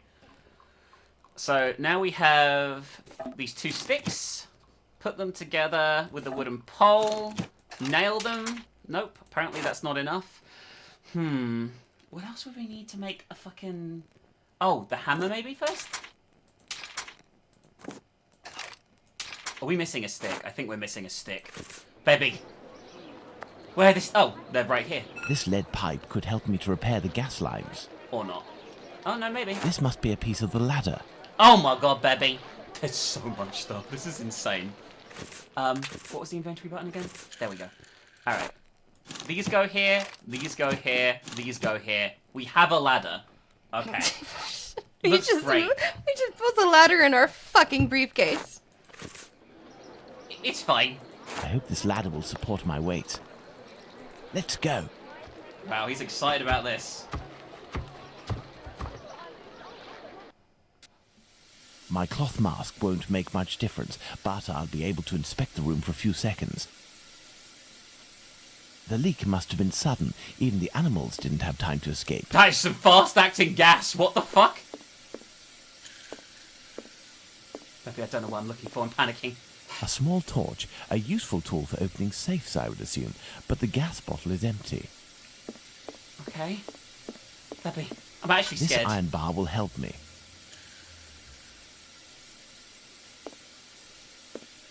Oh, we gotta fix the gas. I need something. Can we pry it open with the iron bar we just got? Yes. Debbie, Sherlock Holmes apparently knows The how to leak fix is gas coming leaks. from here. The satchel guess is so. behind these pipes. This explains why the thug wanted someone who knew about gas. He must have hidden it there in great haste and broke the pipes in the process. The satchel seems to be quite stuck. I don't think I can get it out without passing out. For good. I need a more suitable mask. The kind used by tanners would do nicely. Alright, we need to get out of here and come back with a better mask, apparently. Okay. So when Bluto... Is that his name? I think so. When he said Because he... Squibby is some random fucking guy that I don't think we've seen yet. No, but Squibby was chased by a crowd through Whitechapel, apparently, because they thought he was Jack. I'm pretty sure. I thought that was Pfizer. No, I think there was 2 separate instances, and I think Squibby is currently in jail because he was grabbed by the police after that. I think. I don't know. Maybe I'm wrong. It's very confusing. I have no idea. I'm very confused. But my point was, you know when Bluto said he needed the gas man, he literally meant he needed somebody who knows about how to fix gas. I thought it was like some code. Like for some criminal underworld or some shit. Alright, Finley. Anything about masks? How is your investigation going, Mr. Holmes? I'll be needing a mask of the sort tanners use. Do you know where... Go check in the little lane across from the clinic. At the cobbler's, perhaps. Goodbye. Thank you, and goodbye. Goodbye, Mr. Holmes. Oh, I'll tell you why we needed this thing here, right? This weird symbol thing. I reckon that's probably Jewish, and we have to show it to the guy to prove that we're not, like, an asshole. Oh. Because he's a shoemaker, he's a cobbler. That's a shoemaker, right? I'm not hallucinating that. Yeah. How do, sir? Hello. I'm sorry to say, but I'm closing. I feel like he is the whole time. I'm gonna be honest. I am here because I found this. Abraham's beard. The son of one of my neighbors was beaten in the street a few weeks ago and it was stolen from him. If you would give it to me, I promise to return it to him and get you a reward. Money doesn't interest me. Who are you, sir? And what do you want from me? I'm a friend of Dr. Watson's. You know him, don't you? In that case, welcome. Dr. Watson is a great man, and I would be pleased to help one of his friends. Okay. Gonna help me with the mask, or...? You work the leather and perhaps even tan it yourself. I believe tanners wear special masks to protect themselves from the toxic emissions given off by the vats used to soak the leather. I have a gas leak to fix, and I won't survive without something effective to protect myself with. Go see my cousin Abraham, who has a pet shop a little further down the road. Tell him that Isaac sent you. That's me. Alright, bye. I'll be off now. My regards to Dr. Watson. Okay, bye. A pet shop? Why are we going to a pet shop?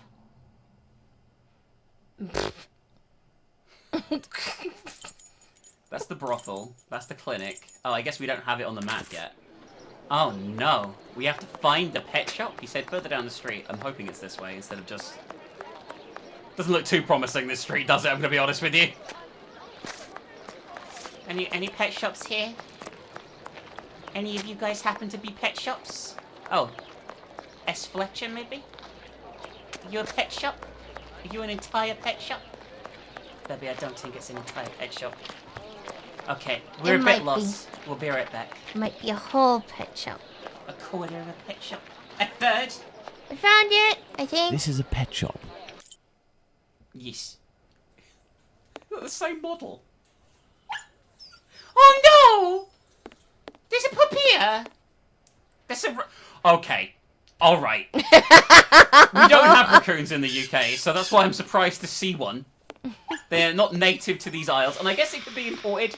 I mean, there is a snake, which is also not native. A cobra, by the way. That is also not common in the UK. I heard a dog crying, but there's no dog here, which I'm kind of relieved about. Anyway, let's talk to this same model. Hello, sir. Hello. Do you have a mask? You must be Abraham Solomonovich. I came on behalf of your cousin, Isaac. He said that you might be able to help me.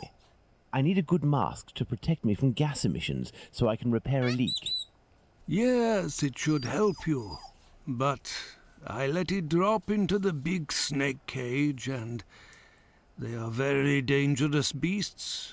I don't know how to retrieve it. But you must be equipped to deal with these creatures safely, surely. Of course, but I broke my hook. It should be over there. If you succeed in getting that beast from its cage, you will be doing me a great favor. I feel like you're a bit inept. I think so too. Oh no, the puppy. Aww, the poor puppy. We want this. This apparently. cage must do to hold the snake. Can I just say something, by the way? This guy's name is Mr. Solomonovich, okay? And the actor that plays Watson pronounces it flawlessly every time, but the actor that plays Holmes is like, Solomonov! He just, like, gives up. It's amazing, actually. This cage must do to hold the snake. I just picked up... What? There's 2 cages? He said something about a hook being here. This cage must do to hold the snake. Do we have to pick the right one? I'm guessing so. He said something about a hook being in here too that we need. I think this is it. I have the broken hook. I can repair it, but I'll need some materials. Perhaps I'll find some material at Isaac's that will be of use. Okay, so back to the shoemaker. So you didn't think to go over to your cousin's place and say, hey, my hook broke. Could you help me out? For free? Which he easily could do, right? Surely.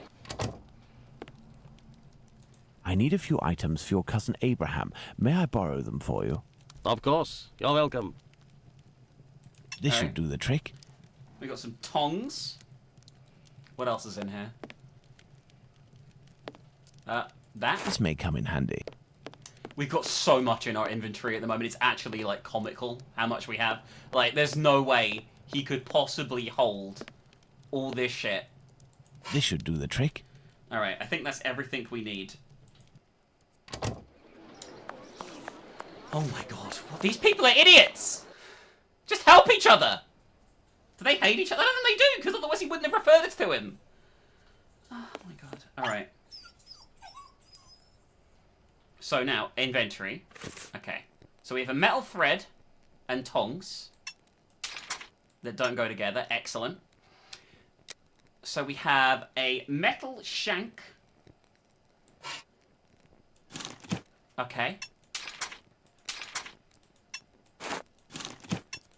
There we go. We have a snake pole. Excellent. Okay.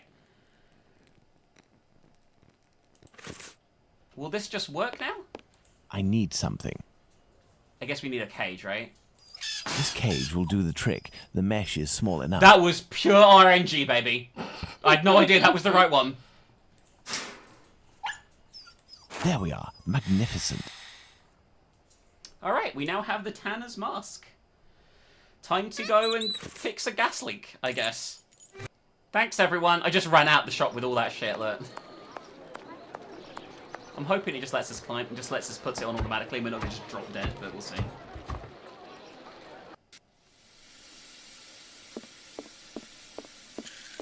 The satchel seems to be quite stuck. I don't... We have it. Do I have to equip it? How do I do that?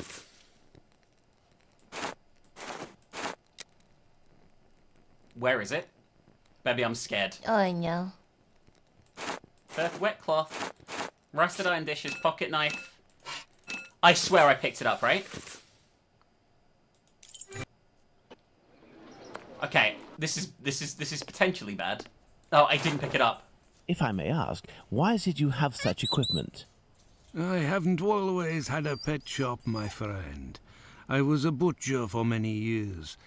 But I wasn't serious enough to be a real meat man, and I was looked down upon in the community.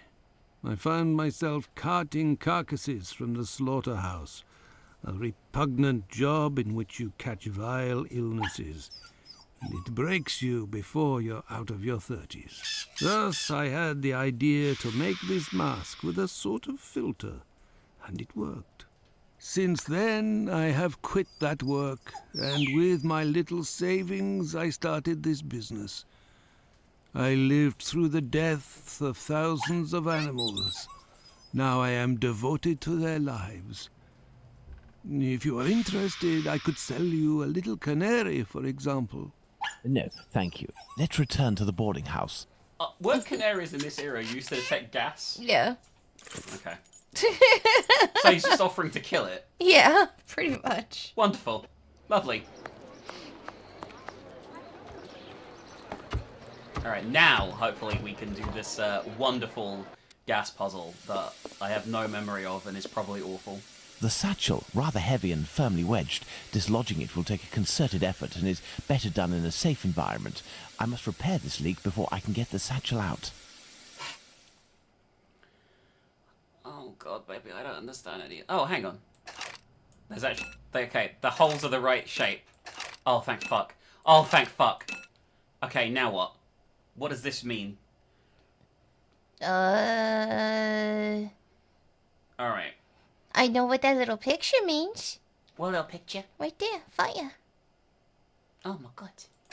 We should probably weld them, right? Do I need to weld them in place? No? Okay. Oh. Oh, we can take different pressure readings. I can't turn this one? Why can't I... Do I have to have this next to it to turn it? Maybe. This doesn't make any sense. Oh, no. We'll be right back, guys. Elementary. There we go. We did it. Yay! That sucked. Okay. This much talked about satchel is very heavy and seems to contain metal dishes. I told Bluto that I wouldn't look inside, but I've little need to. It's quite obvious that it's full of silverware. Okay. So can we put this in here now? Can we combine these two? Full of crockery, the satchel makes the same noise and weighs about the same as if it were filled with silverware. Excellent. Oh, baby, look! There is still gas in here. Looking at the state of this cat, it won't survive much longer if it stays here. Oh, the poor baby. It's okay, it's coming with us. Let's go to the wasp's nest. Just put it in our pocket. Let's go to the wasp's nest. We're right here, Holmes. Jesus Christ, chill the fuck out. Okay, time to give Bluto his bag of stuff that he thinks is jewels but isn't. I'm sure he'll handle it well. Pass the sack to me. Did you look in? I give you my word, but it won't belong to you until you tell me where Squibby is. Fine. The poor idiot was taken by the peelers the other day.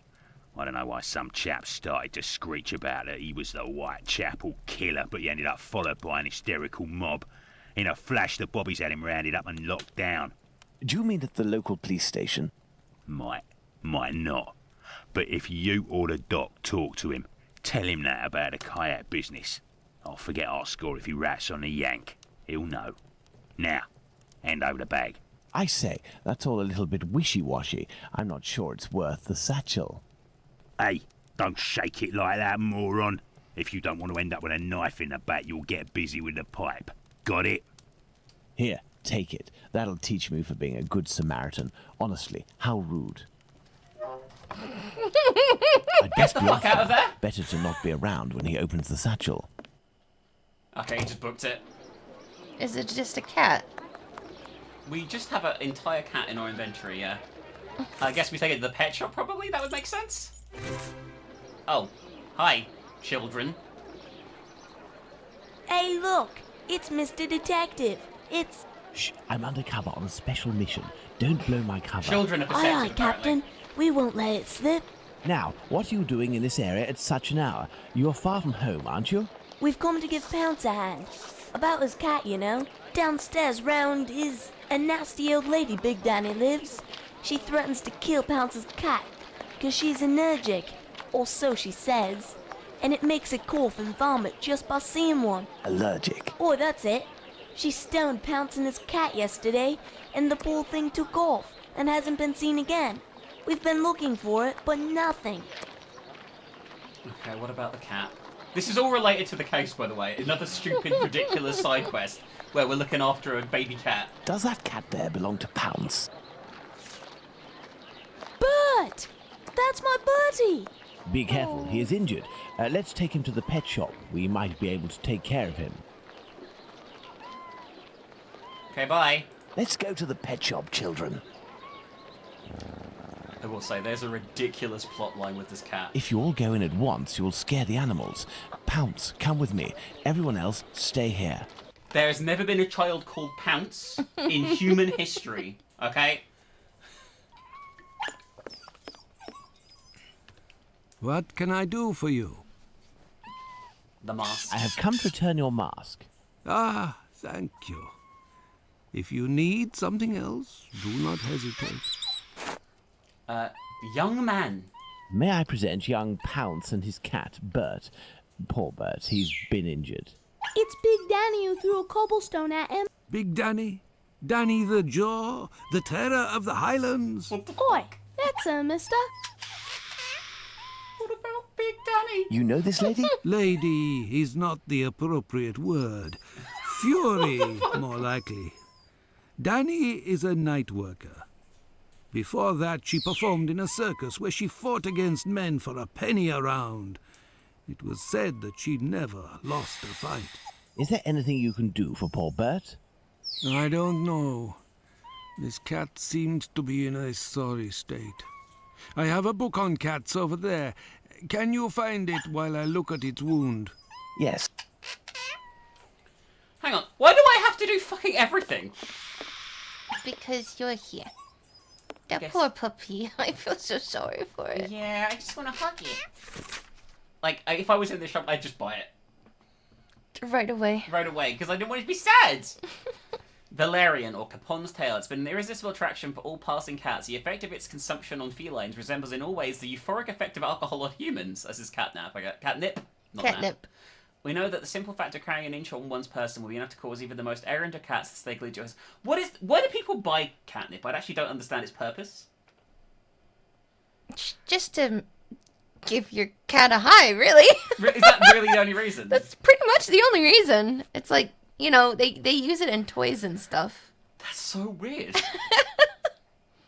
Aha! This must be the cat book Abraham needs. I've still got so much shit in my inventory, by the way. I guess we just talk to him? I don't know. What can I do for Jesus. you? Just take the fucking book. Here is the book on cats. Thank you, my man. I will see what I can do The cat for looks this cat. fine, honestly. Yeah, it's pretty chill, right? Goodbye. Goodbye, sir.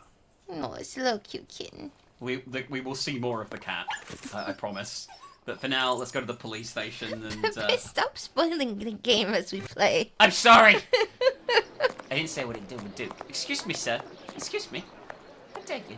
I can't just waltz into the police station to ask if they've got Squibby locked up. I'll have to come up with a ploy to find out if he's actually there. Then I'll need to get the policeman to leave for just a few minutes so I can talk to the prisoner. Alright, this is going to be interesting. So, where is Commercial Street? I think it might be this one. We're not going to the clinic, we're looking for, somebody. We'll be right back when we find them. Oh, something's happening. So, you little jackanapes. You want to ride on the big whirly? Another day, perhaps, Mum. Information. As a matter of fact, I would like to know if a chap I know called Squibby happens to be in this police station, and how many policemen are inside. Information? Yes, but time is money for me, you know. Squibby. Here are a few guineas. So, Squibby. I'll tell you everything that I know, my ducky. Nothing. Ha! I know nothing about whether Squibby is there, and I don't give a damn. The bobbies don't whisper sweet nothings to me, like the girls in the nice places. And now get lost before I get all worked up. Hey, if you have something to offer to a lady, I could tell you a little bit more, maybe. Bye. I'll be back. You do that. So this is Big The Danny, girl by from the way. nice Yeah, houses. I That monster. Oh. Danny must have been referring to establishments like Miss Bella's that Watson told me about.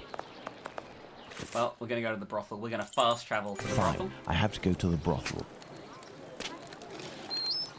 Hello? I have nothing to ask. What? Only Watson gets the weird dialogue? It's because Sherlock is such an alpha Chad. The man's intimidated. Good evening, Lucy. Do you remember me? Mr. Holmes, come in. You're strangely dressed. What have you come to do in the area? Constables. I've come to ask if any of your colleagues, or perhaps even yourself, associate with any of the policemen from the local station.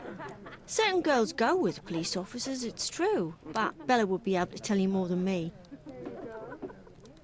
Alright, bye then. Very well. I'll be on my way. What was the purpose of this conversation? Why was it put in the game? Just have me talk to Bella!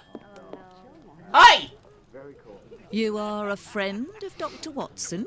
Indeed. A fine man, your Dr. Watson. He got me out of a damn business with one of my clients. We gave this boor a lesson to remember, and he's since gone to France, having snagged one of my best girls. But it's a break from all of her chatter. You're looking for information about the police, is that right? I can't help you there. The girls concerned are busy, and anyway, I don't have the time. Bottles. Why are we asking about bottles? Whatever. What is bothering you so much? A client left me a case of bottles as payment. It happens all the time. I'm saddled with all this stuff. He told me that these perfumes were the latest thing, straight from Paris. Well, I'd barely smelled the first one when I nearly fainted. There might be some good ones in there, but I'd have to find out if it's really perfume, so that it won't burn the skin off my pretty girls. Madam, I will undertake to tell you exactly which of these products are perfumes if you agree to entrust them to me for a little while. In exchange, I would like to know more about Squibby. Yes, I know him. We've struck a deal, Mr. Holmes. I'll give you these bottles. I can't quite believe the fetch quest type stuff here. Identifying perfume for a brothel. Well, I will need a book to help me identify Miss Bella's perfume. I believe the bookshop on Glenworth Street, not far from Baker Street, has just reopened. Let's go and take a look. We have to go back to Baker Street as well. Okay, well... Alright, so we're at Barnes's bookstore, who looks suspiciously like the guy who runs the... other place, right? yeah. It's the same man. It's the same man. Hello, The boarding sir. house guy. Hello. Are you the new bookseller in the neighbourhood? Yes, my name is Barnes.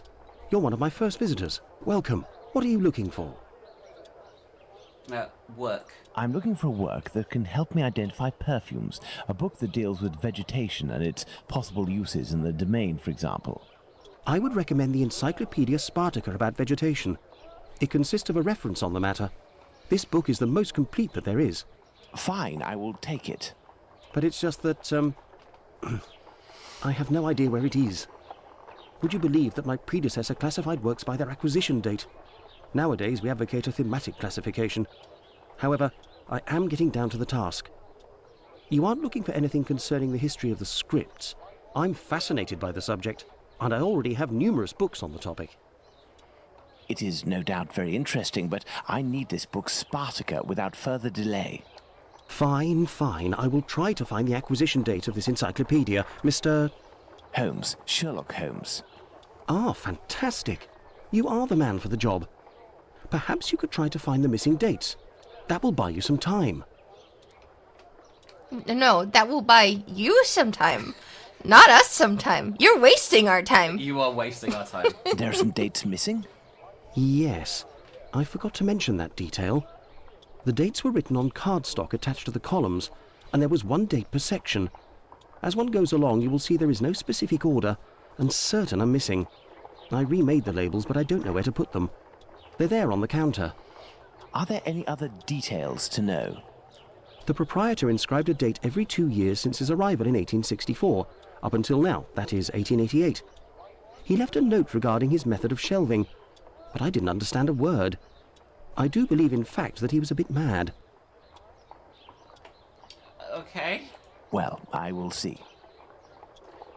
This is the guy we get the Lovecraft books from in The Awakened as well, by the way. Oh, fun. Okay. All the numbers placed on the same column must have different ending numbers. For example, 1886 and 1866 together would create an inconceivable disaster. The dates whose numbers add together will produce the same sum cannot be put on the same column if they indicate the same sense. Number of dates by column, 454. What the fuck? So, we're gonna be back in a minute, guys, because I don't have a walkthrough for this. As part of the walkthrough, it's gone. Okay. Here's the dates. Okay, so we now have an inventory full of dates, I'm going to imagine. Yes, we do. Wonderful. Alright. So, basically, it's a logic puzzle. Like, certain things can't go with other certain things. So this one is going to go with 1868, 1876, and 1864. Okay. Right. Next up, we have... 1866. Okay. And that's going to go with 1872, 1884, and 1880. Which is here. Perfect. Then 1882 is going to go with 1886, 1886, that one. So there. And that means there's only one left. Apparently. This one.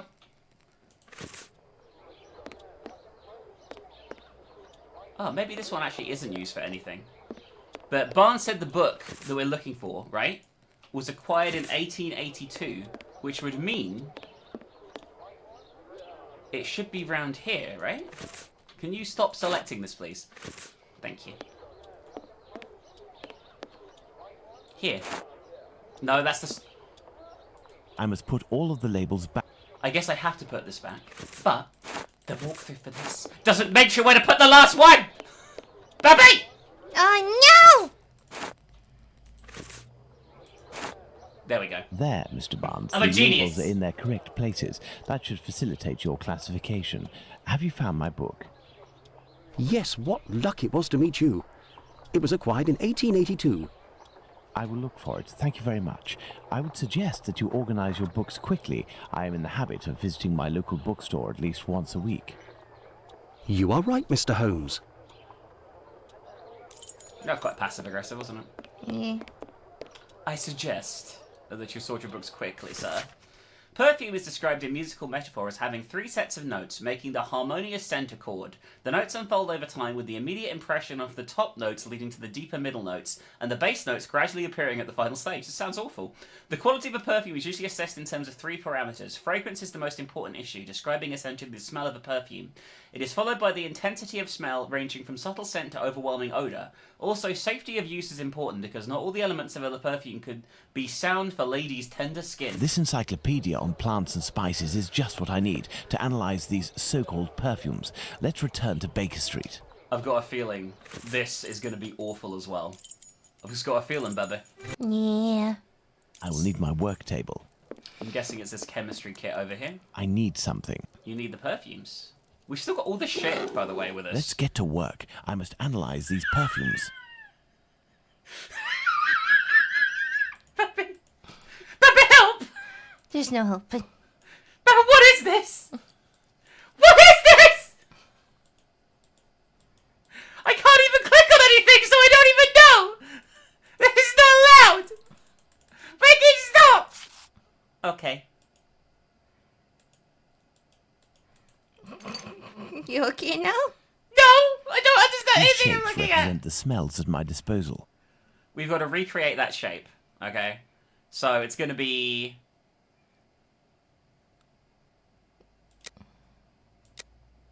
No, because it's got to be fatter, right? This shape represents the essence of the perfume, which I must recreate. Can I get rid of the erase annoyer? Can I? Oh yeah, I can. All right, so let's look at this sensibly. It's got to be 2 upward pointing ones, okay? And then it needs to be a fat one over the side. That works. That goes over the side. Why is it all change color?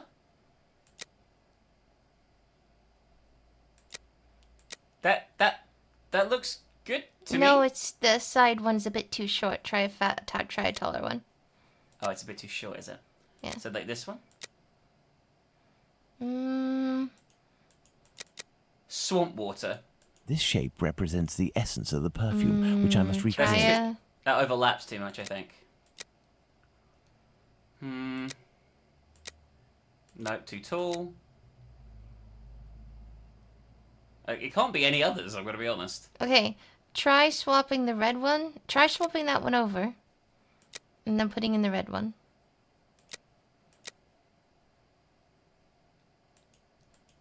We'll be right back, I think guys. they're both too tall. Elementary. There we go. Fine, I have to go to the brothel. Alright, guys. We did it, baby. That was a bit complicated, wasn't it? Yeah. I didn't like it. I think it's random, which is why there's no walkthroughs for it. Which kind of sucks. Fine, Gotta be I honest. have to go to the brothel. Okay, shut up, Sherlock. I need this. Alright. Now we've identified the bees. We're back in it. My dear man, have you reached a verdict? I have distinguished the good perfumes from the bad, but even the good ones are nothing more than common sense for adolescents. Who cares? It'll freshen up a few of my girls. Wait, there's a perfume here called Valerian. What is it? It's not really a perfume, technically speaking, unless you like cats. It's more of a kind of medicine. It smells strange. I don't really like it.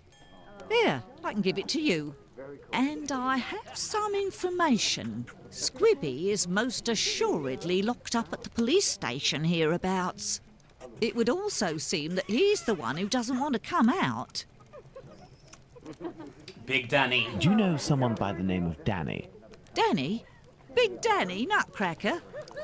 The one who hates cats? Why is everyone called Nutcracker? You're interested in that kind of bird? Be like dipping your biscuit in a pig's trough.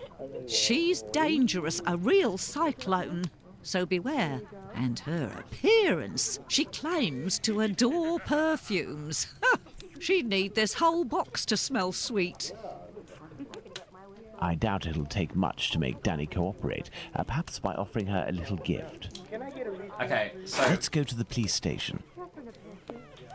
The Valerian, I'm pretty sure, Are we gonna right? spritz her with that and then force her to have a fucking allergic reaction to a bunch of cats?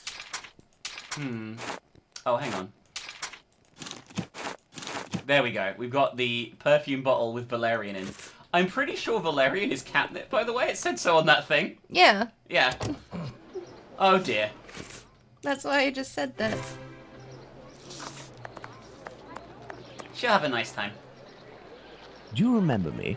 Would you be kind enough to help me by telling me how many policemen are inside in exchange for this bottle of perfume?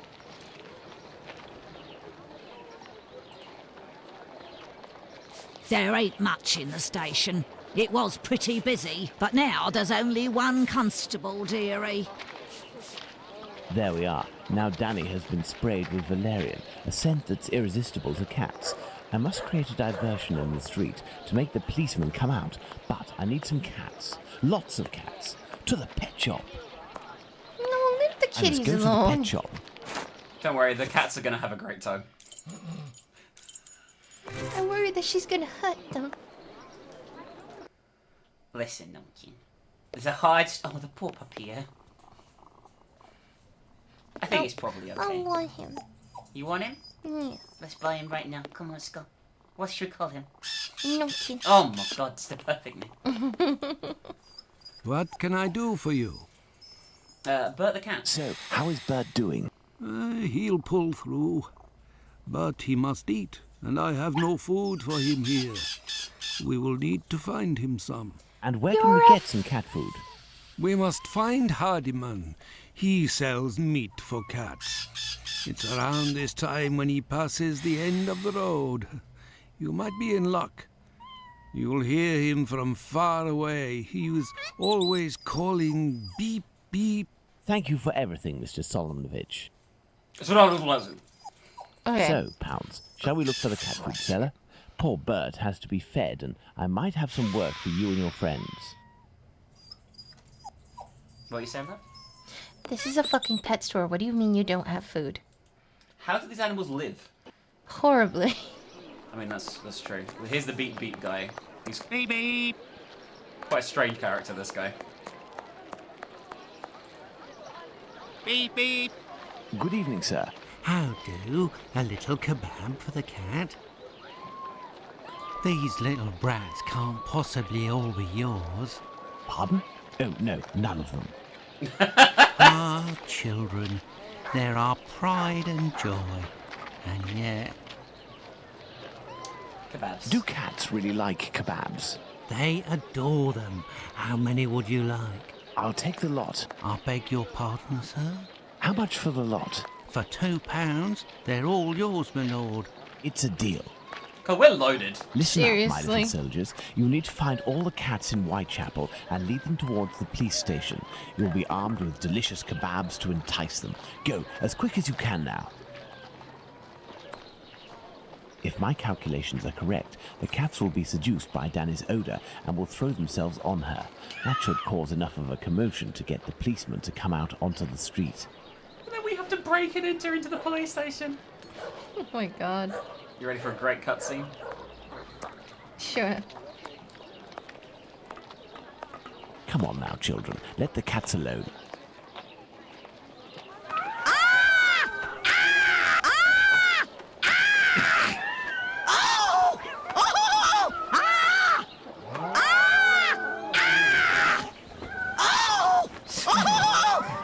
What's all this racket? Calm down. Come on, out. And make those chaps shut up.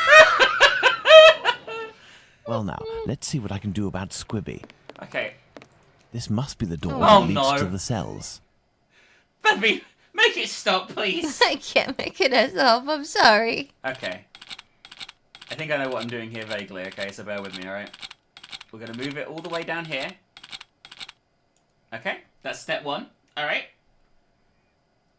Okay. We're going to move it back to the beginning.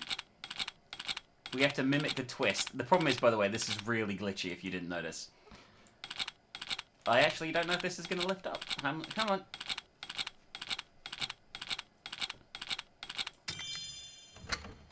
There we go. I have no idea how I did that. But it worked! Squibby, I presume. And who are you? I've come to talk to you about Tumblety. So you're here to kill me, are you? Absolutely not. I've come on behalf of someone you know who told me you have some explosive news about this American. In exchange, he has settled your bill on the kayaks. You ain't no street person, you. You're a bobby, trying to wind me up, aren't you? Not at all. Will you agree to talk? Not a chance. I'll give nothing away for nothing. I don't have to follow Bluto's orders. I'm in it up to my neck. And the bobbies won't agree to keep me locked up here for the rest of my life. You mean to say that you are here of your own accord? Damn right. Only death awaits me out there. I was almost lynched because I was blamed for the murder of those poor girls who were chopped up like animals. The police put me here for my own safety. That's when this journalist showed up. A journalist? Oh, it's probably the guy with the red ink, right, in the pub. A journalist? I socked him once for disrespecting me down at the pub. He said I'd pay for it one day. And that day came. He said he was going to squeal to the papers about me. With my description and my tattoos and all, I was arrested at the same time the police said they'd caught the Whitechapel killer. While waiting to write the article, he started the rumour. Now the streets ain't safe for me no more. I understand. Listen, if I find this journalist and make him promise to not write a word about you, and if I also agree to pay for you to get out of London, will you tell me everything you know about Tumblety? You sure know how to speak to ruffians, don't you? You got yourself a deal. What's the name of this journalist? Bulling. Tom Bulling. Tom Bulling? That name sounds familiar. That wouldn't be the journalist that Watson met at the Wasp's Nest. Huh? Ah, no, nothing. I was just thinking aloud. Bye. Well, I'll be going, Squibby. You're right. It ain't healthy here. I mean, it's I shall probably leave Bluto's nicer here than treasure outside, at I'm the gonna be honest. station. Oh shit, I didn't mean to skip the dialogue. Basically, okay, I just went through the door. We have to leave the thing. I shall leave is what he Bluto's said. treasure at the station. The police will know what to do with it. Alright, perfect. Hey, but what are you up to here, you? Off with you, and make it quick before I take you in. Let's go to the Wasp's Nest. Sherlock Holmes, master of disguise. Let's go to the Wasp's Nest. No, if Bluto sees me, it could prove to be quite dangerous. Let's return to Baker Street to change. Are you fucking kidding me? Okay, we're back. Alright.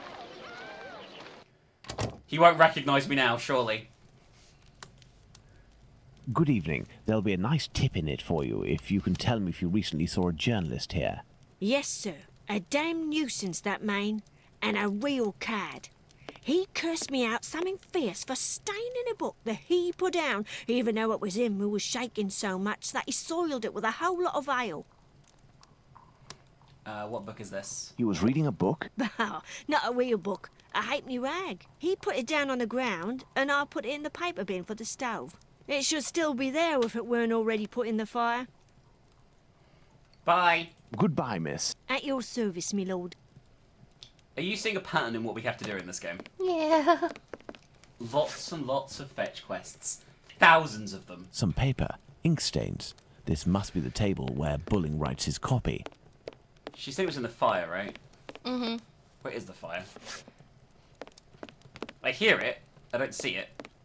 Let's talk to this guy quickly. Evening. A pint for me and have one for yourself.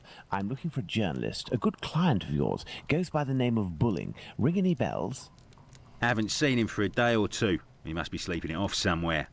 Where to hide from the landlord when you owe some serious bread? What paper does he work for? I don't know, but I can't believe that he works at his rag, because he's always round the pub scribbling his useless papers. The last time I seen him, he spent a whole day at that table drinking and scratching away from morning till night. He finished by celebrating, and without the help of a rich chap, he would have fleeced me of a guinea. That's Watson, right? I guess so, yeah. Thank you, my friend. That's nothing. Oh, he's nice to... Why does everyone just hate fucking, Here it is, by the way. Maybe because Watson came in asking about the gay guy. Maybe, yeah. And then everyone was like, whoa! Whoa. You one of them? Yeah. One of them fruits. And then he just came in asking for, like, the normal journalist, so everyone's like, ah, okay. Anyway, this is what I hear. I mentioned this, didn't I? The urban legend, Spring-Heeled Jack, the terror of London. The history of this remarkable being has been specially compiled for this work only by one of the best authors of the day, and our readers will find that he has undoubtedly succeeded in providing a wonderful and sensational story, every page of which is replete with details of absorbing and thrilling interest. That's all that's here, by the way, and the newspaper is called The Boys Standard, we found out. Spring-Heeled Jack, a fantastical character that terrorizes the population of London. This journalist has some far from cheerful reading. Alright, I think we can just go back to Baker Street now. Let's see how it works out. Up at last, Holmes. There we go. Were you able to get anything from that crook at the Wasp's Nest yesterday? Not yet, but I am working on it. And yourself, Watson, what were you able to find out from your colleague about the sale of second-hand female parts? Holmes? Well, actually... Let it be, Watson. It was tiring, no doubt. Well, as soon as I mentioned the possible existence of a black market dealing in human parts, everyone in the hospital became very tense. This silence, therefore, tells us more than anything else at this point. However, I have trouble believing that such a peculiar dealing as that involving Annie Chapman's uterus could have gone unnoticed in the medical community, if that is indeed what happened. That's my opinion, as well as that of my old university colleague. He maintains that any form of organ trafficking would be impossible, not to mention unnecessary. However, he did tell me something rather troubling. The unexplained disappearance of several corpses from the hospital morgue. He has allowed me to investigate, provided I do so discreetly, And here is what I found, concealed in what appeared to be a secret letterbox. Interesting. An encoded message. Indeed. And look, the symbol of a certain well-known Spartaca encyclopedia is printed on it. Perhaps it will help in deciphering the letter. Thank you, Watson. Are you going out again? I promised a new patient, Captain Stenick, I'd go round to examine him. He lives nearby. I may be back before you've had a chance to decipher this mysterious message. All right. I guess we've got to decipher. Good. Let's decipher the encoded words in the message that Watson found at the London hospital. What the fuck is this? Oh, we have to choose 2 documents as evidence first. Okay, so I'm pretty sure it's this. And then it's going to be the other one about... Where's the other encyclopedia here? This one. I think these 2 are used. Okay, good. So that's put the letters in. So we have to determine which ones go for each thing. It's like a code, right? Mm-hmm. So I think we have to drag each letter in. Fortunately, I think this is pretty easy. So we're going to spell out a message here. So the first word is new, okay? Second word is going to be command. Don't ask me how I know this. I just do. I'm a genius, baby, okay? Okay. You would do this by trial and error, by the way. It's quite, you'd have to try and figure out what words made sense. New command, and we have the third word already, which is woman, okay? The third word's going to be subject.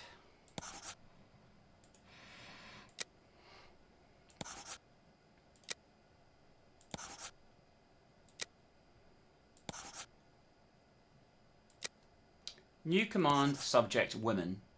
And then the next word's going to be delivery. So this is looking pretty sus here. If we're looking into the stealing of the bodies. And finally, the last sentence is going to be a location, which is Wharfdale. There we go. Huzzah! Elementary. Just as well, I'm a genius. New command, subject, women, delivery, Wharfdale 17 is that. So I think we can go to Wharfdale now. My dear Watson, I congratulate you on your investigation. This letter seems to well and truly confirm the organised trafficking of bodies in London. My God, how dreadful. Watson, we must go to the address that appears in this message. I would suggest you take your weapon. It hasn't left my side since the beginning of this whole affair, Holmes. I'll also be putting on my workman's disguise again. One never knows. But what about me, Holmes? Stay as you are, Watson. At worst, you can pass as my employer.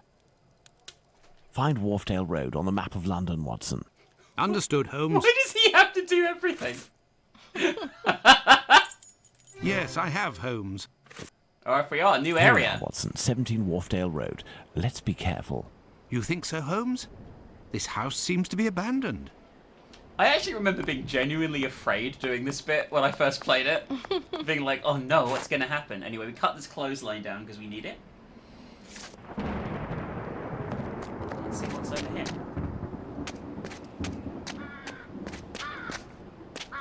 We're going to be looking around a bit here, baby. Oh my God. Oh my God. Oh my God, we're going to find all the sussy things.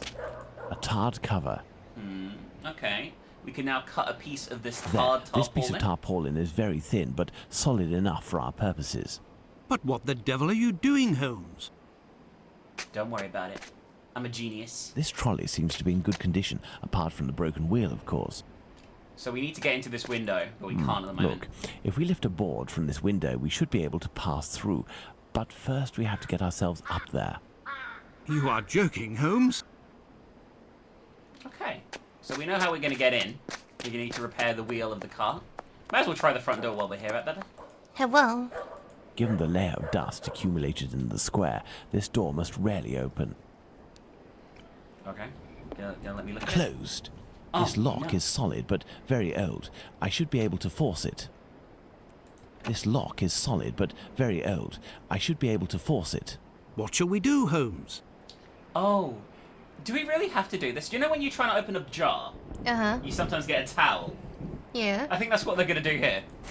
By there we go. sliding this piece of tarpaulin, I was able to quite simply force the lock. Let's go in. Incredible. We are a genius, baby. Apparently so. A trapdoor.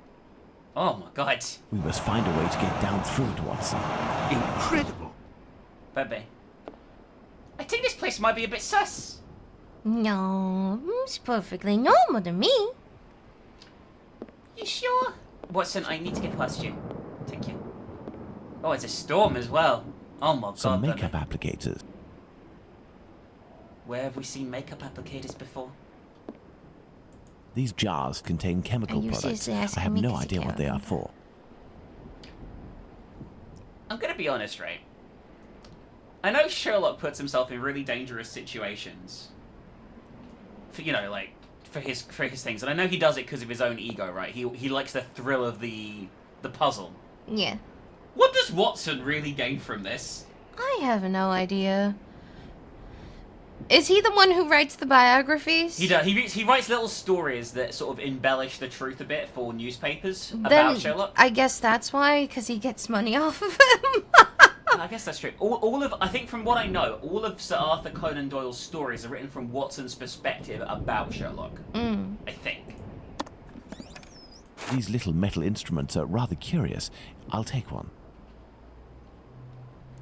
I just take all the things. Just take everything. Alright, now we need to get down here. Don't worry now, about on to the it. next step. Oh my god. You know what would be known, baby? What? In the Sherlock world? If we were Sherlock and Watson, because we just have such cute conversations. I mean... And we could have all the lesbian sex we wanted. Oh my god. But no. I will go down alone, I mean, we Watson. could, but Try to cover for me if someone should happen along. Understood, Holmes. Stop talking, both of you! I just want you to climb down. I didn't have a discussion about it.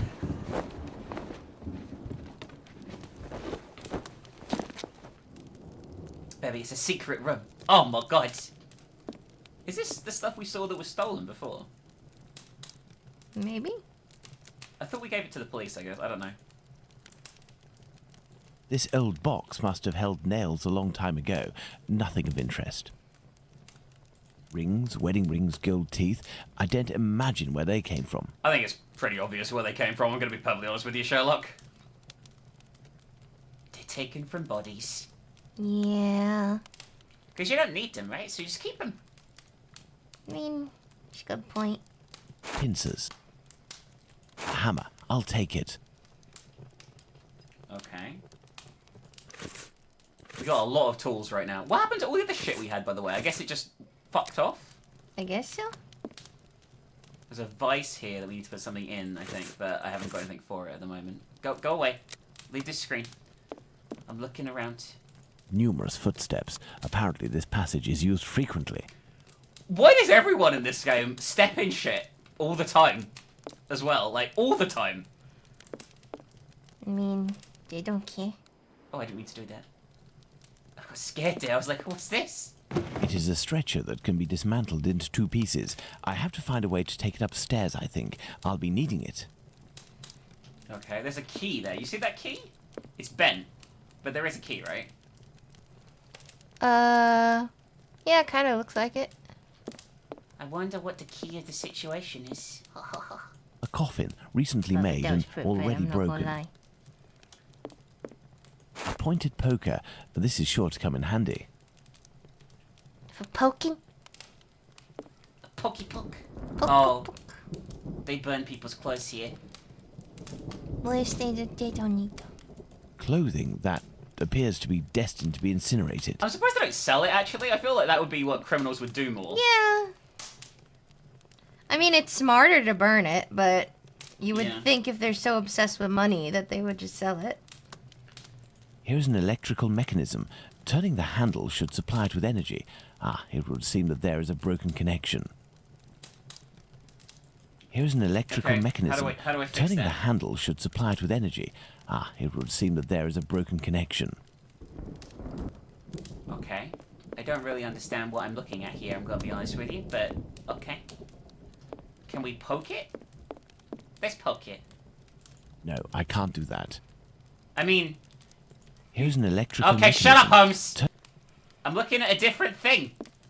Excellent. Oh. Now, on to the next step. What did I just do? Broke it? Maybe. The key's under it now. This box is broken. Oh, the wires no. must be reconnected. Pray, think. Everything should work now. And hopefully everything will be numb, right?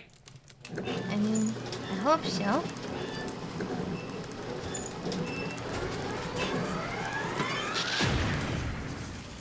Did it just blow up? That's good, Holmes. I don't know why you brought this thing back up, but I can take it. Perfect, Watson. Okay, well we're gonna have to fix this key This and the bent vice. key just needs a little repair job to make it usable. Now we use the pincers. There we go. We have a straight key. Thank fuck for that. Yay! This basement has been more trouble than any other section in the game. Let's hope that it really is the key to this door. Imagine after all of And that so, work. Holmes, Oh, hi Watson. I didn't expect you to be standing out here. let's hurry, Holmes. This neighborhood makes me ill at ease. Okay. By the way, what are they? Oh, they're just exactly symmetrical things of rubbish. Alright, anyway. Now we've raised the stretcher. Oh no. Oh, okay. I feel this is completely fucking broken, because I just picked up the stretcher through the floor. Well, you know, if it works, is it really broken? This trolley seems to be in good condition, apart from the broken wheel, of course. This stone was blocking the wheel. Okay. Now what? This trolley seems to be in good condition, apart from the broken wheel, of course. Okay. So we need a wheel from somewhere. Make Watson be a wheel. Watson, you're volunteering? How does it feel to want to be a wheel? You finally get to live your dream of being a wheel. How do you feel? Tell us then. Oh, it's so numb. Oh my god. The numbest thing I've ever done. Oh. That's what he said. And it didn't work.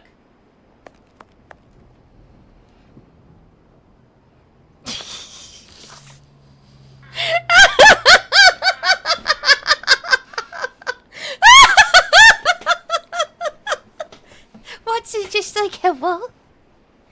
Hello? Hello? Is this it? Baby! Look! This little instrument Yes! will serve perfectly as a pin punch. But what the devil are you doing, Holmes? Shut up! We're fixing the cart, remember? Elementary. But what the devil are you doing, Holmes? Just push the fucking cart. No, I can't do that. Why can't we do that? What is... This stone was blocking the wheel. Okay, now we can do it. Yes! Huzzah! Excellent. Now, on to the next step. The next step is making a ladder out of these, which doesn't seem plausible to me, but whatever. There we go. Flawless. I need something. What do we need? What do we fucking need? I need something. I need something. Okay, alright, okay.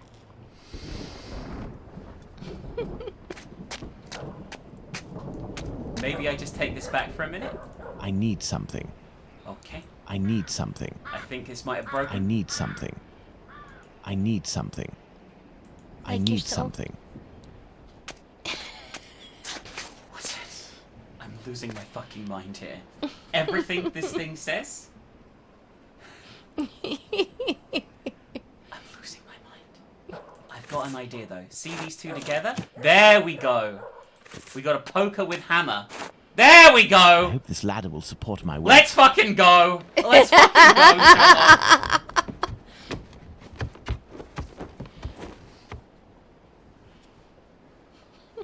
I need something. You need a fucking kick up the arse is what you need. God, Holmes, where are we? For us to find out, my friend. This woman is dead, Watson. Yes, several days ago, Holmes, but the body is perfectly preserved. No odour, no visible decomposition. Okay, we haven't got any more bollocks in our inventory. Look, Holmes, a label from the London hospital. It must be a corpse stolen from the London hospital. Okay, we're doing good, Bubby. Okay. Everything's fitting together again now. She's probably just sleeping, right? Sure. This looks like that woman we know, but I don't think it is the woman we know. I think it's just a model that looks like the woman we know. Yeah. Strange smell. What do you think, Watson? A zinc chloride solution without a doubt. A product generally injected into cadavers to help preserve them. Also, she's wearing makeup. That's not normal for a corpse either. Mm. I really hope this isn't what I think it could be. Someone made up this corpse. The lips have been coloured and the rings around the eyes carefully camouflaged. Yes, somebody wanted to give the impression of life. To what end? Oh. Oh dear. Don't say nothing. Souvenir of Liverpool, autumn 1883. I give you my love, my Alexis. Mum. Okay. This old photo shows a young man dressed after the fashion of an employee in front of a shop. We have a leaflet. Prince Alexandra Rashkalnikov. After becoming a celebrity at the court of the Tsar of all of Russia for having invoked the greatest figures of the past, such as Napoleon, Ivan the Terrible, Alexander the Great, and Robin Hood, Prince Alexander Rashkalnikov is now in service of the humble. His exceptional gifts of divination allow him to invoke your dearly departed to make them come back to life under your very eyes. They will speak to you and will appear in the window of time created by the vital energy of your servant. I think this might be a massive scam. Amusing. The man in the photo taken in 1883 and the one on Prince Raskolnikov's leaflet are one and the same, and no more a prince or a Russian than you or I, Watson. So what do you think this is? I think that he magics up the fucking perfectly oddly preserved corpse of historical figures as a parlor trick. That would make sense. It's a very elaborate way of going about this. Yeah, no, I don't know why you would bother. Just be like, your brother's cousin's dog says hi? But that's kind of what I'm thinking. Oh, look, yeah, it's based on this picture, maybe. Look at this photo. It is inscribed Ethel Broomstreet, 1851 to 1878. This young woman who died 10 years ago looks like the one stretched out on this table. 100% you're right. Mm. That's creepy, but also, you know, there's quite a lot of effort put in, I will say. Yeah. These clothes are new, just like the deceased's dress. I imagine her clothes were changed. Watson, this corpse was embalmed and made up and dressed to look like a woman who had died 10 years earlier. All is clear, Watson. A charlatan, passing himself as a prince, making the dead come back by using corpses as puppets. Which explains the disappearance of corpses at the London hospital. It was to fuel this sordid entertainment. Holy shit. You must be making bank if this is worth the time. This may come in handy. Okay. Something in the jacket pocket here? Yeah. This cheap jewel must be an accessory of some sort. Okay. Anything else in here? Oh, ooh! Hello? Baby. Wow, there's a lot of ice. I spy with my little eye. Glass eyes in all shapes and all colours. Oh, it's a puzzle box. It's a puzzle box. Let's see if I can open it. Oh dear. Oh dear, baby. Why do these exist? Why are they in my beloved video game? You know? I don't understand. They're there specifically to make you suffer and cry, and that's so rude. It's possibly the rudest thing ever. This could be a problem. I'm going to explain why. Why? Because the guide says there's over 200 possible layouts to this. Well, we'll be back in a minute. Ready? Mm-hmm. There we are. Magnificent. Holy shit. Okay. After many moons, we have solved the puzzle, right, Bubba? Yeah. This square object is We're very only unusual. 20 years older instead of 100. Yeah. But not 4. I'm like 60 now. Oh, God. Oh, God. Here in the information the boss was able to find out about the client, Ethel loved Pink and spoke in a composed and soft voice. At the end, she couldn't do more than whisper, but she was still able to sing some of the Schubert tunes that she loved. She would undoubtedly have been a virtuoso on the violin if her husband hadn't impeded her. Instructions. Pink robe, assorted jewellery, seance planned for 1 week hence, but the body will be taken today or tomorrow by 2 chaps the boss recruited. Their sign of recognition will be a triangle and a square attached with a red ribbon. No worries, they seem to be professionals, won't be a problem. Important. Mind the quality of your line for affixing the false eyes. During seance 4, the boss had asked me to close the eyelids of the ghost so that the clients don't notice anything because an eye started to fall out. He was furious and wasn't able to proceed to the symbiotic cumulation, which alone permits us to get the client's full cooperation and make off with the maximum transfiguration is the key, as he always says. The boss asked me to make known that in the future such negligence was repeated, some of us may well be part of the next spectacle in the starring role. I hope the message is understood. This letter speaks of a sign of recognition. Interesting. Okay, so we're going to need to make the sign of recognition, I'm going to guess, because we have, like, the bits to make it, I think. So, it's going to be... Let's have a look. Hang on. Fucking controls. Alright, here. I think we put these together. And then we attach the red ribbon. And I'm pretty sure that is going to be the sign of this group, or whatever they are. Alright, let's go. Holmes, I hear a cab stopping in the courtyard. Someone's coming. Well, we're fucked. It is probably the dealers, Watson. But instead of running, what if we were to meet them? If we managed to win their trust? You are joking, Holmes? He's incapable of making jokes as far as I'm aware.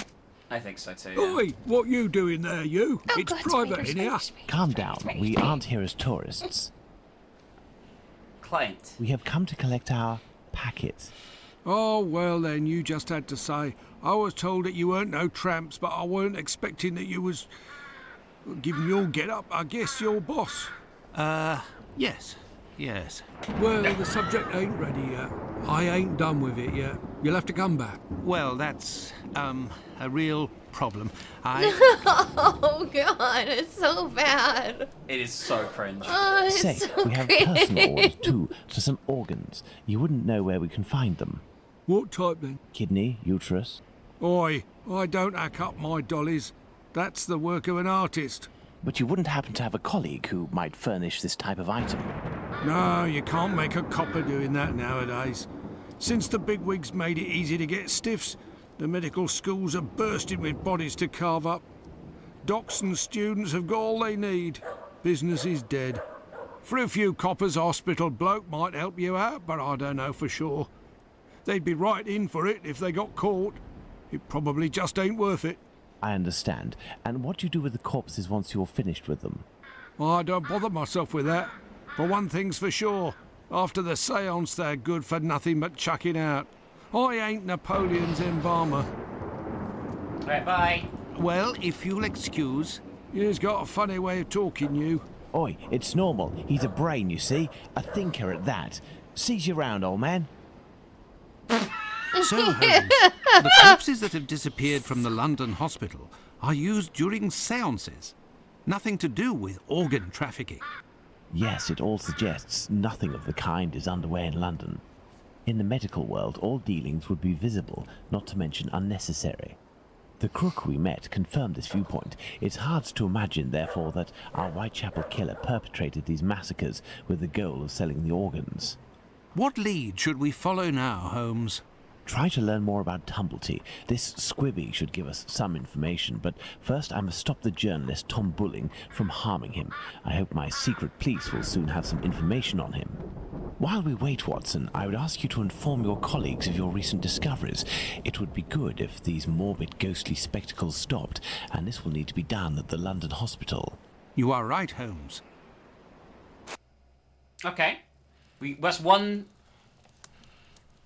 avenue Another closed. false lead followed by the police, Holmes? Yesterday's Times says that a John Fitzgerald, who had claimed responsibility for the murder of Annie Chapman, has finally been released. He was, it says, lying. That's of little importance, Watson. It's incredible. It's been more than 3 weeks since the murderer struck, and the tension is as strong as ever. The press won't stop talking about him, and people are still full of fear. Perhaps the killer got what he wanted, people talking about him, and has chosen to stop committing crimes. What do you think, Holmes? I doubt it, Watson. Everything leads me to believe that he is in hiding and waiting for the right moment. The area is packed with police, and that would obviously hamper his work. You think he will start again, Holmes?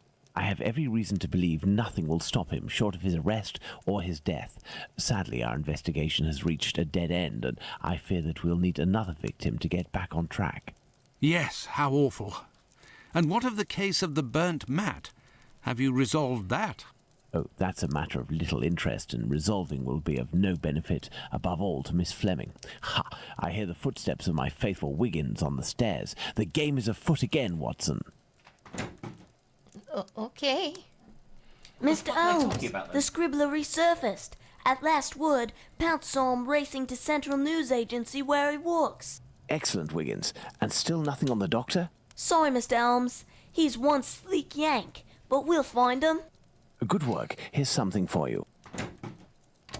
Did he just open the door with his hands at the same If time? I can get my hands on this bulling, I will have much more interesting news on the bothersome Tumblety. I have only to change. If you can, Watson, I entreat you to stay here and await my word. We may not be more than two when the time to act comes. You can count on me, Holmes. I'm glad you understood that, Watson, because I had no fucking idea what he just said. Okay, so the thing I'm not really understanding is Watson's married, and apparently he also lives here. Where is his wife? I don't know! I've never seen him interact with his wife once in any of these things. It's actually pretty nuts. We need to go to the Central News Agency. We're going to investigate the journalist, I guess, bullying. The only time I've ever seen Watson's wife is in the fucking movie where he nearly fucking kills Sherlock because he thinks he's just murdered his wife, but he was just not. His wife was fine. I think he pushed her off a train or something. Oh, really? That's interesting. Because they had to escape or something like that. I don't know.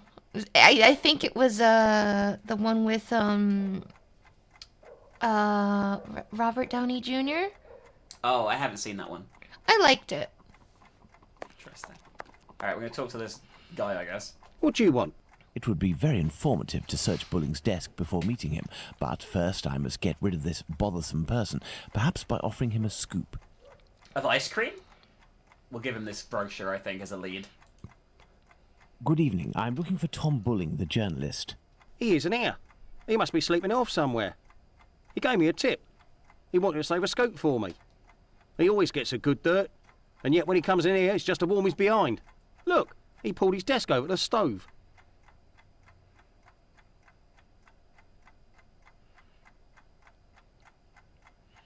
Literally warming his behind. Yeah, here's a scoop, sir.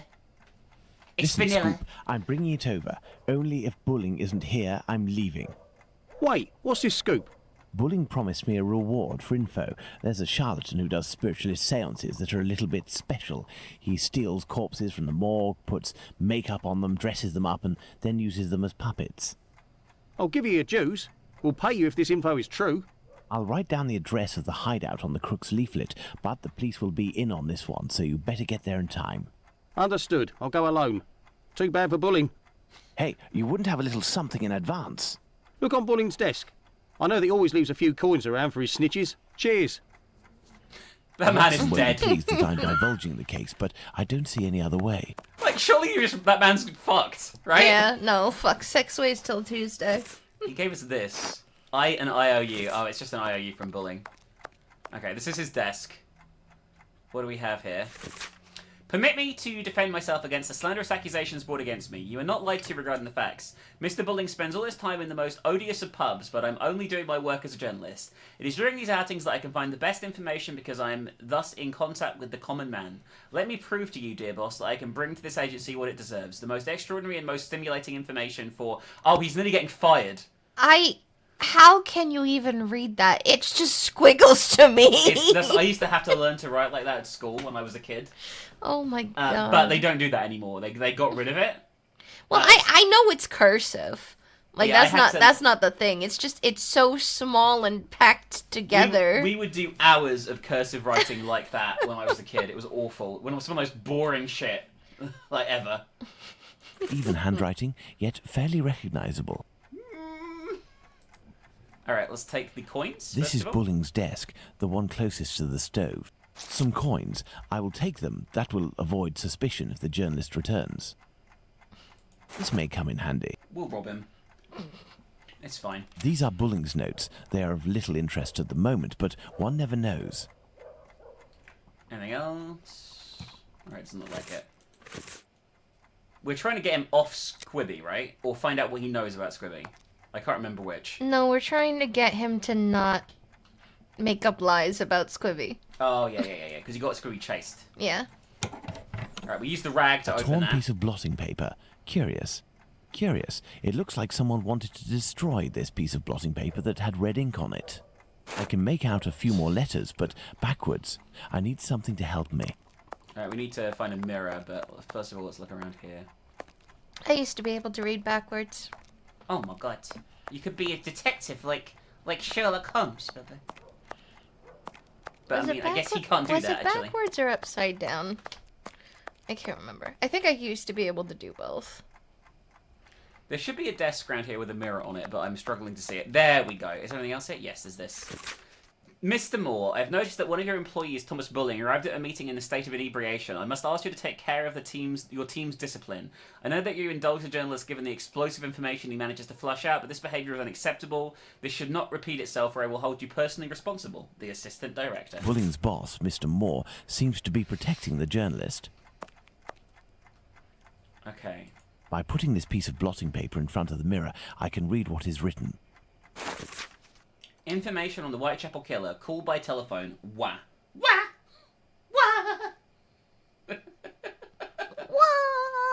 Apparently, our journalist gets his information by telephone too. Sadly, the name is almost erased. Alright, now we have to call somebody. There should be a phone around here somewhere. Here. Oh god, look at the old phone. It looks like a mouth. It's like two eyes and a mouth going. Oh my god, you're a phone? Me too. If I telephone one of Bulling's contacts pretending to be his assistant, I might learn something of interest. Alright, so this is another one of these fucking puzzles. But fortunately, as we're a genius, we're going to work out how to solve the number instantly. The missing number.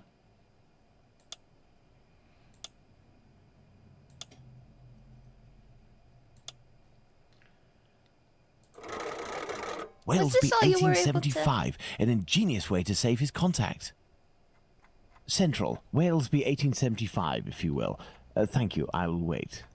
You mean that was the only length of numbers? Yeah. I guess so. Whalesby, I am listening. Hello, my dear man. I'm calling on behalf of Tom Bulling. Bulling? So you know where this hypocrite, this liar, this... Not at all. He is currently unobtainable. In the meantime, he has left me with a note asking me to pursue his work, and he told me that you were aware... That's just great. I dropped everything off at his agency, but he didn't even bother to do the same for me. Tell me he at least gave you the information that I was asking in return. I am ready, sir. I'm listening. Do the police have a suspect for the bizarre theft of cigarettes and carrots that took place at the Commercial Street Market? Oh, what the fuck is this? Oh, we have to, like, put together a telegram. So it'll be Scotland Yard is searching for a rabbit that coughs. Because we've got to make it, like, I think according to Bulling, tabloid that headline. Inspector Lestrade's team is looking for a rabbit with a bad cough. Ah, damned Bulling. One day he'll be in some serious trouble for mocking the police. And now, can you tell me, with regards to the parliamentary scandal, what did the head of the Whig Party respond to the Tories who were treating him as a great incompetent? Vote for me. I will surely be your best representative. According to Bulling, the head of the Whigs said, "Vote for me, I will be your best representative." Good. That'll make for a good paper. There This is is boring. one last question. According to a government social study, civil servants make the best husbands. Why? When he comes home from work, he is never tired and has already read the newspaper. I believe I can confirm that it is because civil servants aren't tired and have already read the paper when they come home from work. Very true. Good. It seems like Bulling has finally done his work. As everything is all in order, can you now tell me where the information is that you sent to the agency? Yes. There is a large brown envelope near the dispatch cabinet. It's in there that we exchange our tips with Bulling. 1,000 thanks. Goodbye, sir. My salutations to Bulling. Okay, alright. So now there should be some envelopes somewhere we're looking for. I think these must be it? Yes. There are several documents in this file. Let's see. Alright, we've got a lot to read here. Spring Heel Jack, the Terror of London, a fantastical character, first appearance 1837, associated with several suspicious muggings and robberies taking place in London and other parts of England. A diabolical appearance, bats, wings, horns, blue flames coming out of the mouth and the eyes. All the eyewitnesses speak of his capacity to make leaps of superhuman distance, were his nickname. Conclusion, having been the very example of the urban legend of our century, this character fascinates as much as his demonic and fantastical aura, as by the fact that he has never been caught by the police. Important, at the time of the attacks against the young women, Lucy Scales and Jane Slop, the papers covering the events have record sales for weeks. That's why Spring Heel Jack is the recurring hero of cheap fantasy publications and theatre pieces, popular and financial success guaranteed. I wonder why Bulling is studying this tale about Spring Heel Jack so meticulously. We got the Terror of London, Spring Heel Jack, the Phantom Killer, the Butcher's Blade, the Whitechapel Butcher, Doctor's Death, the London Ripper, the Bleeds, the Bloody Reaper. I guess these are ideas for the name of the killer. What does that mean? Mr. Charles Moore, I thank you for this testimony of the Whitechapel Killer that you followed. Not easy authentication. Do not hand over to the press without my invitation. Thank you for your collaboration and your discretion. We won't forget this. Inspector Abberline. Well, well, a piece of information about the murders transmitted exclusively to the police without informing the press. That has piqued my curiosity. Perhaps I should go to the police station to get more information. Right, I What guess does we're going that to the mean? police station. Oh, I I've didn't. Oh, there was inspected another everything, one! But there's no sign of Wait a Bulling. minute. He must have dashed off to his HQ, the Wasp's Nest. However, before I go to see him, I should find out about this mysterious information. It could help me get something out of the journalist. To the police station, then. Okay, before we do that, how do I view my notes? Here we go. Tom, about the letter. Given the thanks for Inspector Abberline, I think they took the bait, even if they were defending themselves. Think of the second. We must be ready if he kills again. Either way, we must keep up the correspondence. Be responsive. The idea will save us. We will get the information firsthand and we'll make history. But stay quiet and keep a low profile. I'm not really in the know, and you'll be the first one who gets if there's trouble. CM. Okay, we're going to the police station, I guess, in Whitechapel. Hi, Zal. I'm glad we could fast travel. Let's go to the Lovely police thing. station. Imagine walking there. Come, come. Back again, are we? Come this way, good man. The inspector has a few questions to ask you. Here is the man, Inspector. Congratulations, Humphreys. So, my lad, one would say that you owe us a bit of an explanation for having left something with us. What is your full name and profession? Don't recognise him! Sherlock Holmes, consulting detective. Well, how about that? Mr. Holmes, can you explain this get-up, your presence in the neighbourhood despite my instructions, as well as this most opportune restitution of jewels? Firstly, I should tell you that not being under your command, I never understood what you said as an order, but rather as advice. I thought I would be wise to follow them to a certain extent. I intended to explain the stolen goods sooner or later. My presence here will allow me to fill you in on a few conclusions that... If it is in regard to the Whitechapel murders, it won't help us much. We have no doubt that we will be revealing the identity of the murderer to the people in the area in a day or two. I'm impressed, Inspector, and I offer you my sincerest congratulations. Nonetheless, you should investigate a certain doctor. Listen, Holmes, let us do our work. You've rid us of a great pain in the rear end by finding those jewels for us. It's weeks of work that you've saved us. But I think you're a little underqualified for a case like that of Jack the Ripper. Until it's over, I demand that you do not set foot in the area. Is that clear? I take note of your advice, Inspector. You mentioned Jack the Ripper. Off. Pardon me, but you know the name of the murderer? Oh, it's from a letter that the Central News Agency sent our way. It was written by the killer. And even if it can't be proven, it must be recognised that the signature is striking. This information is confidential, and I would ask you to keep it to yourself, Holmes. Can I have a little look? Out of mere curiosity, Inspector. Then I shall disappear. In that case, I don't see any objection. Thank you you're an so idiot. much. I feel this is pretty written by Bulling, right?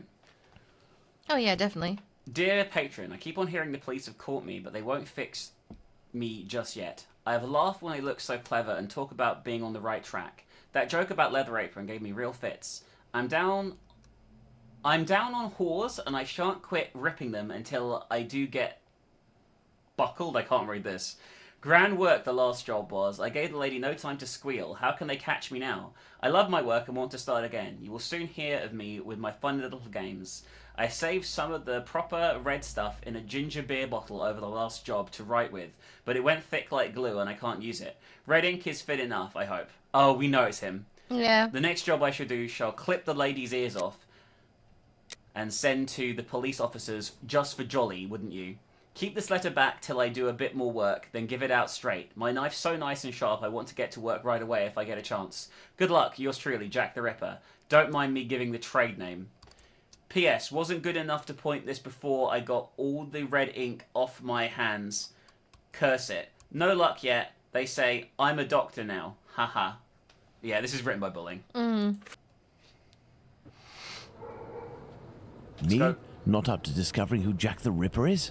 Well, we'll soon find out, won't we, Inspector Abberline? Wow. I know who wrote the Dear Boss letter signed Jack the Ripper that Inspector Abberline gave me, and above all, I now know why. By the way, I This think that... Tom Bulling was inspired by this fantastical character to build a myth out of the Whitechapel Killer. Perhaps he would be receptive if I shared my discovery about him and prevent him from accusing Squippy.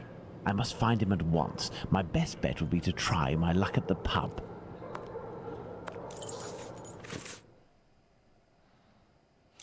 Ah, Holmes, I got your message, and here I am. Alright, we're going to go inside and confront Bulling, I think, here. Perfect, Watson. That oaf Bluto is looking for us with evil intentions, and he may be hiding here. I will try to get more information inside. You, Watson, will be our lookout, and at the slightest suspicious sound, do not hesitate to call a constable on his rounds.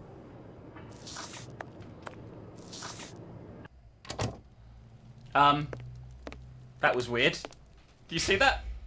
Don't worry about it. It's perfectly fine. Perfectly safe. Reasonable. Alright, Bulling.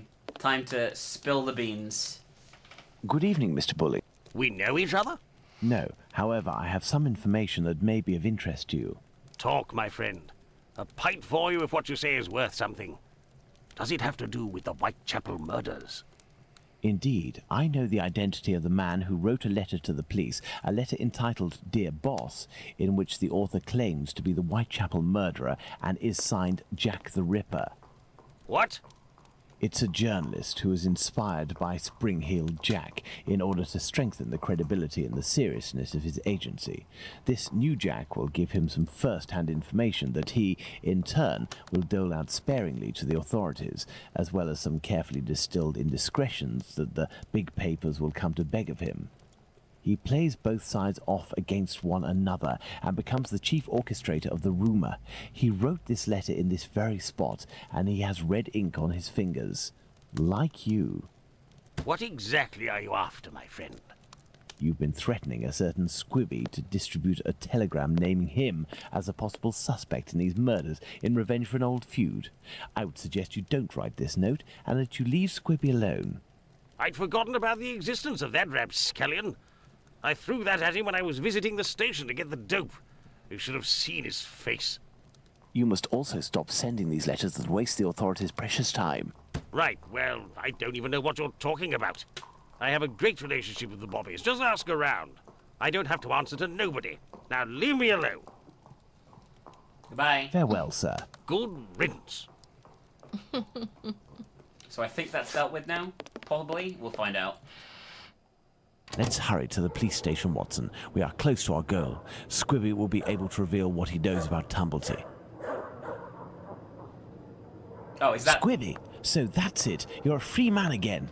We were just coming to the station to find you. Shh. Yeah, the bobbies agreed to let me go, and I came to see Bluto before ferreting you out. So, you've seen the newspaper man? Yes, he is in the pub and everything is taken care of, but I'm waiting to hear what you have to say about Dr. Tumblety. Okay, but we have to be quick. One night, I goes to see Bluto in his hideout that ain't far from the boarding house where this Tumblety bloke has a room. I see him coming in too. He must have been on one real binge. To the point, the Tumblety fella was there, and he smiles at me, all nice like. He tells me he's a great Yankee doctor, but my business interests him. I'm interested, I tell him, but I'm not the type to just jump right in without getting to know a person, see? He invites me around to his room to talk business, just him and me. We empty a bottle or two, and all of a sudden, like, he wants to show me what he's got in this big trunk that he always carts around places. I just about vomited, see? In these jars, just like pickles, you know, there were pieces of meat. And he whispers that it's the lady bits of some old dames. He called them peckymins. I call them love killers, I would. Yuck! After that, he starts to go on about rich folk. They ain't nothing but dogs, and I won't tell you the worst of it. Then he comes all close to me and puts his sweaty hand on my leg. He was one of them types, not me. I don't wait a second before I give him a good thrashing, and I start running and let go of him, and he still wants to see me again, just to talk business. But then I had to do time, so business. Do you know where he can be found? Why, ain't he in his digs? Maybe he got to liking life behind bars too. I heard that in some jobs, there's a way to... Thank you for your information, and we'll meet again, my friend. Here is the sum I promised to get you out of London. Ciao, fella.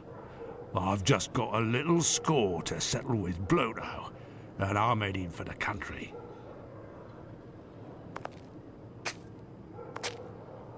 Okay then.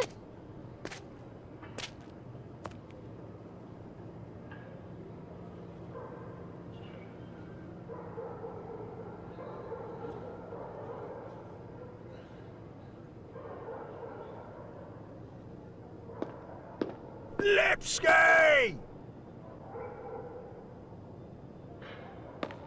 Okay. What the fuck is happening? I think this is supposed to be an epic thingy. Maybe. I'm not sure. We must strike while the iron is hot. We have avoided meeting Dr. Tumblety until now. The time has come to do so. Do you have an opinion, Holmes?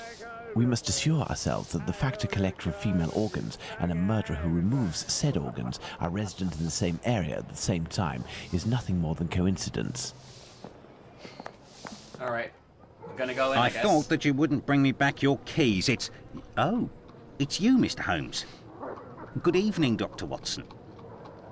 The keys. Indeed, it is I again. One of your tenants left without returning his keys?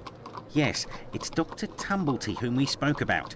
Shortly after your last visit here, some constables came and asked me a few questions regarding him. Barely had they left than the doctor came barreling around a street corner and rushed up into his room upstairs. A little while afterwards, while I was tidying, I heard a thud in his room and a rush down the stairs. He left with most of his bags, but without returning his keys. You can go up and see if you wish. The door is still open. Alright, time to investigate Tumblety, I guess. As our suspect. Me. See if there's anything on the floor as I go. I don't know if there is. Oh, there was something there. Careful, Watson. Do not walk around here until I've inspected these marks. Okay. I know, Holmes, I know.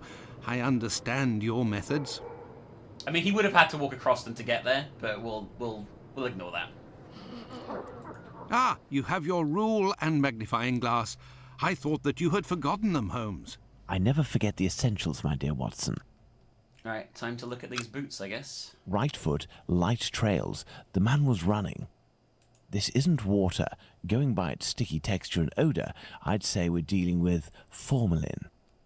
This isn't water. Okay, that's same as before. Okay. Let's measure them, I guess. The footprint. That wasn't particularly useful, was it? Size 13. These are the footprints of a tall man who had recently stepped in formalin and who left this room in a hurry. Well, can I walk on it and enter the room now, Holmes? I was going to say, right, he must have all the formalin to preserve all the organs he's keeping, right? Uh-huh. That's really, really fucking weird. Yeah. Well, this is going to be pleasant, isn't it? Oh, God. That is what I think it is. Oh, dear. Don't worry about it. There are a few pieces of a large glass jar in this puddle. The man who left the footprints on the ground must have walked in it while fleeing. I will say that's a very unusual breed of women-hating gay that collects their bits. Yep. Do not understand how you found yourself in this situation. Your passionate discussions on the legitimacy of this war should have convinced more than one. I still remember when you imitated him during that meeting. You struck that very charismatic pose and you exclaimed, "Vicksburg is the key! The war can never be brought to a close until that key is in our pocket." We all applauded. I'm sure that even Lincoln himself would have applauded. During these dark hours, it was rare to have the occasion to laugh. So many deaths ending with the much-loved president killed by this coward and left to join those of the victory at Gettysburg, who courageously fell so that the next day the key would be in our pocket. Okay. If this letter is addressed to him, it would appear our doctor is a veteran of the American Civil War. Vicksburg is the key. Now, that is interesting.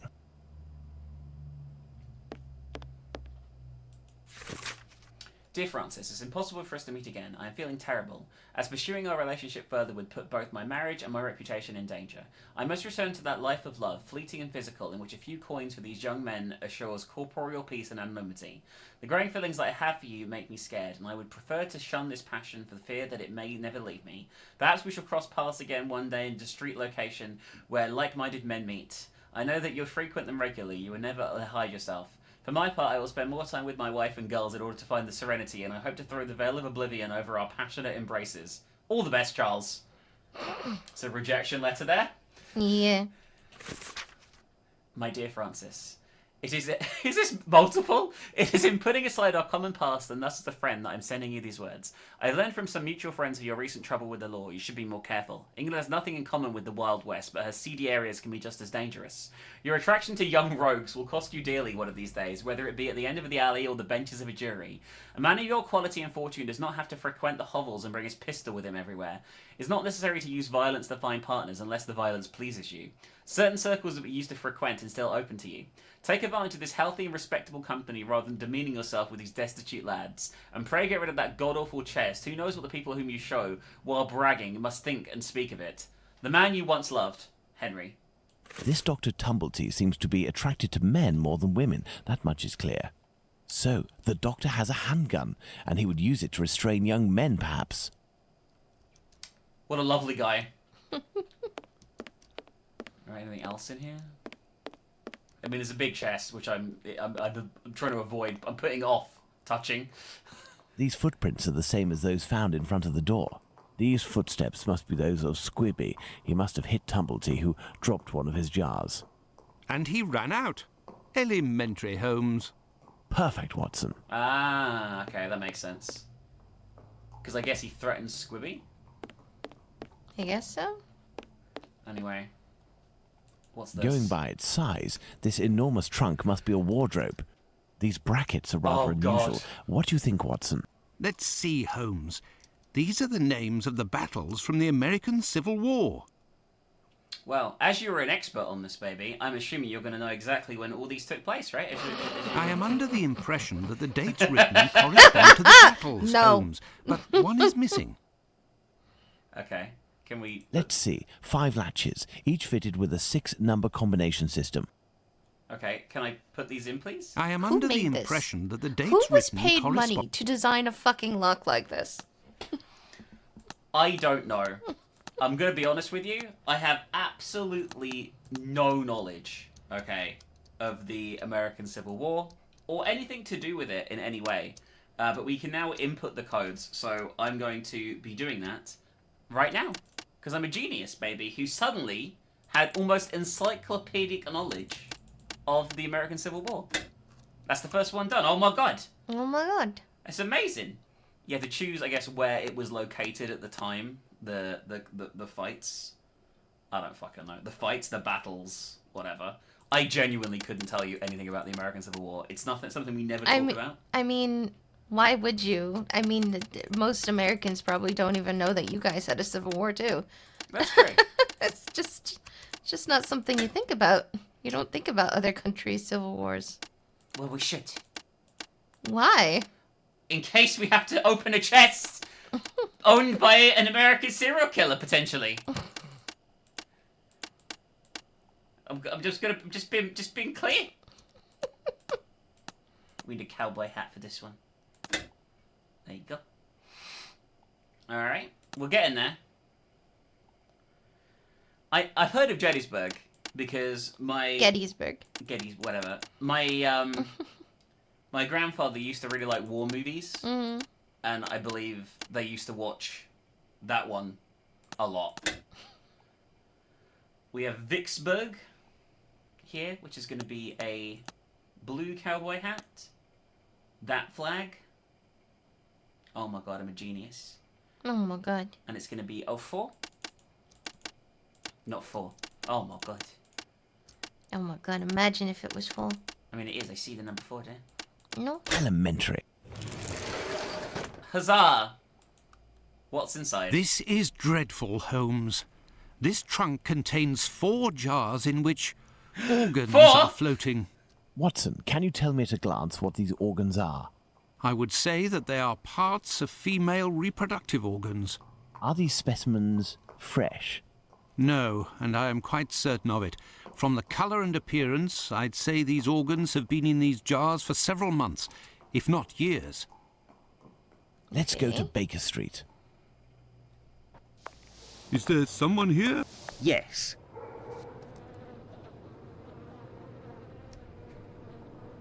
What's going on, Finley? You seem to be in a panic. The 2 police officers wanted to know if someone suspicious had entered here. The Whitechapel killer has struck again, and if I understood correctly, he killed 2 women in the past few hours. Where? I don't know. The police didn't tell me anything. Quick, Holmes. We must catch up with them. Certainly not, Watson. Mr. Finley, do you know if the doctor had any other pieces of luggage up there apart from this trunk? 1 or 2, I think. Do you take care of the doctor's laundry? My wife does laundry for the tenants once a week. The sheets likewise. Would you be kind enough to let us know as soon as possible if the doctor shows up again? Certainly. I'm just worried that he won't be back, you see, and I'm annoyed about my keys. Holmes, I don't follow. The Whitechapel killer is, at this very moment, very close by, and we are just staying put, twiddling our thumbs. The Whitechapel killer has always been nearby, and what will we do? Go back to the scene of the crime or crimes and mix with the onlookers and trample the crime scenes even more? No, our time will come. Let's return to Baker Street. He's got a plan. Let's go back to Baker Street. Home, sweet home. Shut up. I seriously want to know where your goddamn wife is. We were less than 200 feet away from the first victim a few minutes before she was murdered. We might even have heard the murderer's voice, and we haven't done a thing for the past week. You're the one not doing anything, Watson. For my part, I have been working, and, as you know, I've made good use of this week by tracking down and verifying all of the solid facts on these 2 murders to write up the notes that are on my desk, read them over again, and try to gain a bit of perspective. I don't know. That sounds like a lot for saying I've just been, like... Getting high. Getting high. Note on the murder of Liz Stride at Duffield's Yard. Certain information I've collected must be verified. Liz Stride, nicknamed Long Liz, 45 years old, occasional prostitute. She lived for the past 3 years in a stormy relationship with a certain Kidney, a waterside labourer. These are not real names. 36 years of age, whom she left a few days earlier. She charged him with assault but failed to appear in court and the case was thrown out. The victim was discovered dead by one Louis Diemschitz at 1 o'clock in the morning on September 30th. The man's first thought was to verify if his wife in the building next door was still alive before sounding the alarm. The 2 doctors who came at the police request at the scene of the crime in the moments after the discovery of the corpse put the time of death at 12:46 a.m. Cause of death, hemorrhage due to throat injury. The weapon was a small knife with a large blunt edge. The verification of this statement is necessary. Could the wound have been caused by another tool? Neither the body nor the clothes were damaged, soiled, or disturbed by the killer. The right hand was open, stained with blood and resting on the chest. The left hand was on the ground, partially closed, holding a pack of pastilles. The location of discovery was a courtyard called Duffield's Yard, whose doors lead onto Berners Street in Whitechapel. The victim was found stretched out on the ground a few inches from the wall of one of the buildings served by this courtyard, the International Working Men's Club. The association, composed mainly of Jews originally from Russia and Poland, were organising a conference that night on the subject, Why Should Jews Be Socialists?, presided by Mr. Maurice Eagle. The meeting ended at around 11:30 p.m, but many members remained to debate and sing within the premises of the association. An American present that evening declared to have been in the courtyard at 12:20 a.m. and went to the street and didn't see anything unusual. He then returned back inside the club, but his estimation of time spent outside is approximate at best.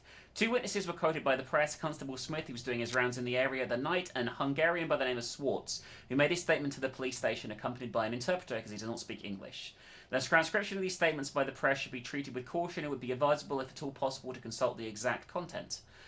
Observe the clothing worn by the victim as well as her possessions at the time of the discovery of the body. Clothing: long black cloth jacket, fur trimmed around the bottom with a red rose and white maidenhair fern pinned to it. Black skirt, black crepe bonnet, checkered neck scarf knotted on left side, dark brown velveteen bodice, two light serge petticoats, one white chemise, white stockings, spring-sided boots. What the fuck? She's wearing like a fucking wardrobe.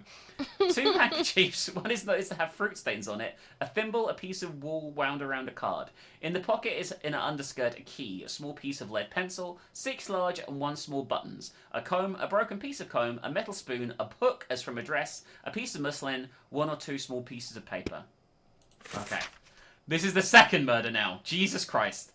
Notes on the murder of Catherine Eddowes. Catherine Eddowes, 46-year-old, height 5, occasional prostitute. She was in a regular relationship for 7 years with one John Kelly, a man of no regular employment about the same age as the victim. The victim was found dead at 1:44 a.m. on September 30th by P.C. Watkins, who was on the rounds. He secured the area by calling to the watchman of the warehouse located some feet from the crime scene. According to the doctor who arrived on the scene at 2:18 a.m, the victim had been dead for half an hour. Unlikely, but we know from experience how hard it is to precisely establish the time of death when the corpse has been very mistreated. The cause of death was hemorrhage due to throat wound. The medical examiner also confirmed that additionally the extractions committed on the corpse were done post-mortem by a right-handed man possessing a long-bladed knife. The victim was subject to numerous mutilations. The victim was found stretched out in a dark corner of Mitre Square, a notorious meeting spot for prostitutes and their clients because of its remote, poorly lit location. It should be noted the victim was freed from the Bishopgate Street police drunk tank at 1 o'clock in the morning. Mitre Square was visited at 1:30 a.m. by P.C. Watkins coming from Mitre Street and at 1:42 a.m. by P.C. Harvey coming from Church Street. The two police constables didn't see anything suspicious in the area, but it should be noted that P.C. Harvey didn't enter into Mitre Square, unlike P.C. Watkins.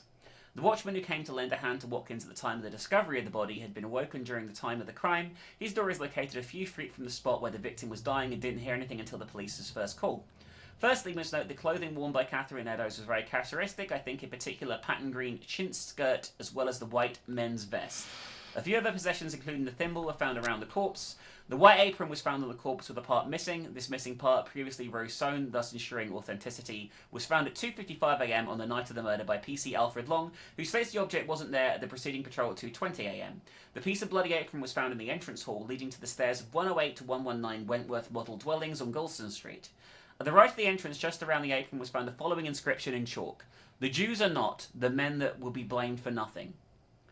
The Wentworth Model Dwellings building being almost exclusively occupied by Israelites and Gulston Street being the site of a very popular, much frequented market, he decided to erase the inscription before the day broke. Kate Eddowes' belongings. Wearing at the time of her murder, black straw bonnet trimmed in green and black velvet with black beads. Black strings worn tied to her head, black cloth jacket trimmed around the collar and cuffs with imitation fur around the pockets in black silk braid and fur. Large metal buttons, dark green chintz skirt, 3 flounces brown butter on waistband. The skirt is patterned with Michaelmas daisies and golden lilies. Man's white vest matching buttons down front.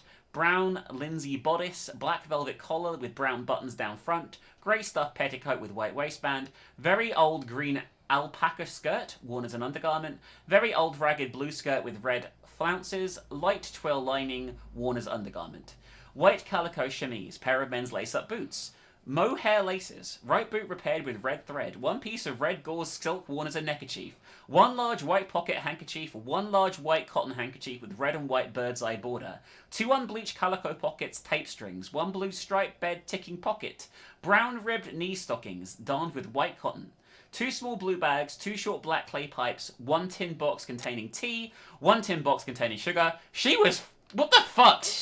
1 tin matchbox, empty, 12 pieces white rag, 1 piece coarse linen white, 1 piece of blue and white skirting, 3 cornered, 1 piece red flannel with pins and needles, 6 pieces soap, 1 small tooth comb, 1 white handle table knife, 1 metal spoon, 1 red leather cigarette case with white metal fittings, 1 ball hamp, 1 piece of old white apron with repair, several buttons and a thimble.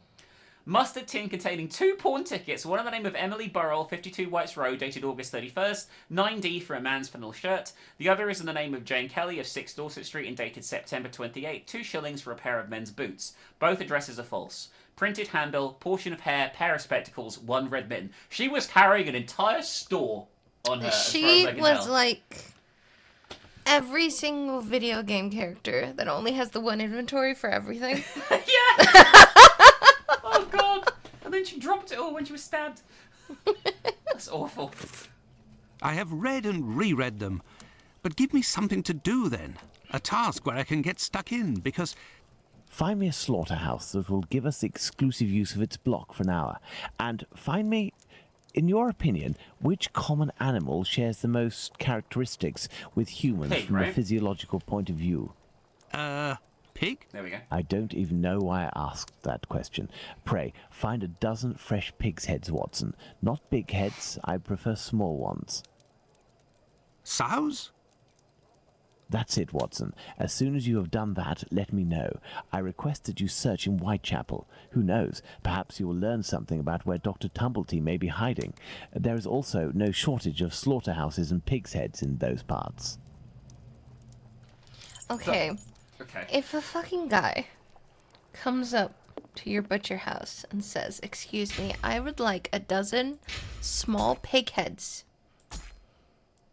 what is it you're gonna be thinking? Because I don't know what I would be thinking. Because I feel like, specifically, I want a dozen pig heads. You go, oh, okay, well, you gonna... No. They have to be small. I don't even know what to say. I'm gonna be honest with you. Oh, that's the worst. We don't know where a butcher's shop is. We've got to find one, I guess. I guess we'll look around. It's probably in this area, I would assume. In fact, I think we saw one when What we a were like ridiculous fapping idea around. to have asked Holmes for something to do. Where on earth am I going to find what he wants? Perhaps that kind Lucy will be able to help me. I guess we're going to go and talk to Lucy instead. I guess I must go to Miss Bella's. Oh, no, she's in Miss Bella's, which, I mean, it's just across the street here, so it's not that big a deal. Is this Lucy? If you have the No. means, I can... She just looks exactly the same. She does look exactly the same. Out of the way, I don't like the look of you. Perfect. Why does everyone so mean to Watson? I don't know. Good evening, Lucy. But is something wrong? Good evening, Dr. Watson. Yes, it's my uncle. He's no longer with us. Please accept my condolences, miss. Thank you, Doctor. But why are you here? Can I help you? They definitely did not tell her to expect that. They did not know. They were just like, yeah, he's going to be fine. Let him live with you. My request may sound rather strange, but do you know if there is a butcher's or slaughterhouse in the area where pigs are killed? Yes, Fletcher's the man.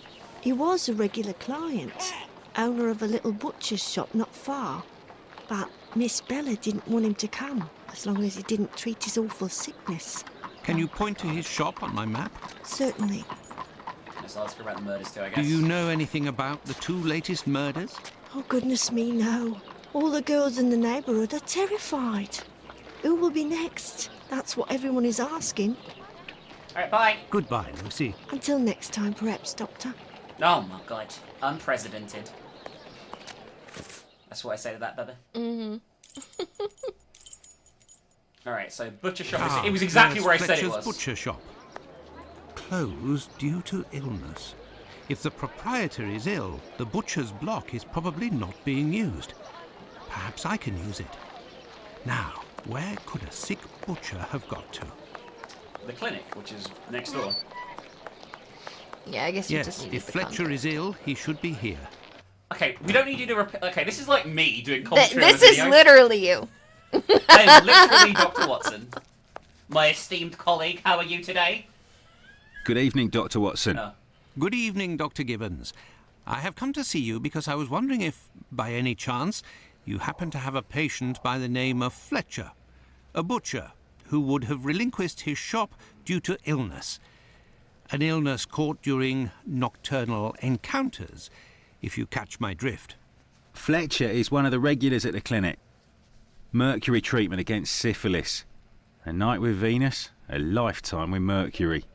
He left London a fortnight ago for the fresh country air. Why is he of interest to you? Oh, no reason.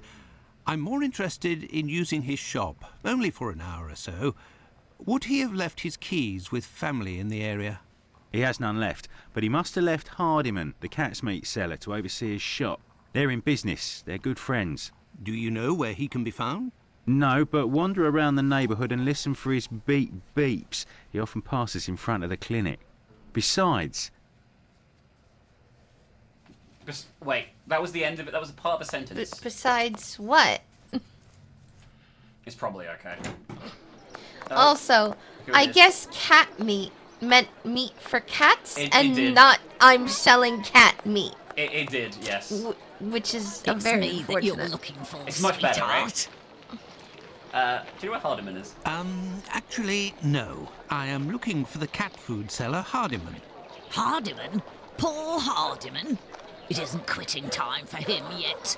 That gives me some time to wander the streets before he shows up, and with him all the cats hereabouts. Do you know where he lives? Do you know where he lives? Sure. And for a copper, I might even tell you. Here are a few coins. You're too kind, Governor. Well, these days I knows that he lives with his mammy on Hanbury Street, in the same place where Dark Annie bled to That's the death. second murder. Poor Hardiman, why'd you call him that? Why did you call him poor Hardiman? He's in grieving, of course. Just a few weeks ago he lost his wife. And 3 months before that, his girl, poor fella. He was in tatters. Even came to cry on my shoulder, believe it or not. I don't believe it. Nothing could convince me of this. Well, I must leave you. I must go to Hanbury Street. Hanbury Street, I think, is outside of Whitechapel.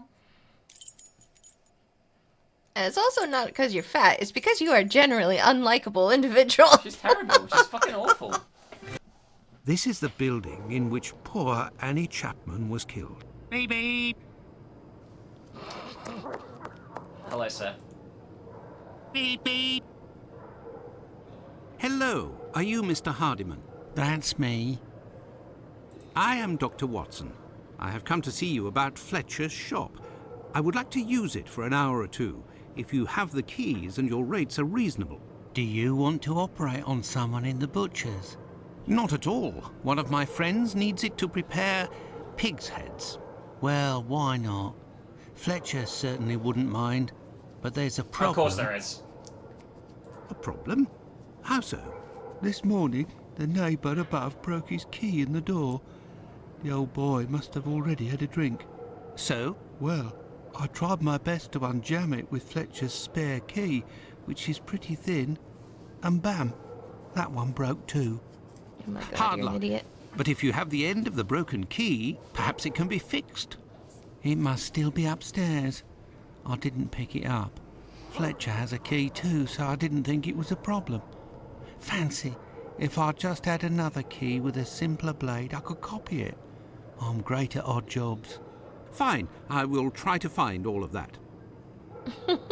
Well, see you later then. Goodbye, sir. There's always fucking something. Something ridiculous as well that would really never transpire at this degree of frequency.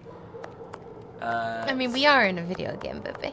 I mean, that is true. I still say that's not the way that you should be advertising that you have meat for cats. I would agree. Oh, no. But what a... Oh, how dreadful. It's just meat for cats, I think. Where can I find a key with a simpler blade? On a worthless door, perhaps. What does that mean? That's a very strange way to keep the meat, I will say. It looks gross, right? That's really horrible. My word. These are innards. Kebabs, the same as Hardiman's. So he prepares his meat here. Yeah.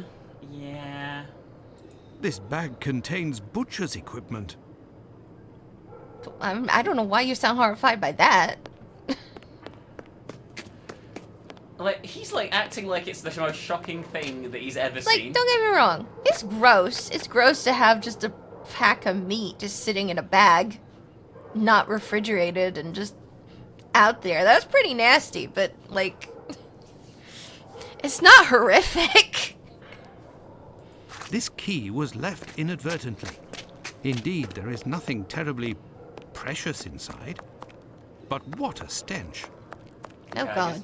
I guess we got it now. We can give it back to him. Have you found everything I need to remake the key? I don't know. Maybe. There you go. I think you'll manage with all of this. I'm sure I will, sir. It won't take me long. The butcher upstairs. Say, I think there's some of your business upstairs. Oh, you're right. I ain't had the time to sort it out.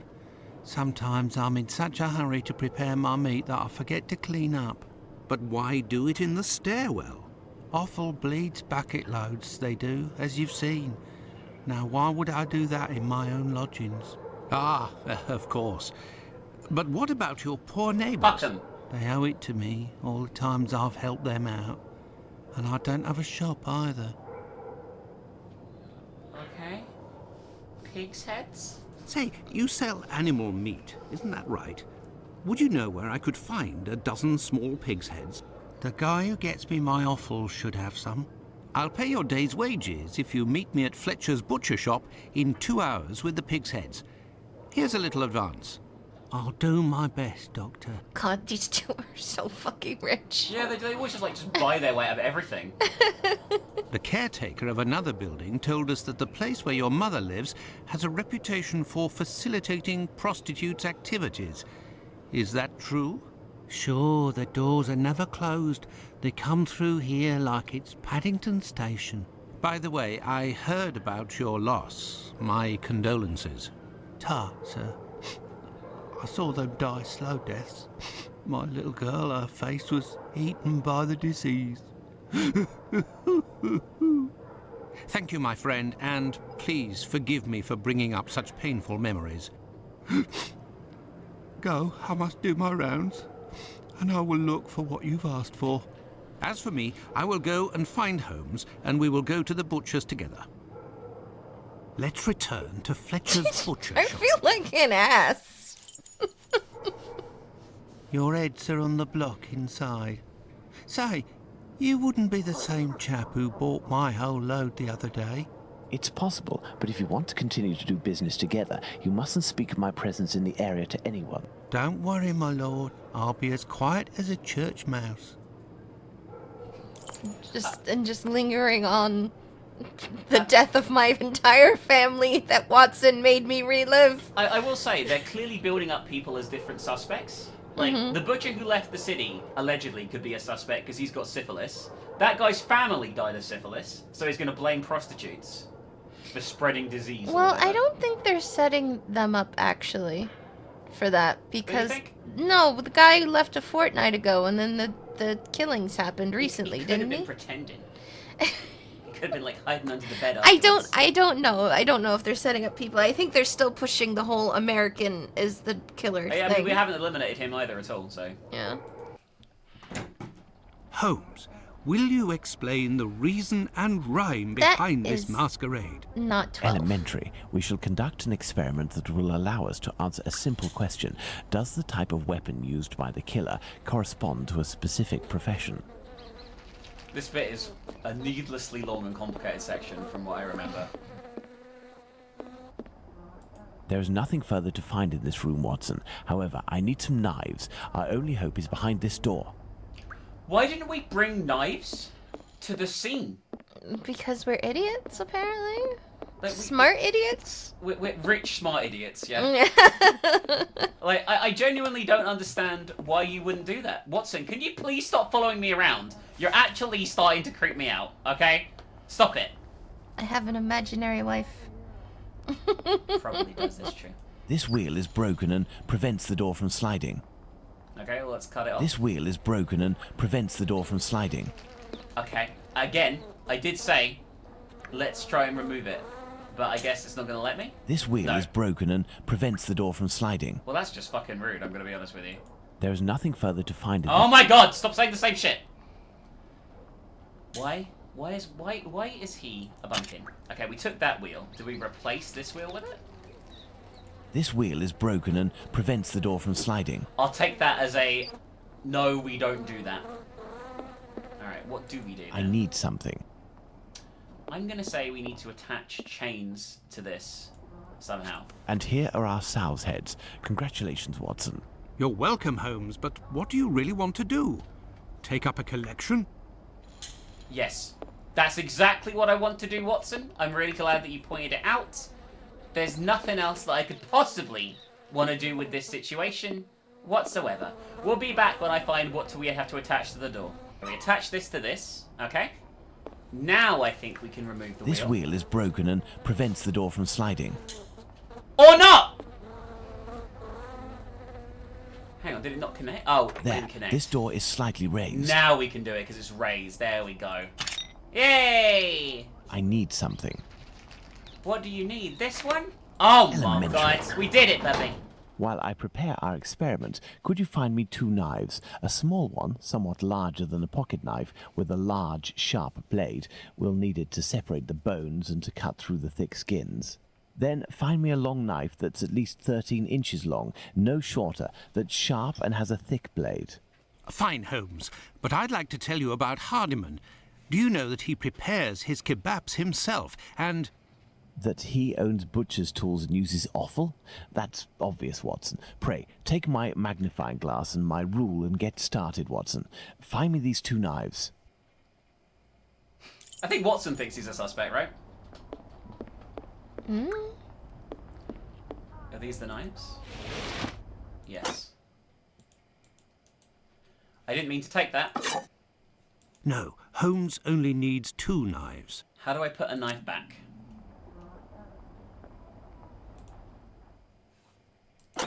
There. Alright, I think that's the 2 knives we need, without having to measure them. I clearly remember them. Here are the knives you asked for. Be careful, they're awfully sharp. Holmes, I must say that this experiment is making me rather uneasy, comparing animal heads to these poor women.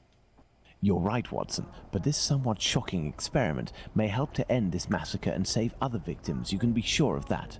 Look, these pigs' heads are still bloody, which will suit our experiment perfectly. I have a pocket knife and a scalpel with me.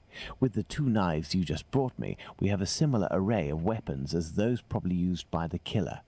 We saw 3 types of throat wounds on the deceased attributed to this man. Those intended to slit the throat, those intended to decapitate, and the more superficial yet mortal wound that led to the death of the unfortunate victim in Dutfield's yard, Miss Stride. With the help of these 4 knives, we are going to try to recreate these wounds on the pigs' heads and see what we can establish about the weapon or weapons used. We may also be able to rule out Miss Stride as a victim of the killer of the other 3. Okay, let's go. Oh look, an experiment. Experiment 1. Let's try to use these weapons on this head to obtain a large deep wound to the throat, like those that were noted on 3 of the 4 victims. So we have to choose the knives that would cause the wounds. I think that's correct, by the way. But I don't know how we go around about it. I don't know. Do I have to, like... inflicted the... I'm trying. I swear. Maybe that means it's not right if it didn't do the thing. Oh! This little knife is very sharp and has a very wide blade.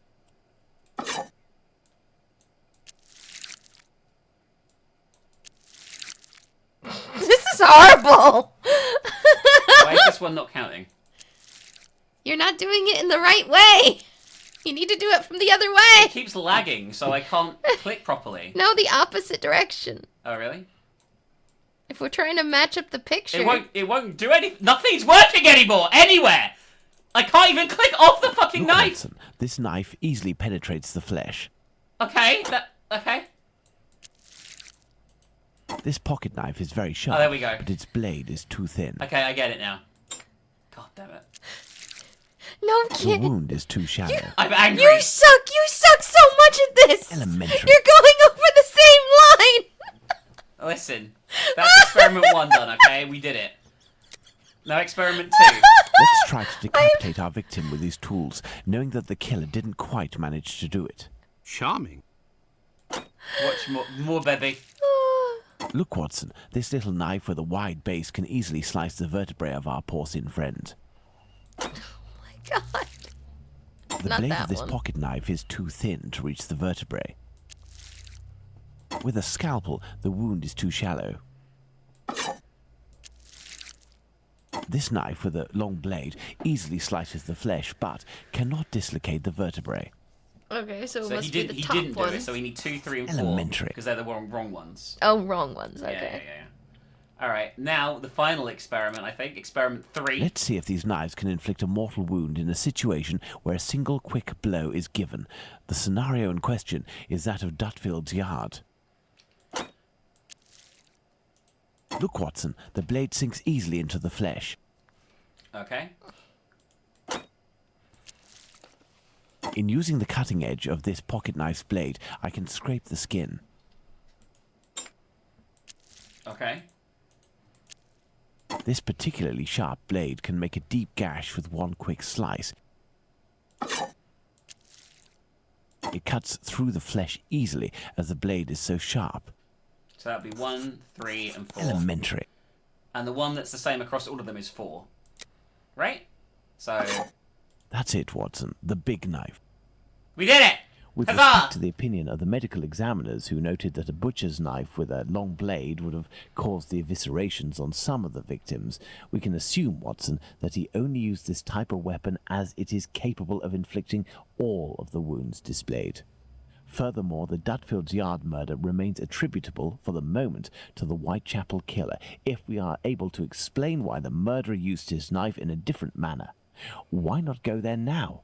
We will try to reenact the killer's actions that night. Our first objective will be to clarify, one way or another, the statements of Constable Smith, as well as this Hungarian by the name of Schwartz. We must also try to find out more about the International Working Men's Educational Club, underneath which the murder took place, perhaps at the Wasp's Nest. Yes, let's go to Dutfield's Yard or wherever, but quickly. I am in urgent need of fresh air. Will they stink? Let's go to the Wasp's Nest. It probably doesn't smell good. I doubt they spent much cleaning in the Victorian era. Also, I guess we're just gonna waste 3 perfectly Don't good forget the pig Bluto may heads. still be hiding here. No one I will cares. try to find out more inside. You, Watson, must intercept the policeman on his rounds. Given the hour and a bit of luck, it will be Smith. Try to get some information from him. What kind Understood, of Holmes. What do we need, Holmes? Did you do it? Did you do it? Did you? I killed the killer! I killed the killer! What's the way talking like a puppy? I killed the killer! A draft, my good man. Such a likeable bartender, Here, this sir. guy. Tell me, was it not a mere stone's throw away from here that the Whitechapel killer struck last week? That'd be Jack the Ripper, that's his name. Slit the throat of a working girl in a small courtyard over there behind them big wooden doors. Below the Workers' Club? The very spot, below Lipsky and Co. I wouldn't be surprised if Jack was one of them, if you catch my drift. Okay. Lipsky and Company. Do you mean to say that someone called Lipsky runs this club? Nah, it's just that it's full of Jews. In Whitechapel, we call them all Lipskys, like that Lipsky who killed that girl in Batty Street last year. Oh, really? Last year, a Jew named Israel Lipsky killed a lass who was 6 months pregnant by making her drink acid. One trial and one protest by rabbis later, and he was hanging. By those who don't much like him, the Jews are called Lipskys. Is the term Lipskis used to refer to the Jews in the area, and is this club frequented by Jews? You got it. Socialist Jews even. They spend their evenings hollering, singing. I've seen them spitting on the bosses. Okay, and about the victim? And you know the victim? No more her than any other. The working girls don't drum up business too much in this street. They need a reason to end up here. Alright, bye. Very well. Goodbye. Cheers. Okay. Can we just leave? I feel that was quite good information. I'm missing some information. Nope. Alright, bullying. What else you got to Hello. say to me? I know you. You're Squibby's guardian angel. You weren't dressed the same last time, but I don't forget a face. No hard feelings, huh? Join me in a glass? I will say something, right? Mm-hmm. This man is clearly the most perceptive man in the entirety of Whitechapel and should be immediately hired by the police, as their Chief Inspector Abberline couldn't see through my fucking disguise. But this guy did in seconds. Your Jack the Ripper is on everyone's lips and written in all of the papers. You must be awfully proud of yourself. You have skill, that's for certain. It's a shame you use it to mask rather than discover the truth. You better believe that I'm going to find out who it is. I got a hold of old Schwartz's interpreter. You know, the Hungarian who saw Liz Stride get it. Doesn't speak a word of English. And when he went round to the station, another Jew went along to interpret. I found that bloke, and he repeated everything that had been said at the station. It won't be long before I find these fellows. Many people? Why do you say these fellows? Were there several of them? Do you not read the papers, or what? Well, given the rubbish that you read sometimes, let me explain. At 12:45 a.m., Schwartz goes down Burner Street towards Fairclough, on the side of the road where the Workers' Club is. A bit further from there, just near Dutfield Yard's wooden doors, a chap and a lady are arguing. The Star said that the bloke wanted to push the girl into Dutfield's yard, but the translator told me that Schwartz saw him pulling her towards the road. She doesn't want to follow. He grabs her by the shoulders and throws her to the ground. She falls. Falls a bit, but not too loudly. Old Schwartz is scared, crosses to the other side, but continues in the same direction. The bloke with the girl notices him and yells, "Lipski!" At the same time, another bloke at the corner of Fairclough and Burner who was lighting his pipe gets in on the action. He starts coming towards Schwartz in a menacing way, and Schwartz takes to his heels, doesn't see anything else. Once he finds out that a woman got herself killed, he went to testify, and identified Long Liz Stride as the woman he saw getting thrown about. So there were definitely two blokes, mate. But why am I telling you all this? In vino veritas. Do you know what that means? No. In wine, there's the truth. Oh. I'll take my leave then, Mr. Bulling. That's right. Till next time. That's what we saw. We saw that weird cutscene, right? First and foremost, I must find PC Smith. I'm hoping you're PC Smith, you're right here. Good evening, Constable. Good evening, sir. I am Dr. Watson. Would you happen to be PC Smith, the man who patrols this beat? That's me. And you work with the famous Sherlock Holmes, don't you? What can I do for you? Time of death. I believe Sorry, I you didn't mean were to on interrupt duty you. the night when the murder took place apologise. here. You would certainly be able to confirm a few details, such as the time of death that the medical examiner gave. It's just that I wasn't there when the body was discovered. I don't think I can help you. What were you going to say? Okay. What does PC mean? Police constable, I want to say? Okay. I thought it was the other guy's name the last time it was said, but then I was like, oh, that doesn't really make sense if this guy's also called PC. That's so cute! That's one of the cutest things I've ever heard you say! Oh my god! But I can't help it, I don't know. Yeah, police constable, I think. Not personal computer. But I was told that you had seen the victim that very night. Indeed. But it was before the murder. I saw her, not far from here. She was talking to a man. It was around 12:30 or 12:35 a.m. A man? What did this man look like? I only saw him from behind, really. He was wearing a short black outfit, a small felt hat like a cap in a dark colour, and a white collar. He seemed to be a respectable type. He was carrying a packet in his hand, wrapped in newspaper, about 18 inches long and about 6 inches wide. His outfit reminds me of someone that I know. Was he a large man, on the older side? I don't think so, no. Even though I only saw him from behind, I would say that he was barely 30 years old, or even less. Say 28, or even less. 26 years old, and 5 foot 8 inches tall at the very most. He had a small dark brown moustache and an olive complexion, I would say, but once again, I only caught a brief glimpse of his face in three-quarter profile. Anyone else here? Nobody else saw this man? I discussed this previously with Mr. Eagle, the president of the Workers' Club. That night he returned around 12:40 a.m. to the club. He used the passage through Dutfield's yard to get into the club because the main door was locked. He can attest that he didn't see anyone else in the passage at that time, but wasn't really paying attention to who else might have been in Burner Street itself. He was listening to the song coming from the club. In short, no one else saw him. Well, thank you for having satisfied my curiosity, my friend. A fine evening to you, Doctor.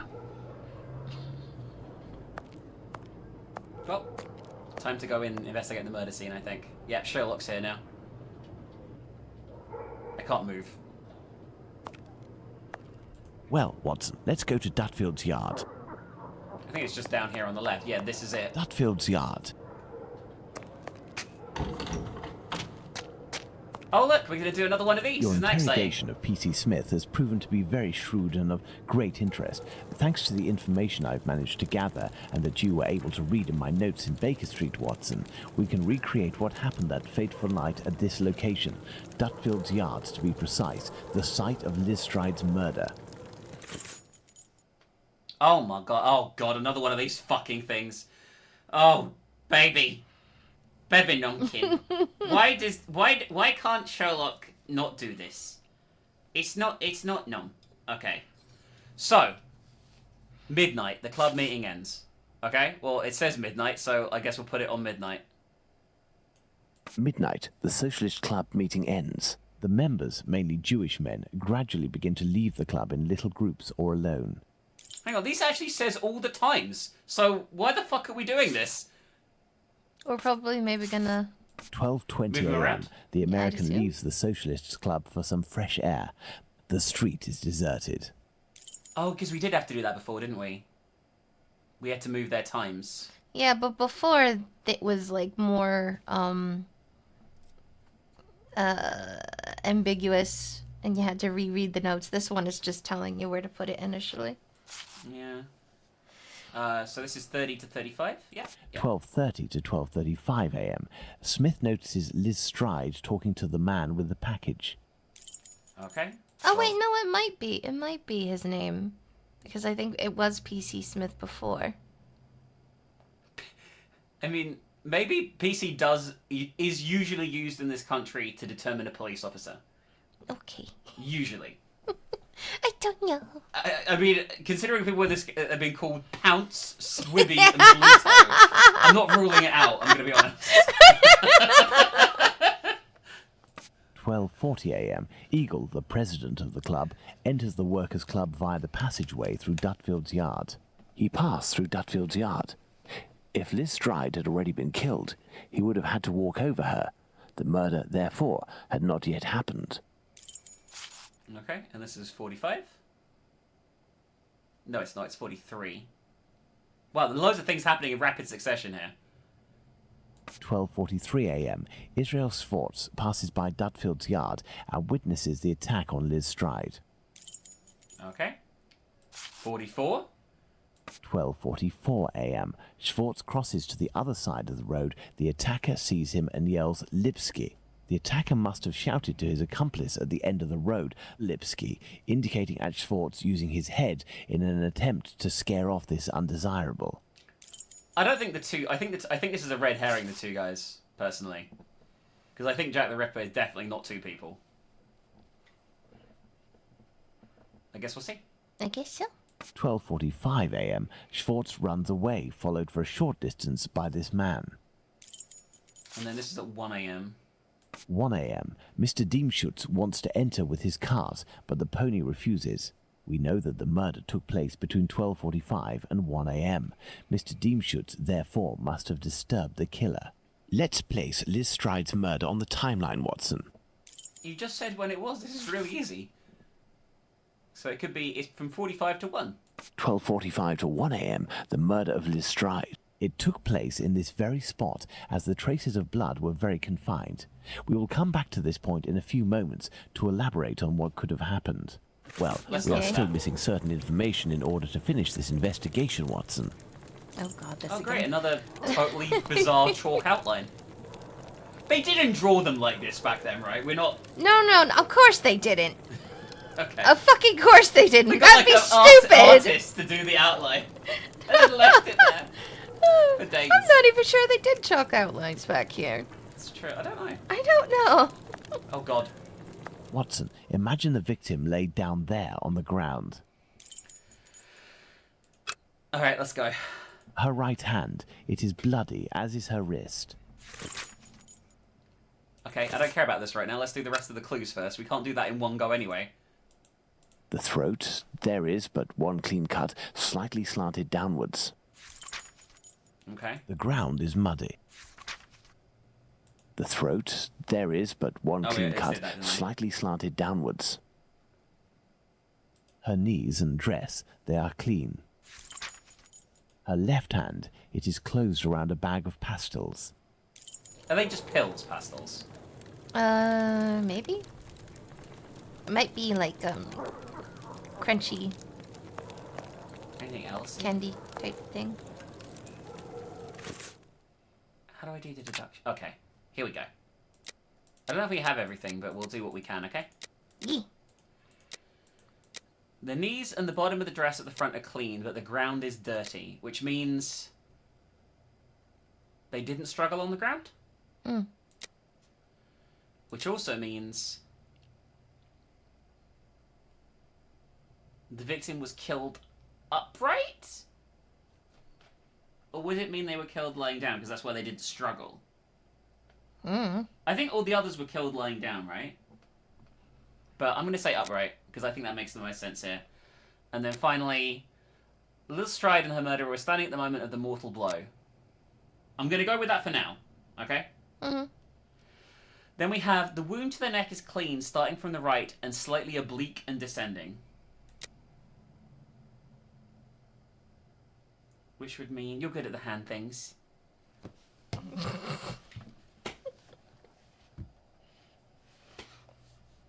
The blow was given to the middle of the neck. The blow was given with the... But these... I don't know. Oh, I'm just going to pick one and see what we get, okay? Okay. There is only one wound and it proved to be mortal. The victim had her neck wrung. There is but one superficial wound to the neck.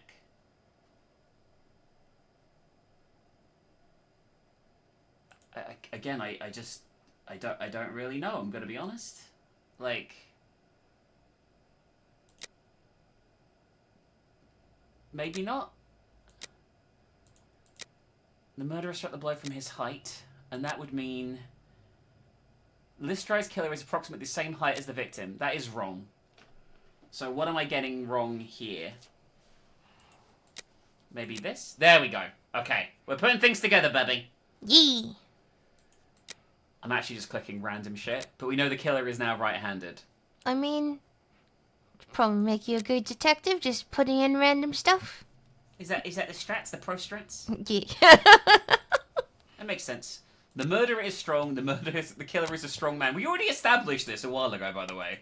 Like, I don't know why we're doing it again. I guess it's for this particular killing, right? Mm-hmm. Alright, that's that bit done. We have two possibilities. The first is that Liz Stride's killer and the attacker, seen by Schwartz, were one and the same man. The second is that Liz Stride meets a client. After some discussion, they head towards Dutfield's yard to do their business. As soon as they arrive, the attacker appears while his accomplice keeps watch. Schwartz's arrival dissuades the two men from lingering. They leave the area and leave Liz Stride in a tense state, but glad to have kept her client. He will be her murderer. Both hypotheses are possible, but an incongruous detail will serve to corroborate one of them. An incongruous detail that we were able to establish regarding the Hanbury Street murder. Which one would that be, Watson? Look at the victim carefully, Watson, and tell me the link between the murder of Liz Stride and those of Nichols and Chapman. What do you think it is, babe? Oh. So they all drop something, which means they were all chill before they were attacked. You know what I mean? Because it was in their hand. Oh. And they hadn't got it up defensively. At least I think that's it. Oh, I think I need the The bag of pastels, Holmes. The bag of pastels. Indeed, Watson. If this woman had to defend herself against an attacker, why would she have held onto this bag in her hand? It didn't fall because this woman's hand tensed at the moment when she fell to the ground. Therefore, Watson, we know the killer distracted his victim's attention by making them take something out of their pockets. Oh, okay. Why didn't he slit her throat like the others? He must have feared a struggle with this strong-willed woman. Why didn't he eviscerate her? Because Louis Diemschutz arrived. Do you think the Whitechapel killer is behind this murder, Holmes? Yes, and now this murder has been linked to its rightful perpetrator, it will take on deeper meaning when we have examined the facts from that night. Let's go to Mitre Square, where Catherine Eddowes was killed. And make haste, Watson, as we have another murder to commit in 40 minutes. What? What? What? Hang on. What? What? Here we are, Watson, Mitre Square. It took us a mere 20 minutes to get here. If the killer left Dutfield's yard around 1 o'clock, as we assume, he would have arrived here at around 1:20 a.m. He's timing the killer. That's why, because he only had 40 minutes to get here. We know that Catherine Eddowes' body was discovered at 1:44 a.m. Catherine was released from prison around 1 o'clock, but we have no information as to what she could have been doing until her death. This place has 3 possible ways out. Let's see where they lead. As a precaution, I brought an old map of the area with me. It will help us get our bearings. Let's hurry, Holmes. This neighborhood makes me ill at ease. Because the other ones have been so fucking great. We need a lantern to see better, I think. Oh my god, the kittiers, do you hear them? You know what they're saying? What is it saying? How dare you! And the other kitty is like, why are you talking like a papier? You're a kittier. And they're like, how dare you call me a papier! Anyway, we have matches apparently, so let's take the combine these together. lantern, Watson. Alright. Alright, Watson. Let's find a chalk outline of a person. Maybe. I don't actually know what we need to do. I'm going to be honest with you. I'm just kind of faffing around at the moment. This is Mitre Street, from where Watkins, the constable who found the body, came. Nothing of interest here. Okay, I think we just have to look at all the exits first. Church Passage. It must be opposite the Imperial Club at 16 to 17 Duke Street. Let's go to the end of this lane, Watson. Come on, Watson, keep up. Keep up!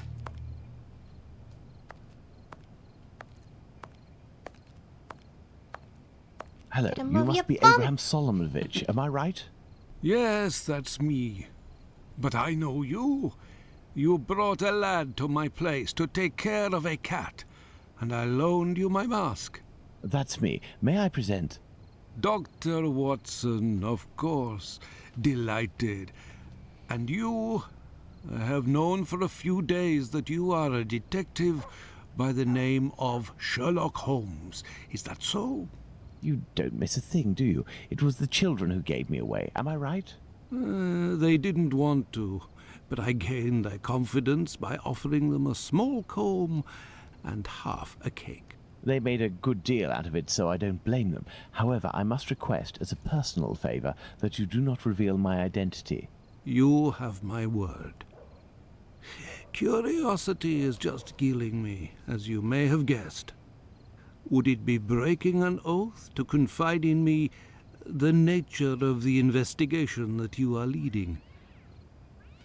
Church Passage. How is Does it this not spot obvious? where we are now in Mitre Square mean anything to you? A demon lives in this city, Mr. Holmes. These unmentionable acts degrade the human race and put the Jewish community in terrible danger. Lots of rumours are circulating, but they are but rumours. I see you're leaving the Imperial Club. It's a stone's throw away from Mitre Square, and the 2 recent murders were most probably discussed in there. Do you know if anyone from the club saw or heard anything that night? Yes, Mr. Holmes. That night, 3 members of our club saw a woman talking to a man at the very spot where we are standing, a few minutes before the body was found, at the end of this passage. Fantastic, Holmes. Calm yourself, Watson. There is nothing at the moment to suggest it was the victim. Can we meet these members? I am afraid that won't be possible. As soon as the police heard the evidence of these men, they were sworn to silence. I understand. But you are working for the good, and I must tell you what I know. One of the 3 men, my friend Joseph, left that night with 2 other members of the Imperial Club, Harry and another Joseph. It was around 1:35 a.m., perhaps a bit earlier, when Joseph, not my friend, but the other, the Aldgate butcher, exited. He saw a man and a woman in discussion at this very spot where we are. These men must have been about 16 feet away from the couple. That's about right. So Joseph, the butcher, said to the other 2, while pointing at the couple, "Look, I don't like going home alone when I see this kind of people here." My friend Joseph looked at them without noticing anything strange and didn't understand what he meant. They had the look of 2 rather unkempt people, but no more than that. I don't mean to be mean to the old man, baby, but this is the most boring testimony that I've ever heard in any video game ever. It's so slow. Alright, next one. Holy shit. It's even better. I'm sorry, I'm interrupting you again! My favorite Not verse! quite. Harry stated that he hadn't seen the couple. As for Joseph, the butcher, even though he was the one who commented on them and pointed them out, said that he couldn't remember anything except that the man was about 3 inches taller than the woman, who was 5 feet tall, no more. My friend Joseph, on the other hand, did his best to cooperate with the police. What were you saying, love? I don't remember anymore. I was complaining about how boring he was. Oh yeah, it doesn't help that it was just like it's 2 Josephs, and he has to he has to differentiate between the 2 Josephs. No. It's God. Please let this end. Please let this torment end soon. And what did your friend Joseph say? What did this man and woman look like? The man must have been 30 years old, about 5 foot 7 inches, light complexion, and a fair moustache. He wore a loose, dark jacket, a grey cap, and a red scarf around his neck. But he said that he only saw him for a brief instant, and it would be impossible to recognize him. And the woman? He only saw her from behind. She had her hand on the man's stomach and seemed to be pushing him.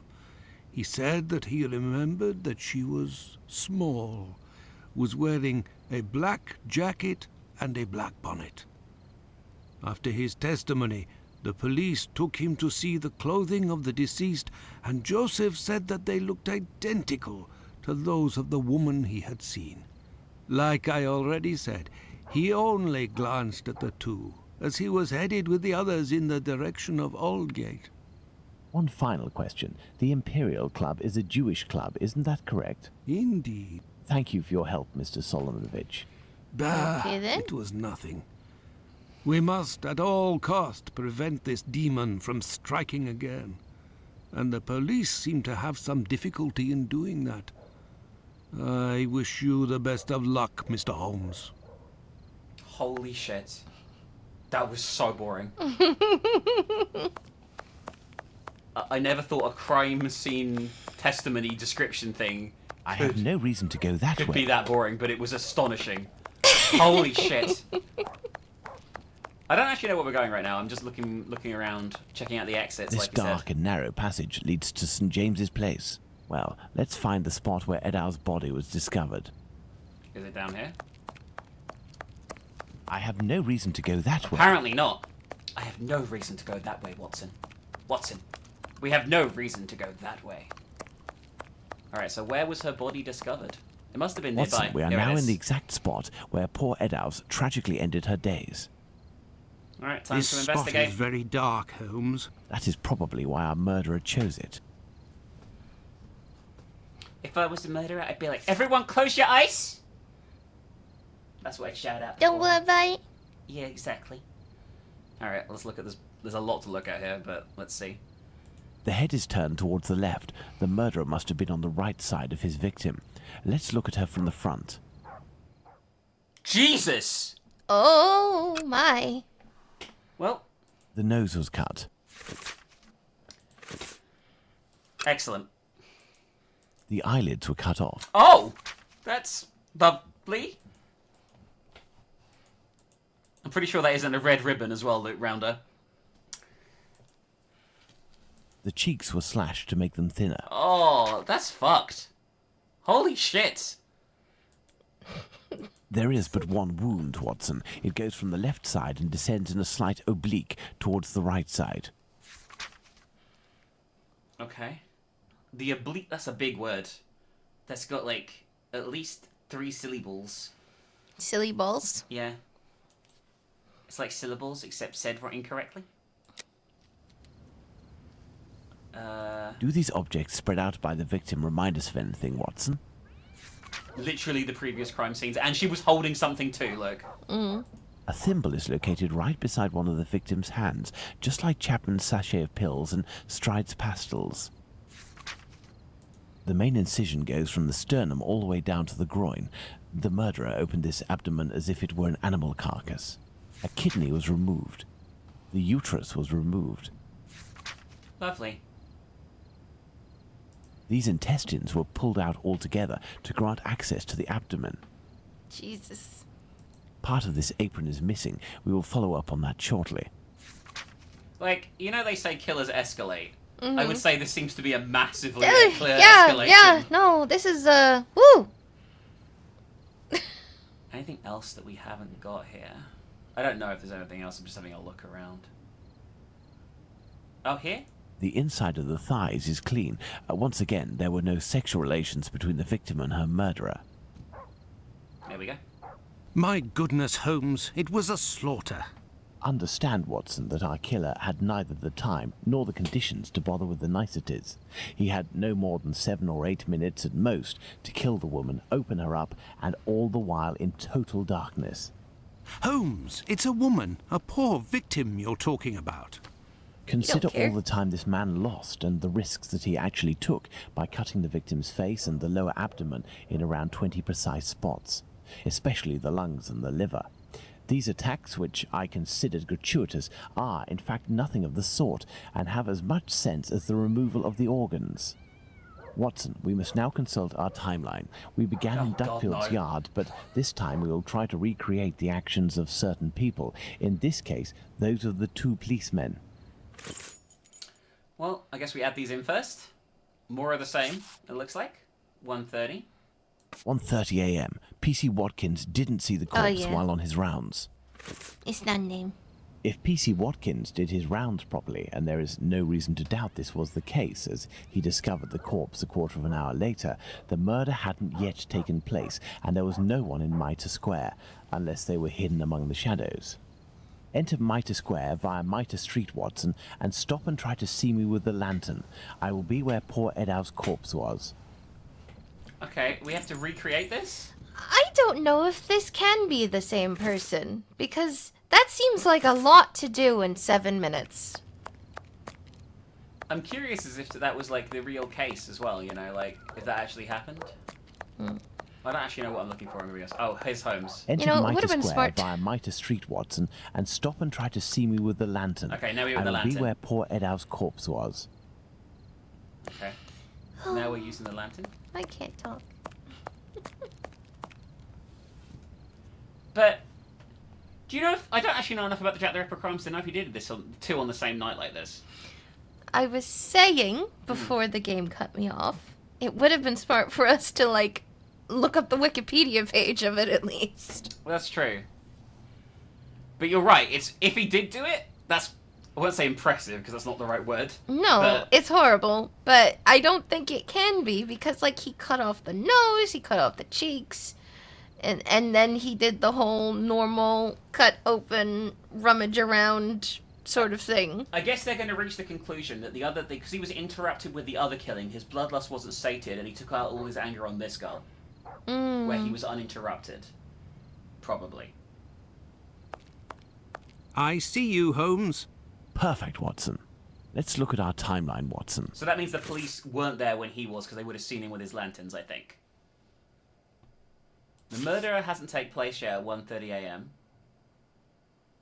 Very good, Watson. Thus we can categorically state that the murder had not yet occurred at 1:30. Then we have the testimony of the Jewish guy, 1:35. 1:35 a.m. A man and a woman are arguing at the entrance of Church Passage. The man came from Aldgate. You're right, though. Holy shit, this is like a 6-minute window. That's nuts. Yeah. 1:42 a.m. PC Harvey arrives in Mitre Square. It should be noted, Watson, that the constable didn't enter Mitre Square. He could not have seen the corpse lying on the ground. But would he have been able to see a man sitting or standing? Go to the Church Passage entrance, then come back and try to see me while holding your lantern. I will stay at the spot where the victim was discovered. Oh, God. This seems completely fucking unnecessary. I see you, Holmes. I see you, Holmes. Told you. You had to proceed into the square in order to see me, something Harvey didn't do. It is possible that the killer was still there. Okay. Alright, so he had 1:42 longer. a.m. PC Harvey arrives at Mitre Square, but does not go in. The murderer may well have still been there. And then... Okay. It's still only 2 minutes leeway. 1:44 a.m. The body is discovered. Let's put the murder of poor Eddowes on the timeline, Watson. I don't fucking know. 1:30... Oh, 1:35 to 1:42. There you go. 1:35 and 1:42 a.m. The murder would appear to have taken place between these times, that is to say, within 7 minutes. Agreed, Holmes. But does this really prove that our killer had the time to perpetrate these two murders? Let's look at our timeline, Watson. Okay. Sherlock and Watson took 20 minutes to go from Duffield's Yard to Mitre Square. There, Watson. We are now certain that the murderer really had the time to commit these two murders. Incredible. Let's look at our deduction board, Watson. He was definitely quick though, right? I wouldn't agree.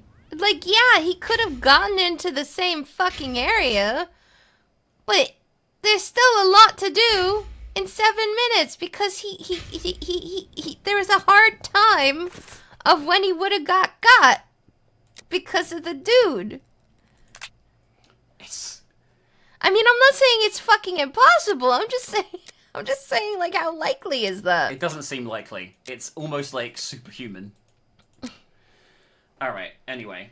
We got a deduction board to do again. Fucking great. Okay, the wound on the neck goes from the right and slightly oblique to descending. We'll go with the blow was fierce and instantaneous. And that means it's the same kind of wound as on the other victim, because it has to be. Because we think it's the same person. And that means they're right-handed. We've already established that as a fact now. Like, canonically, that Jack the Ripper is right-handed. Mm. They died in the same way. And they had the same murderer. Okay, that's all common sense so far. The central incision goes from the sternum downwards towards the groin. Which means... it's either a surgical manner or that of an animal. Aren't they the same thing? Hmm? If we say... So, they're saying... What's the difference between cutting open the stomach in a surgical manner or cutting open them like an animal? Like, you know, in the nature you'd gut an animal. Okay. So, a surgical one will be very clean lines. And an animal, I don't think you'd necessarily be worried about it being super clean. Okay. So we're going to say he's probably a butcher rather than a doctor here, I think. Which is true. Okay? Yeah. The apron was cut. The items victims were laid at the feet. They're unfeeling and organized. We already knew that. Because, like a butcher is not going to be concerned about trying to stitch it back up, whereas a doctor more than likely you probably are going to be stitching it You're back so up. smart, Bebe Numpkin. I mean, that's my guess. I might be completely wrong. I think you are an elite tier smartkin, personally. The items are meant for a woman, which means they belong to the victim. We already know this. This is the same shit from the fucking things. I like the way they could be a transvestite, a fetishist. It just means the murderer searched them. That's all it means. Okay? Held a thimble in her hand, we know that, and the murderer knows anatomy, but is probably not a doctor. They're probably a butcher or something like that. This spot is making me nauseous. Can we not head back, Holmes? We certainly can't, Watson. We have one final point to address. Do you remember the piece of white apron that was missing just now? It was found just a few steps away from here, at the entrance of a building. That's where we must go. Oh my god. How long has Pretzel been in here? She's been here the whole time. Because I just heard the biggest papilla sign. I was so confused. And I look over and I just see a fuzzy bum. Yeah, she's been very good, actually. She's been a very good dumpkin. Let's go. I don't like that you sound that excited. After just seeing that corpse. There's the spot, Watson. By night, Goulston Street is deathly silent, which will permit us to carry out a fair few experiments. Let's find the entrance where the piece of the victim's apron and the mysterious chalk message were found. Okay, so this is literally just like where the evidence was dumped and someone wrote something suspicious. I'm gonna guess that somebody cut the thing off post-mortem that wasn't the killer and then wrote the message to stir shit up. Personally, but we'll see. Look at these signs, Watson. We are in the Jewish High Street.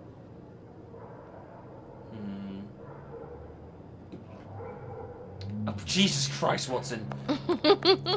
Stop scaring the fuck out of me.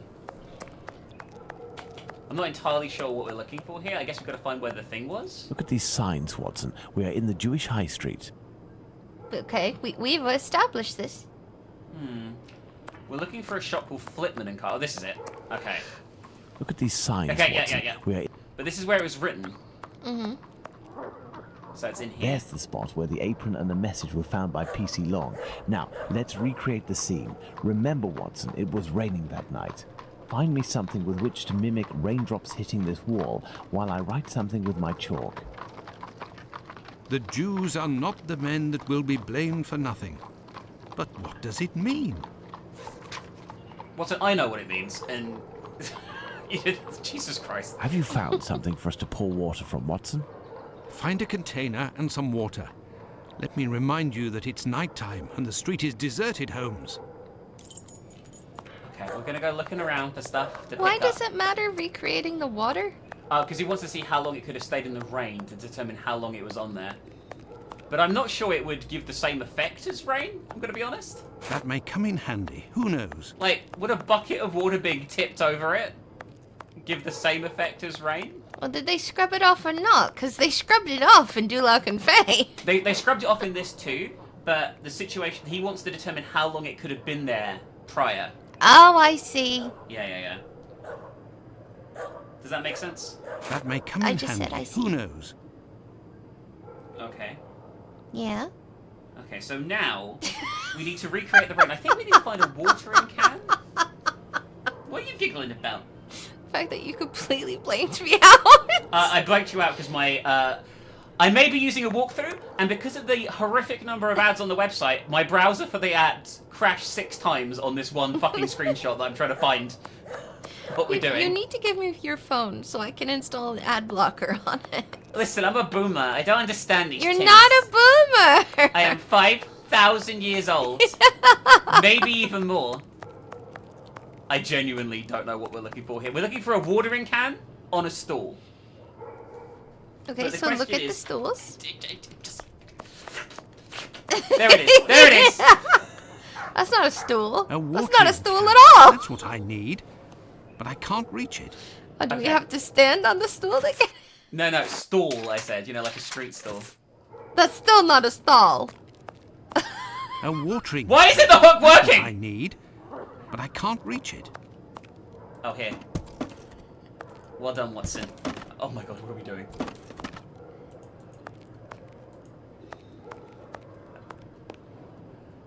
Huzzah! A watering can. Oh my god, use the rope? I don't fucking know. A watering can. That's what I need. Watson. We're going to come to blows over this, okay? The fact we can't combine these. A watering can. That's what I need. I can't reach it. What the fuck?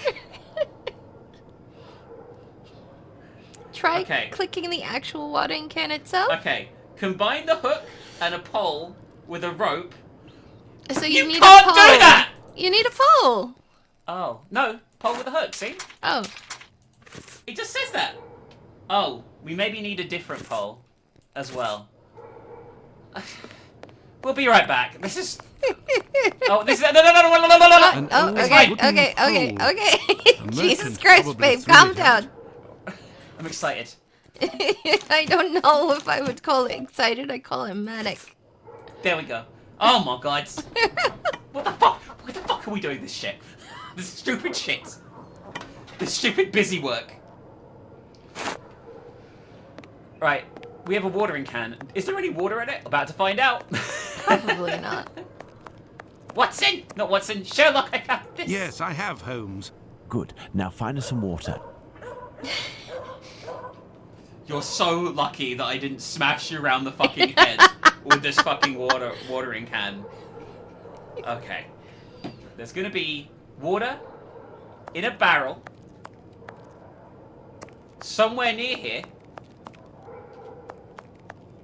I have no reason to go that way. Yes, you do. You're looking for water, Watson. There could be water up there. There could be precious, life-giving water. Here.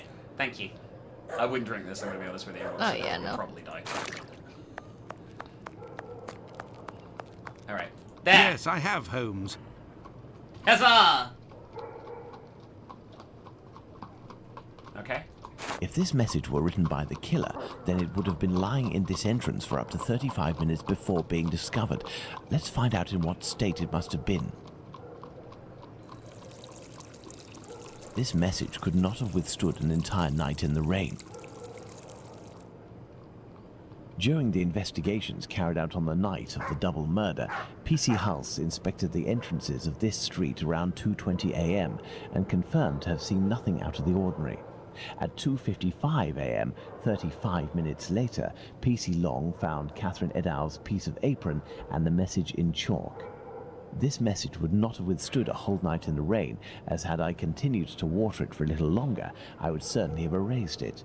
It was written, therefore, at the moment when the piece of apron was dumped. This substantiates PC Hulse's statement, which stated he had seen neither of these during his rounds. After its discovery, it was guarded and protected from the rain, which was subsiding, which explains why it was still legible when it was erased at 5:30. Okay. My dear Watson, when you met P.C. Smith on his rounds in the street, where was he? On the pavement or in the middle of the road? In the middle of the road, Holmes, without a shadow of a doubt. Good. You will go down the street with your lantern as if you were a policeman on patrol, using Smith's position as a guide. As soon as you see the entrance where I used the watering can, tell me if you see anything. We're role-playing. Oh my god. I see a creepy man. No, you aren't in the right spot with the lamp, Watson. Okay.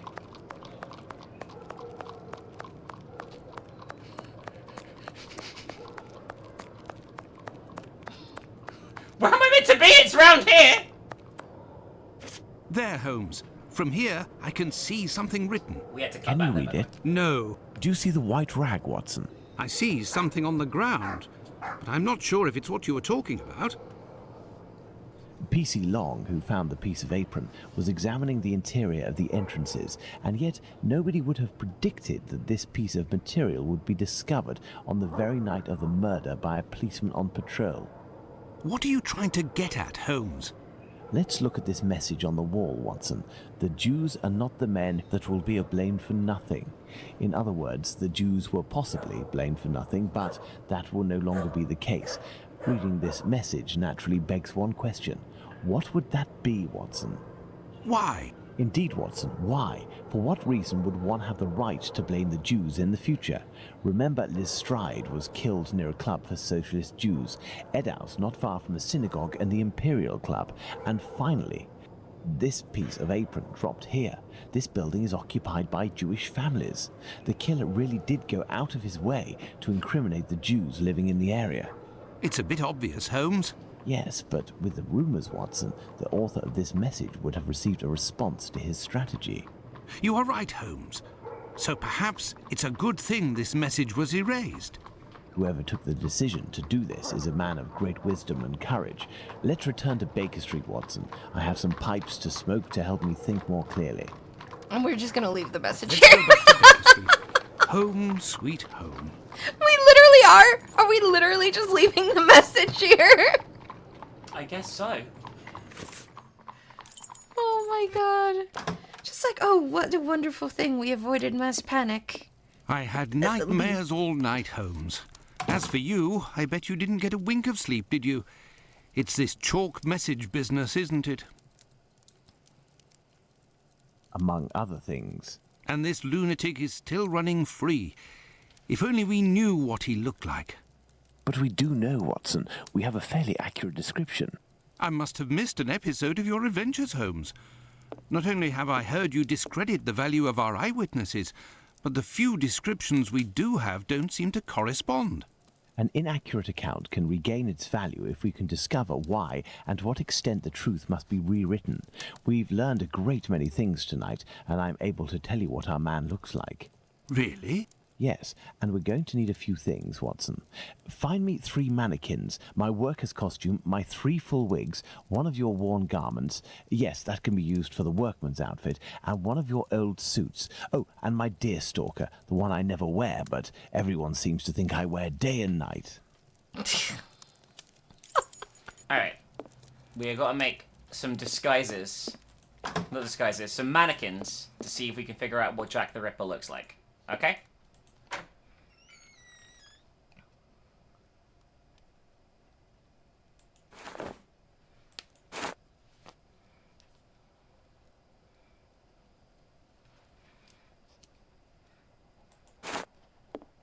Alright. There's a few things. Like what? We're gonna have to like explore basically every room of this house and find all the different bits of fucking In this house? We shall place our mannequins here, Watson. Okay, In this house! In this house.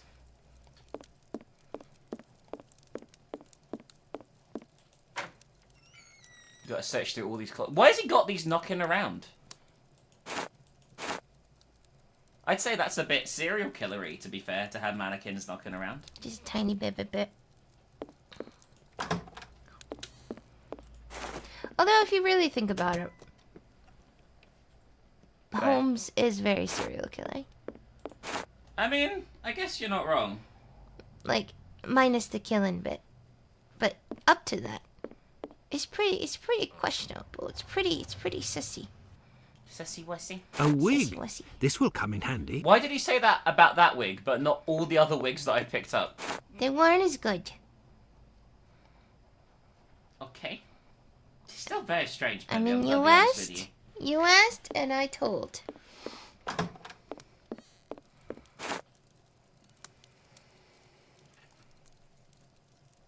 So, as for one of the murders, we have no witnesses whatsoever. As for the 3 other, we have at least one person who claims to have seen the victims talking to a man a few minutes before their death. Do you remember whom these would be, Watson? Oh, God. So, the people who identified the killer is going to be Isaac Solomonovich here. Okay? Okay.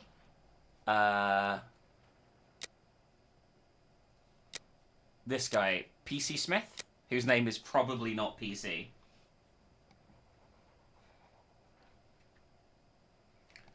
And then the other one's fucking ages ago.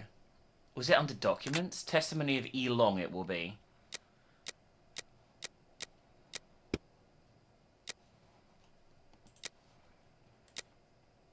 Bravo, Watson. There are our 3 witnesses.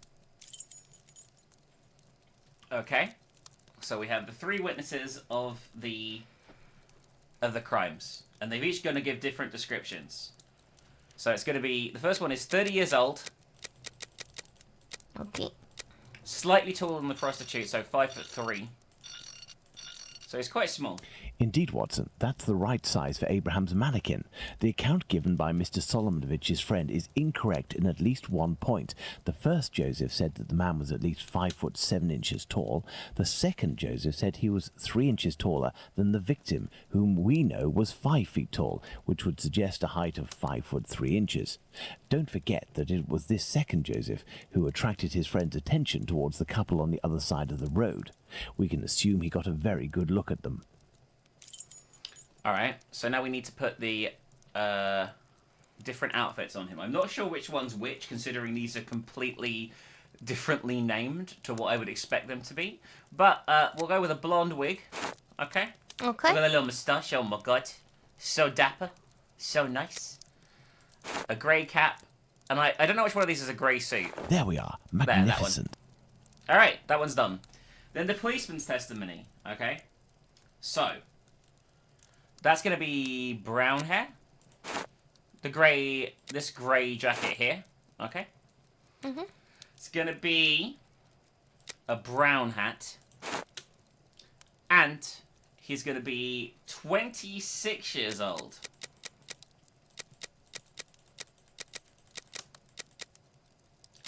And I think he's 5'8".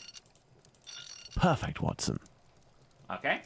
Finally, the third mannequin, which is from the original testimony, is going to be this hideous green suit, whatever the fuck it is. Another brown wig. So many mustaches. There should be another hat here, but there is not, and I'm a bit weirded out by the fact there isn't. Oh, there it is. See? Yeah, I didn't think it'd let you go in without it. Oh, we found the hat. Oh my god, it's the Deerstalker hat. I thought it wouldn't let me put it on for a minute. I was about to lose my shit. I actually think this is dark brown, it should be. No, that's... Okay, that is dark brown, apparently. And he is 5'3" as well. And about 40. As for young P.C. Smith's account, he must have been mistaken about this person's real height. It is only an inch or two after all, and we can attribute the same height as the other 2. So that means this one has to be 5'3" as well. There we are. Magnificent. It's a strong word. Bravo, Watson. Our mannequins have been recreated based on the correct accounts. Now, Watson, let's see in what ways these statements differ and how the witnesses could have been mistaken. Let's look at these wigs and moustaches. Let's start by taking the first Joseph's testimony, who saw the man head-on in a well-lit spot and in which he noted fair hair. Now, let's consider the same person, but in the lighting and angle of the other 2 witnesses, in the darkness of night, with poor artificial lighting from above. Put out the light, Watson. Okay. Thus, poor lighting and a backlit subject can affect our perception of shades and colours.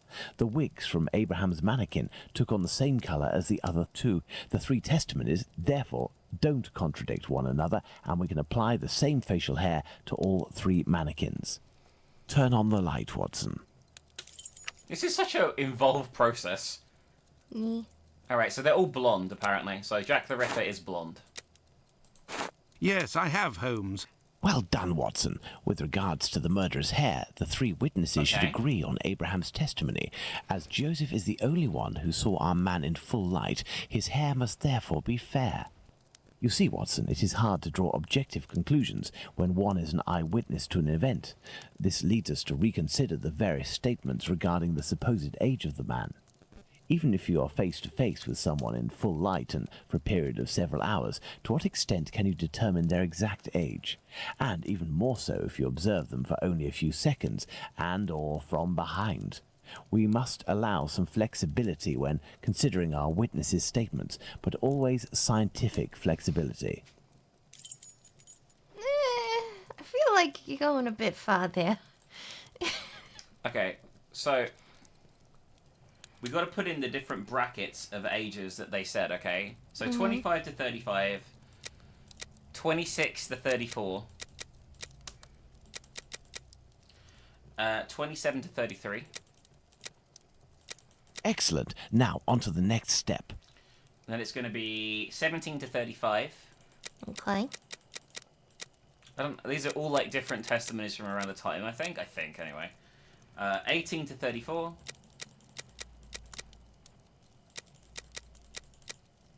And then 19 to 33.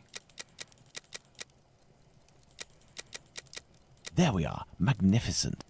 Alright, then we have 30 to 50, 31 to 49. This is really involved.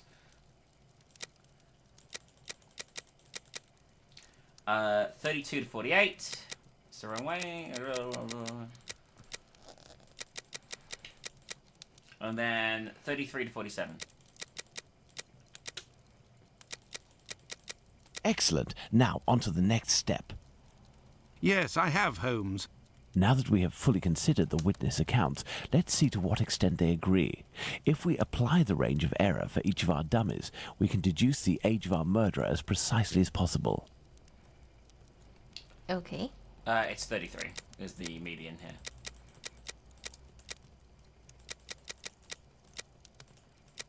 Perfect, Watson. Within a margin of 1 year, Watson, the age of our murderer is 33 years. He's really narrowed it down that But much. the man described by Smith was dressed respectably, whereas the other two were poorly dressed. Indeed, but Whitechapel's respectively could quite easily describe the Sunday bests that all lower-class men own. Now, let's place ourselves in the shoes of Liz Stride's killer. He has just slain his victim and sees Louis Diemschutz discover her body. Our killer is at great risk if he stays in the area. He therefore gets away from this spot.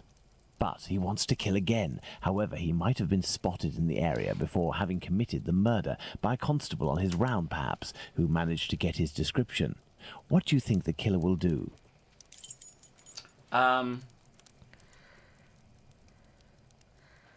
Return home to a safe location and change and then go look for another victim. Go back home or to a safe location, change his clothes and leave again in search of another victim. It's the only possible explanation, Watson. The man returned to the safety of his lodgings and then decided to go out again with new clothes and repeat his sinister nocturnal work. That's how the discrepancies between the witnesses with regards to clothing can be explained. What a cold-blooded animal. And what determination! Powerful motives are pushing this man. Thus, we can conclude that the respectable man with the package may very well have been seen by the two Josephs.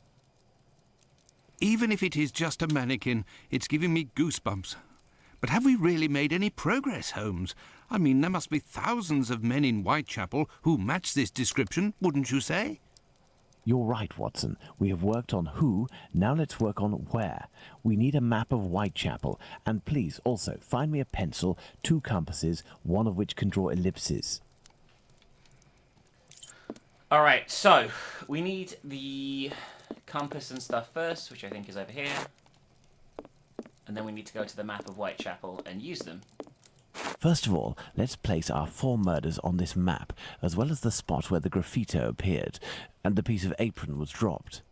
Okay, so you know like in Criminal Minds, when they like, oh, here's where the unsub lives, based on like the crimes and the area around it? Yeah. It's like that. We gotta place the crimes on the right place.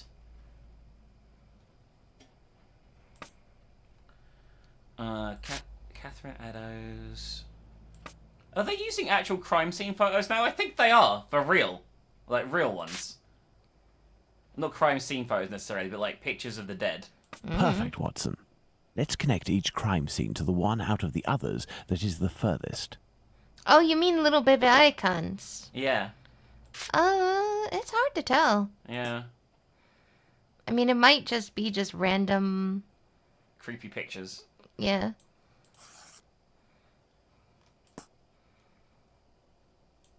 You see, Watson, the murders aren't grouped together, but seem to be spread out like cardinal points around a central zone. The killer obviously wanted to avoid returning to the previous scenes of his crimes, assuming that they would be more closely watched, or that he could be recognized. So the killer lives at the centre of this cross?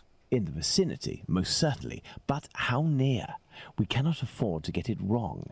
If you concentrate, Watson, you will notice that the murders are roughly equidistant from the intersection point of the diagonals. Let's focus on the night of the double murder. Remember, Watson, it took us 20 minutes to get from Dutfield's Yard to Mitre Square. Let's draw a line from one to the other. Okay, so Duffield's Yard is there and Mitre Square is here. Okay. Perfect. We didn't make the trip as the crow flies, but that would not harm our estimate. Let's suppose the killer left Dutfield's Yard at 1 a.m. and arrived in Mitre Square at 1:35 a.m. when he was seen by the two Josephs. If he took 5 minutes to change his clothes, that leaves a range of 10 minutes to determine where this man's lodgings are.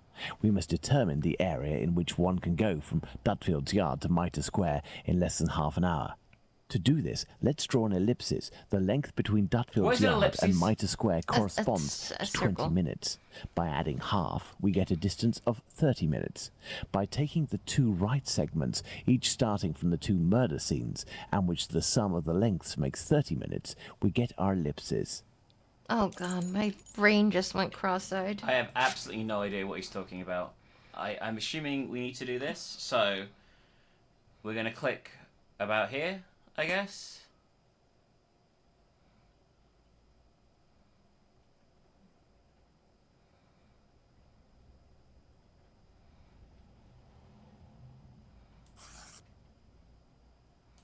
I guess not. Oh god, I can't get them out.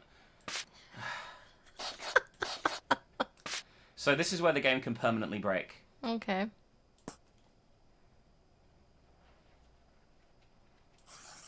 That's right! That is 100% right! It's a fucking ellipses between fucking Duffield Square and like he literally just asked me to do, you fucker, Holmes.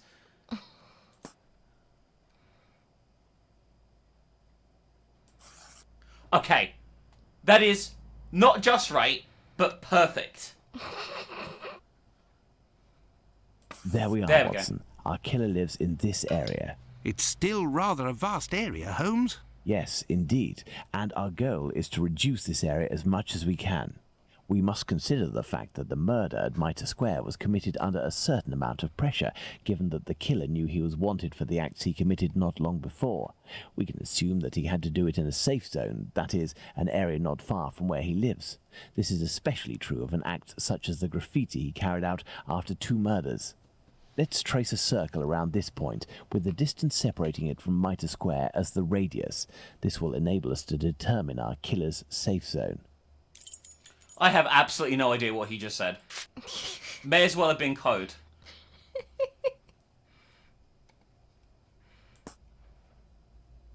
Our killer must surely live inside this circle.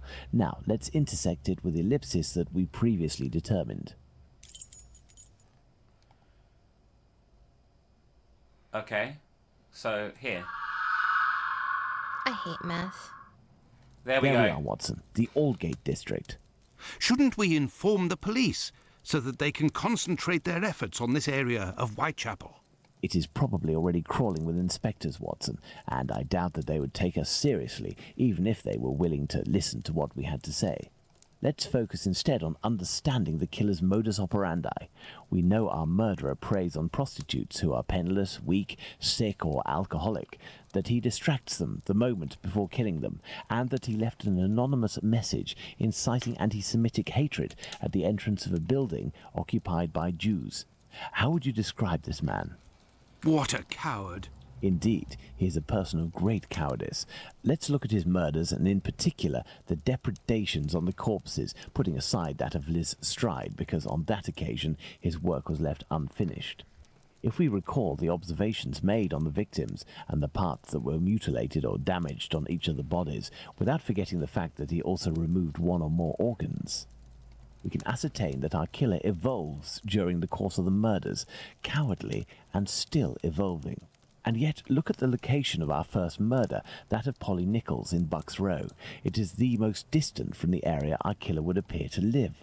Perhaps this murder was preceded by another within the killer's area. I believe a cowardly killer would commit his first murder in an area close to his home in order to find refuge as quickly as possible on carrying out the act.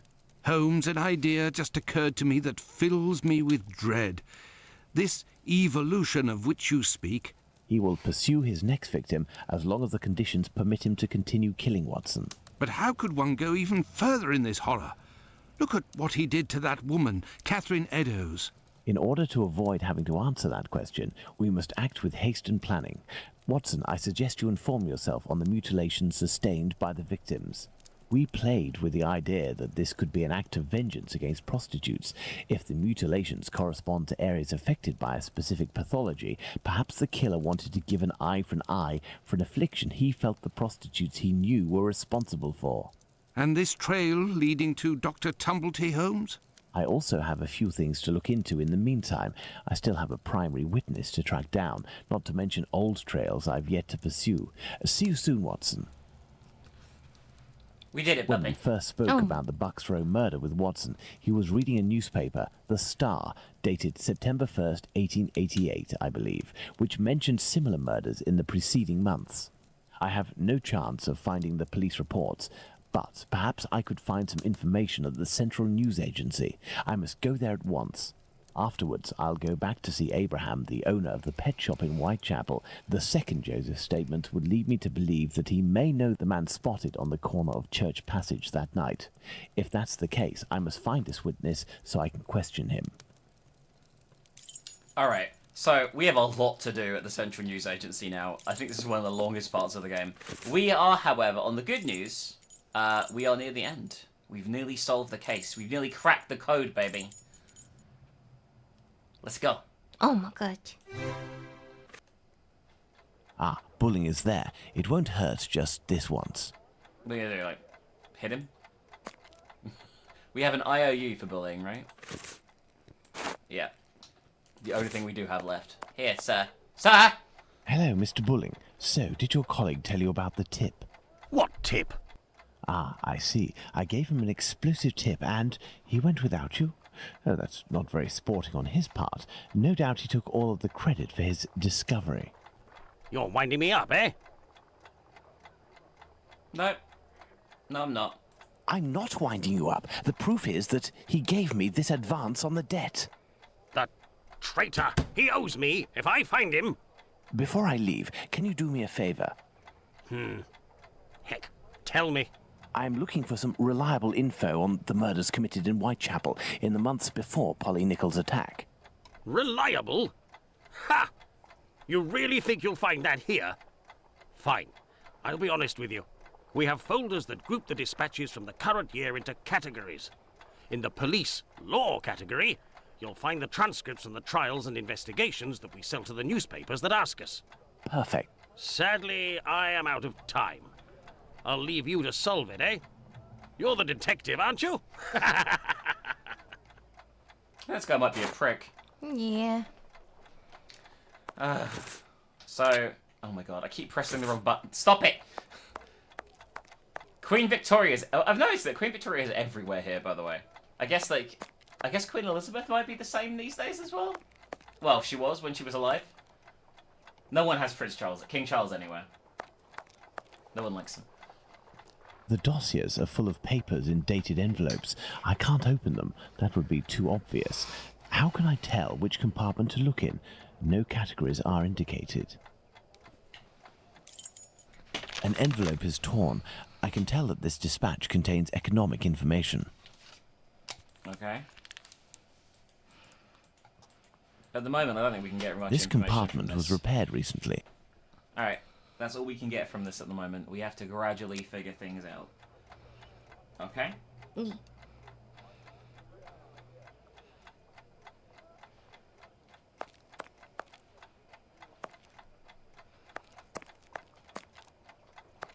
There's got to be various things around here we can find. Alright. Dear Fernand, I'm conveying my appraisal on Friday evening at the club. It will be with a pleasure because I might get my mind off things or risk falling into a black depression. Just imagine the new laddie still had the favours of that of Jeanette. Do they mean lady or laddie? Because they're two different things. What that means? I just said two. I get it. I get it. I cannot tell. but she'll end up forgetting him and giving in to me because I'm not lacking in ideas to get rid of her suitors. Yesterday I randomly placed a few inventions in science with politics and dispatches. After all, they're always harebrained items. Given that the compartments are one on top of the other, it could have easily passed as one of the new lad's errors, and as anticipated, he called in by the boss. As soon as I have the chance, I will show him how, like in the news, everything is in balance.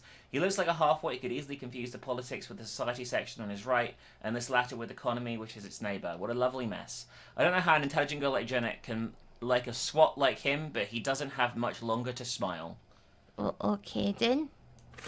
I didn't understand most of that, I'm going to be honest with you. I think the person is grumpy that the other guy is liked by the one girl? I guess. Oh my god.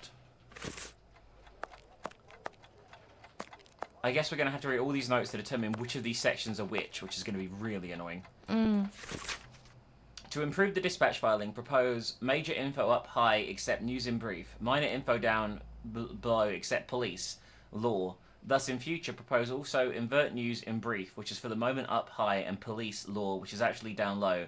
Further, the weather section's almost always empty. Put it with news in brief. This is awful. I think that's trying to do with the layout. It is. The whole point of this puzzle is the layout. We have to label these the correct sections. Otherwise, Holmes is too scared to touch them in case he gets caught. I don't know why, because normally I feel like he'd just do what the fuck he wanted. But it is what it is. I feel like him pacing about, cross-referencing things is more sus than him touching shit. I mean, you're not wrong. The blue envelopes from the dispatch compartment contain confidential facts that must be discussed in the news. As a reminder, they contain the political personalities, essentially the royal family, and economic issues. This dispatches will be retained only by the diffused when Buckingham Palace or the ministers give us an authority. Alright. Oh my god, I keep pressing the fucking button! Stevenson and C Enterprises, Bill, repair the wood of the news in brief compartment. Okay, so we know the top right is news in brief by that, because it was broken.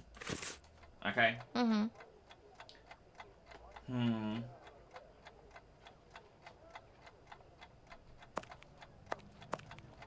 Anything else around it? There's got to be loads more shit here, unfortunately. Because, like, I feel like that's nowhere near enough evidence.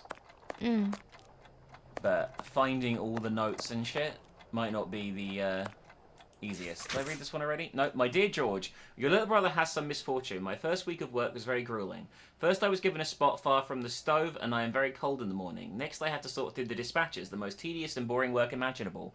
Once the work is done, I must take each envelope to the journalist in question, who won't even deign to look at me. Finally, at the end of my third day, the boss called me to his office to give me a sermon. It seems I'd mixed up the dispatches. I was so worn out, I could only protest half-heartedly. He didn't mix it up. Some other guy did, and he took the fall. According to the other note we read. He gave me a second chance, and I'm in a sticky situation. The only hopeful note comes from my colleague, Miss Filthin, a charming woman who was the only one to give me a smile. She helps me as much as she can and tries to prompt me regarding which compartment I should put my dispatches in. Because everyone knows the order of sections, but no one has bothered to tell me. The lady had so much compassion and slides me notes such as politics and society are on the side, sports is underneath economy, personalities at the end of the row, French page news is the first compartment, and these confidences are almost words of love from her mouth. I don't think she likes placing the envelopes on the desk at all because she ends up with some thanks that are very disturbing. I volunteer for the task, much to everyone's displeasure.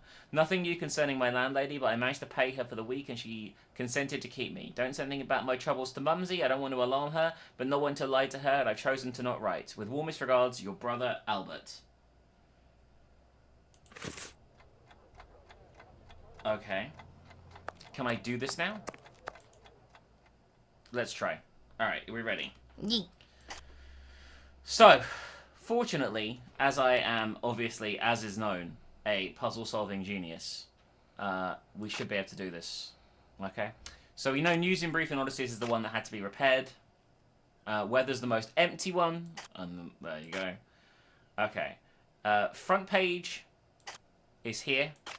And personalities, which is the royal family and stuff, is there.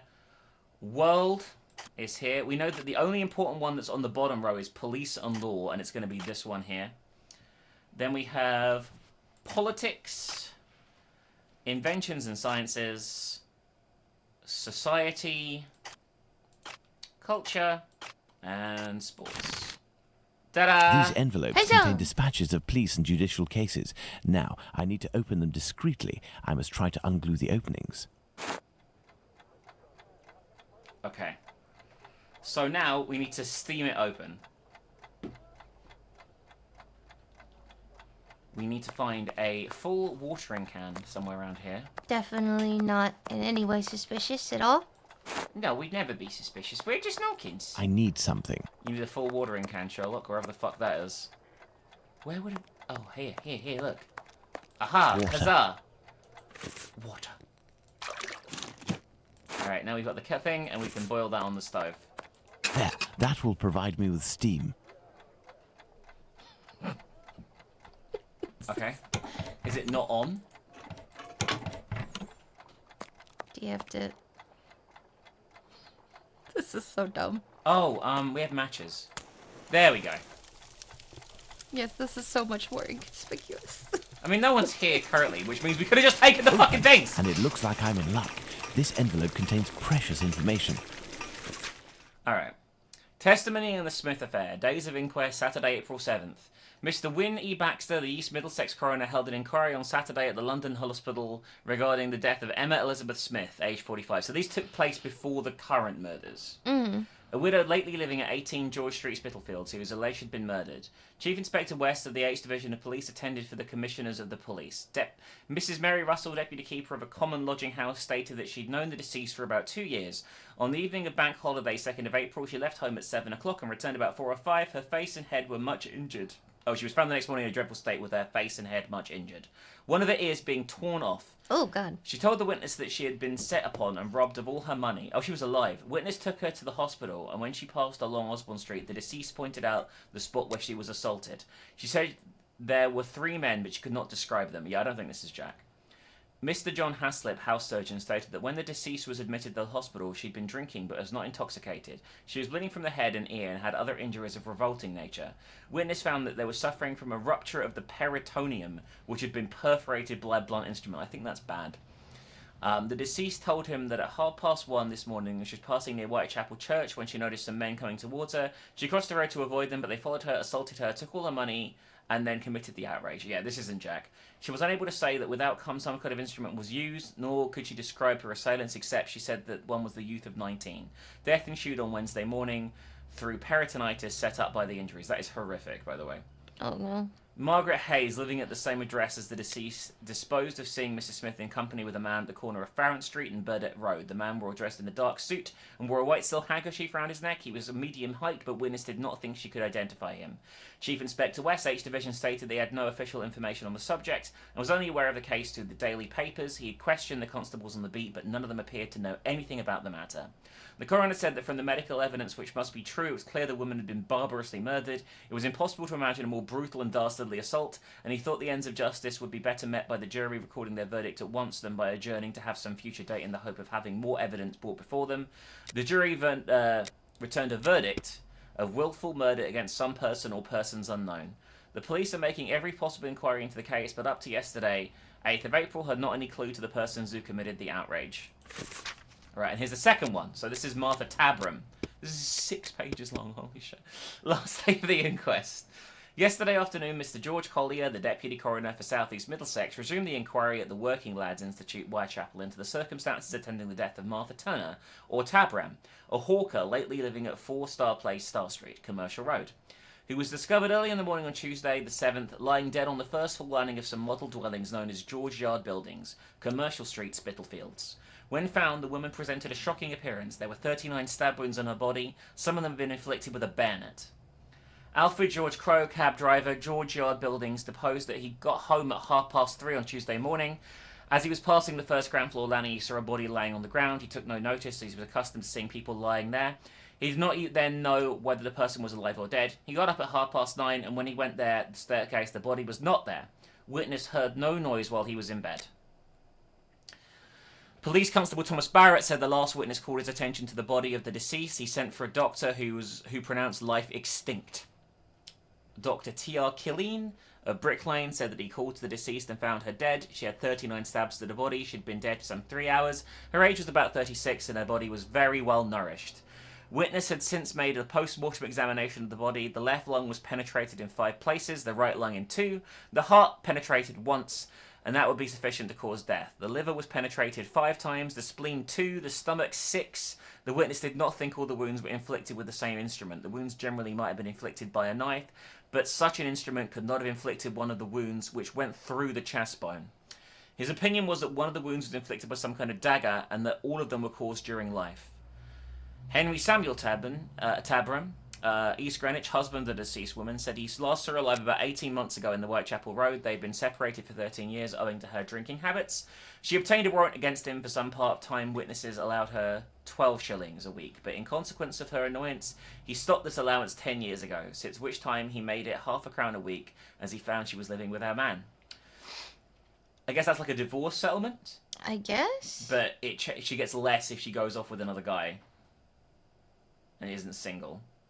That's kind of stupid. I mean, the rules would have been really sexist then, right? Well, actually, no. I think that's how alimony works now. Because the logic is like, well, you're in a new relationship, so you don't need as much. People are supporting you. Yeah. Henry Turner, a carpenter staying at the Working Men's Home, Commercial Street, Spitalfield, stated that he'd been living with the woman Tabram as his wife for about 9 years. 2 or 3 weeks previously to this occurred, he ceased to do so. He had left her on 2 of 3 occasions in consequence of her drinking, but they come together again. He last saw her alive on Saturday the 4th in Leadenhall Street. He then gave her 1 shilling and 6 Ds. We still don't know what Ds are. To get some stuck. D's nuts. Shut up. When she had money, she deceased. His usual time for coming home was about 11 o'clock. As far as he knew what she had, no regular companion, and he did not know what she walked the streets. As a rule, he was, he said, a man of sober habits, and when the deceased was sober, they usually got on very well together. Mrs. Mary Boosfield, wife of the woodcutter residing at Star Place, Commercial Road, knew the deceased by the name of Turner. She was formerly a lodger in a house with the man Turner. Deceased would rather have a glass of ale than a cup of tea, but she was not a woman who got continually drunk, and she never brought home any companions with her. She left without giving notice and owed 2 weeks' rent. Mary Ann Connolly, Pearly Poll, who was at the suggestion of Inspector Reed was cautioned in the usual manner before being sworn, stated she'd been for the last 2 nights living at her lodging house in Dorset Street, Spitalfields. Witness was a single woman. She had known the woman Tabram for about 4 or 5 months. She knew her by the name of Emma. She last saw her alive on Bank Holiday night when Witnesses was with her about 3/4 of an hour, and they separated at 11:45. Witness was with Tabram and 2 soldiers, 1 private and 1 corporal. She did not know what regiment they belonged to, but they had white bands around their caps. After they separated, Tabram went away with the private, and the witness accompanied the corporal up to Angel Alley. There was no quarrelling between any of them. Witness has been to the barracks to identify the soldiers, and the 2 men she picked out were, to the best of her belief, the men she and Tabram were with. The men at the Wellington barracks were paraded before witnesses. One of the men picked out by Witness turned out to not be a corporal, but he had stripes on his arm. She was just clearly killed by the guy. Detective Inspector Reed made a statement of the efforts made by the police to discover the perpetrator of the murder. Several persons have stated that they saw the deceased woman on the previous Sunday with a corporal, but when all the corporals and privates at the Tower and Wellington barracks were paraded before them, they failed to identify the man. The military authorities afforded every facility to the police. Pearly Polly picked out 2 men belonging to the Coldstream Guards at the Wellington barracks. One of these men had 3 good conduct stripes that had been proven beyond doubt to have been with his wife from 8 o'clock to the morning until 6 o'clock the following morning. The other man was also proved to have been in the barracks at 5 minutes past 10 on Bank Holiday night. The police would be pleased if anyone would give them information of having seen anyone with the deceased on the night of the Bank Holiday. The coroner, in summing up, said that the crime was one of the most brutal that had occurred for some years. For a poor defenceless woman to be outraged and stabbed in the manner which this woman had been was almost beyond belief. They could only come to the conclusion, and that was that the deceased was brutally and cruelly murdered. The jury returned a verdict of willful murder against some person or persons unknown. That was really fucking long. The information Sorry, I didn't know Holmes was gonna fucking talk! Jack the Ripper can't be the author of that crime. On the other hand, there are enough similarities to suggest he may be the killer of Martha Tabram. I must go to the pet shop. Now go. When they say persons or persons unknown, does that mean they're trying nobody? Yes, they're just trying to determine whether it was a murder, a suicide, a man, you know, that kind of thing. So why need a jury at all? I feel like, apparently juries determine that in this era. I don't know. I'm not an expert, I'm gonna be honest.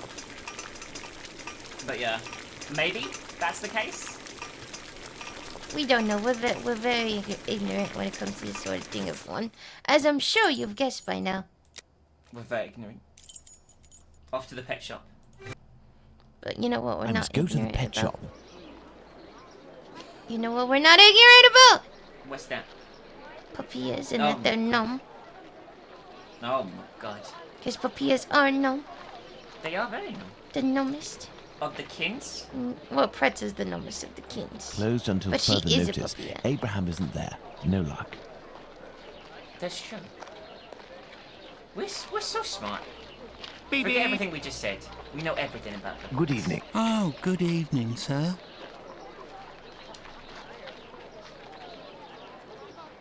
This man only serves food to cats still. I mean, Pretzel says they're evil. it's meat. I'm pretty sure Pretzel would eat it if you gave it to her. Unless it was chicken. She'd eat most She things won't that a eat human would raw harden. chicken. I tell you what she wouldn't eat the other day. What? She wouldn't lick ice cream. She was like, no. I No. don't want this. No. I offered her a lick of my vanilla ice cream and she was like, no. No. Unless it's soft, I don't like it. It is soft. No. Not soft enough. It's not soft serve. It's not soft. Yeah, because she'll eat soft serve, but when it's like, a scooping from a tub sort of thing, she's like, what is this? Pretzel's the same thing. What is this? Oh my god. Why is the shop closed? Do you know why Mr. Solomonich's shop is closed? No, I don't. Perhaps his cousin, the cobbler, knows. But I believe the police came to take his animals. I think that might have something to do with it. When was this? During the day. The kids you were with the other day were there. They told me. They just came by to ask for some cat's meat. They didn't have any money, but I gave them some anyway. Ah. Is something wrong? I think he's going to be upset because of kids, right? Because his daughter died. Mm. Did you remember that your daughter died? Is something wrong? It's just that there was a little girl with them, the same age as mine. My little girl who went away with her mother, with the angels into the sky. Dr. Watson told me about your loss. Please accept my condolences. Would you like to talk about it? Sherlock, How what the did it fuck? happen? The illness, sir. My poor little girl was in agony, and her face and body were ravaged by the disease. Her face? Yes, she looked like a ghost. Okay, what illness? What illness was it? Dr. Gibbons tried to explain when I took my little girl to see him, but I didn't understand.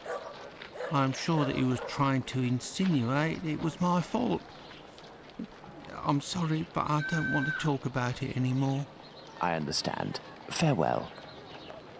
Let's go and see Dr. Gibbons. Okay, so we're about to have a pretty shocking revelation, I think. Dr. Gibbons, please tell me some more about everything. Are there people in here normally? This guy's just sleeping! Yeah, he's just having a bit of a nap. Yeah, it's just chill. He looks really peaceful. They all look quite comfy, actually, I'm going to be honest. Hello, Doctor. Do you remember me? I'm Sherlock Holmes, Dr. Watson's friend. Oh, yes. Excuse the mess, but I am doing a bit of tidying. Hardiman. I have come to see you about a Mr. Hardiman, a cat food seller by trade who recently lost his daughter and wife. Yes, I know him. A tragic story. Disease. Actually, I was hoping you could tell me about the disease that took his daughter, a disease that would have attacked her face. Well, to keep it short, we are speaking of syphilis, Mr. Holmes. You must certainly know that it is transmitted through intimate connections, and that the vast prostitute population here contributes to its inevitable progression. It destroys individuals by spreading through the body slowly. The most obvious symptoms can be found in the genitalia and on the face in the form of pustules or lesions. Sometimes this illness can destroy whole families. The father catches it from a prostitute, he transmits it to his wife, who in her turn passes it to the kids which she bears or nurses. These cases are numerous in the vicinity. Certain children, and this is the case of the little girl whom I won't name, suffer from an emaciation of the face which will, apart from predicting an imminent death, bring infamy upon the family. Emaciation of the face. Emaciation of the face? Yes, what we sometimes call the pox. I will give you a photograph. One cannot be mistaken on the origin of such a face. The eyes seem to be void of lids. The nose is inexistent, as if it was cut off. And the cheeks are chiselled, as if cut with a knife.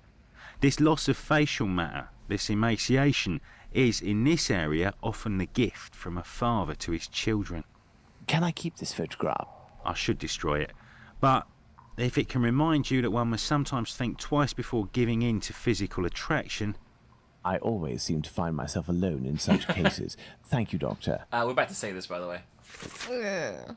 So, that's not nearly as bad. No, but what does it remind you of? Well, the obviously... Why are you doing this like it's Blue's Clues? Blue's Clues. This is the most horrible Blue's Clues.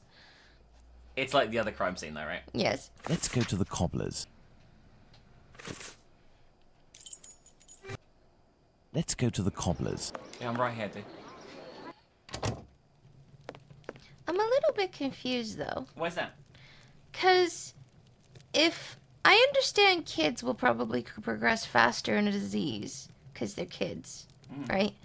And if she did catch it from the mom who got it from the dad, whatever. But wouldn't the dad also be, like, losing body parts at this point? I think it progresses differently in different people, and it definitely shows different symptoms in different people. Like, some people go nuts from it. I don't know if you can give... So mercury is the treatment for syphilis, right? Mm-hmm. Do they give kids mercury? I mean, I wouldn't be surprised if they did, but I don't know. You know. Anyway, go ahead. Talk to the cobbler. Hello, Mr. Solomonovich. Ah, Mr. Holmes. How are things with you? I heard your cousin Abraham had a problem with his shop. What happened? If I didn't know you well, I would tell you that it's Jewish business that doesn't concern anyone but the Jews. But as you have a little bit to do with it, you have the right to know what is going on. Ah, would I have something to do with it? Someone had seen Abraham telling you something and making big gestures near the Imperial Club. A vicious rumor quickly spread, and it has caused him great injustice. A slanderous denunciation attracted the authorities' attention to my cousin's shop. Abraham must be in the process of answering their questions. I did, indeed, speak with your cousin the other night. I'm shocked at the consequences of this discussion. As I was saying, it's the story of the Jews. In the face of adversity, we are united, but amongst ourselves, it's like anywhere else. As soon as our people take a dislike to someone, for right or wrong, we can be without pity and quite cruel. The Aldgate Butcher. This is all very worrying. Your cousin knows one, or rather two, of the men who were at the Imperial Club on the night of the Mitre Square murder. One of the two, a butcher in Aldgate named Joseph, is probably withholding information of the utmost importance. I must find this man. Perhaps you can help me. But there are dozens of Jewish butchers around Aldgate, half of which must be called Joseph. And you know, Mr. Holmes, we Jews prefer to remain in the background of this murderer business, this Jack the Ripper thing. All of London is pointing their fingers at us saying, it's a Jew who disemboweled these women. Our community is in great peril, you know. There was the business with Lipschke and Leather Apron. I will see what I can do, but I don't promise anything. I'd be extremely grateful to you. Bye. Okay, Very well. listen. We may meet again, Mr. Solomonovich. You are most welcome, Mr. Holmes. Off you go. I've paced up and down Whitechapel enough. I should return to Baker Street in order to reflect on the new facts that I have discovered. Go ahead, Pepper. I can't. I can't trust you. What were you going to say? I can't trust you. Please. I was gonna say, it's your own damn fault, because if you weren't around fucking stealing from prostitutes and assaulting them, you wouldn't have been in a position to get fucking blamed in the first place. I mean, he didn't do that, right? It was Leather Apron. No, that's what I was saying, because he was like, oh, like, look, Leather Apron got blamed, and I'm like, okay, yeah, but he was an ass. He was a terrible person. He was a terrible person. It's not like this case where I genuinely think that this guy had nothing wrong. Although in this instance, it's just other Jews making more rumors. It's fucking awful. So it's just like internal community stuff. But my point is, don't go around here being like, oh no. Poor Leather Apron. Poor Leather Apron. Well, if Leather Apron hadn't assaulted a bunch of women with a knife, he would be on the list. to steal their petty cash? Like, come on, how fucking shit do you have to be to steal money from a prostitute? That's like harsh, man. That sucks. It's pretty harsh. Alright, we're gonna go to Baker Street. Like, not even like a rich person. They're desperate. Desperate's the wrong word, because there's loads of other people you could bug.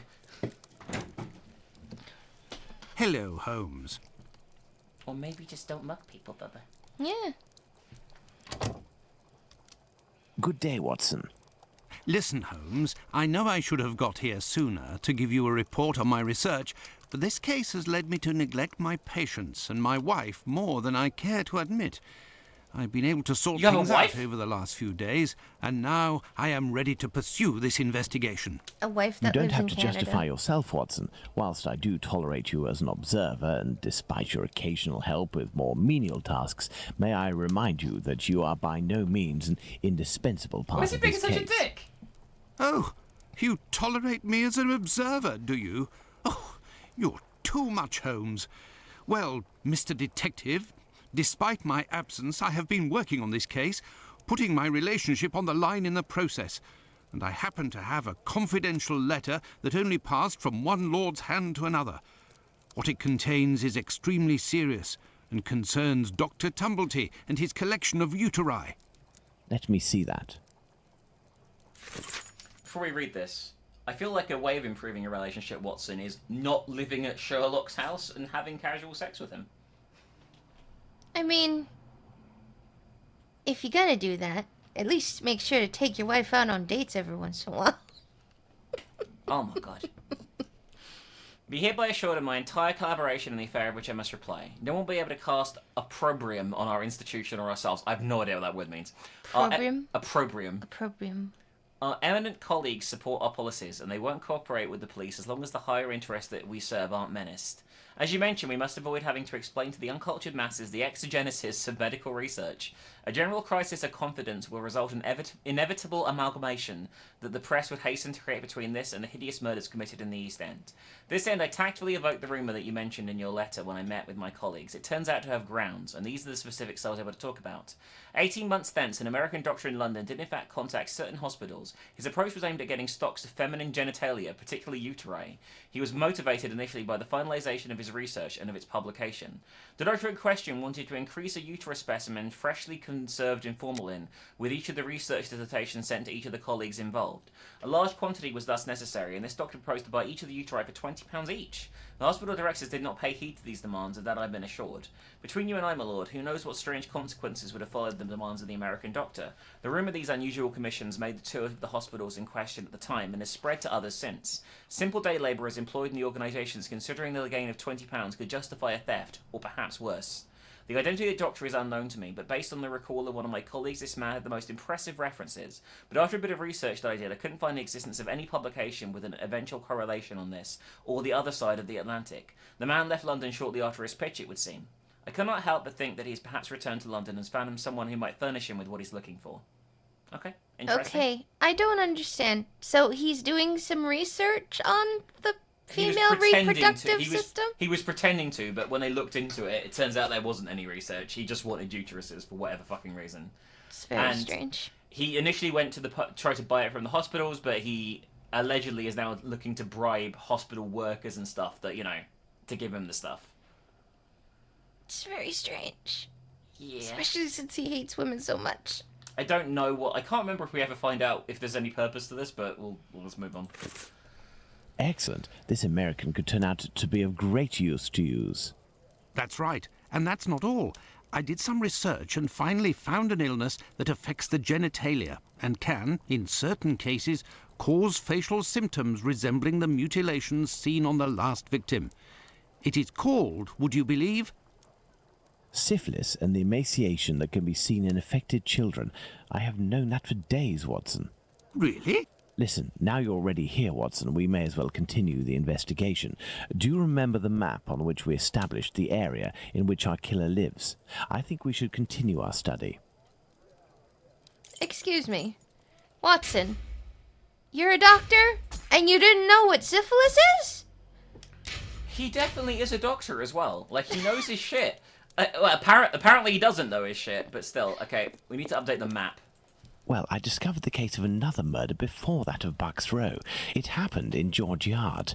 We shall put it on the map in order to see if it corresponds to our area of research. So he must place the murder of Martha Tabram in George Yard on the map. So he thinks that what murder with the bayonet with the 39 stabs is Jack, which I don't think it actually is historically. But whatever. That is where Martha Tabram's murder took place. There's no point going there. I already have all the information we need on that matter. Okay. You see, this murder took place in the area in which our killer lives, his safe zone. Nonetheless, there are two major differences between the murder of this Martha Tabram and that of Polly Nichols. Firstly, the blows inflicted are not the same. And the second difference? It follows on from a doctor's opinion. He claims two weapons might have been used, and if there is one group of people we absolutely must not trust in this business, it's doctors. Don't you agree, Watson? Watch it, Holmes. Tabram's murder took place in an area where the murderer, whose cowardice is clear, was able to make a quick getaway, that is to say, near his home. For his second murder, he would have wanted to go further afield, so the police would not link these two cases. And as for the other murders, seeing the ineffectiveness of his last one, he headed in different directions to kill his victims while still staying in the vicinity and without going any further than necessary, and all the while planning his escape. My dear Watson, we now know what this man looks like, in what area he lives, and that he suffered directly or indirectly from syphilis. Let's not forget the anatomical knowledge he must almost certainly possess. Given his lower-class background, a butcher seems very likely. However, it may be the case that the man was a butcher once, but is no longer. He might also have been a medical assistant. Who knows? That's why we need the testimonies of the other Joseph and Dr. Tumblety in order to be certain. What shall we do, Holmes? As the police's cooperation is futile and can be ruled out, we have nothing to do but wait. Watson, wait, and hope we see one of these two men before the killer strikes again. Okay, so... Sorry, I'm not controlling this, by the way. At last, a long day's work done. How are you doing, Holmes? Fine, Watson, just fine. I suppose you still haven't heard any news from Whitechapel? No, Watson. It's been almost a month now. Who knows? Our killer may have brought justice upon himself, overcome by remorse and ignominy for his actions. Not a chance, Watson. You haven't done anything about the story of a kidney that was sent in the post and reported by the papers. Why not? The killer left a message on one occasion with the intention of harming.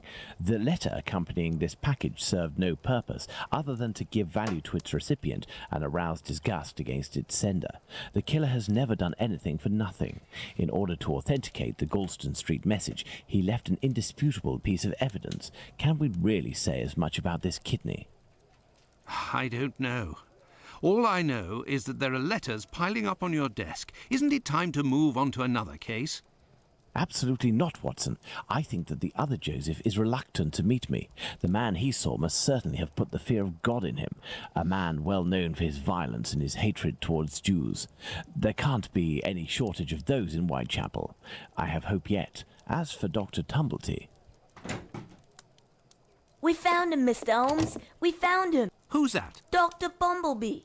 He's been locked up by the bobbies, but they've let him loose. Oi! He was looking round like a rat who's scared of his own shadow. He's gonna do a run at years. Watson, this is our chance. The game is afoot. Let's hope that Tumblety will go to collect his trunk. As for you, my little friends, thank you for lifting this burden that has been on my shoulders for almost a month. Do you remember what you were going to say before they interrupted you? There's only 5 canonical victims. Yeah, and... well, I say canonical like it's a fictional thing. There's only been 5 that have been 100% attributed to the same killer, who is Jack the Ripper. There are others that are maybes. There are I think there's 11 in total that are maybes, but 5 of those are 100%. This is most likely done by the same guy. Yeah. Okay, well, Tumblety has been found. Let's go and meet him, finally, after an entire game. I apologise in advance for his voice acting. Bye-bye. He is here. The doctor is here, up in his room. Peeking through my door, I saw him go up the stairs, and I think that he has a pistol. Regarding the trunk, did you do what I told you to? Yes, I jammed the lock and filled the trunk with stones. Should we call the police?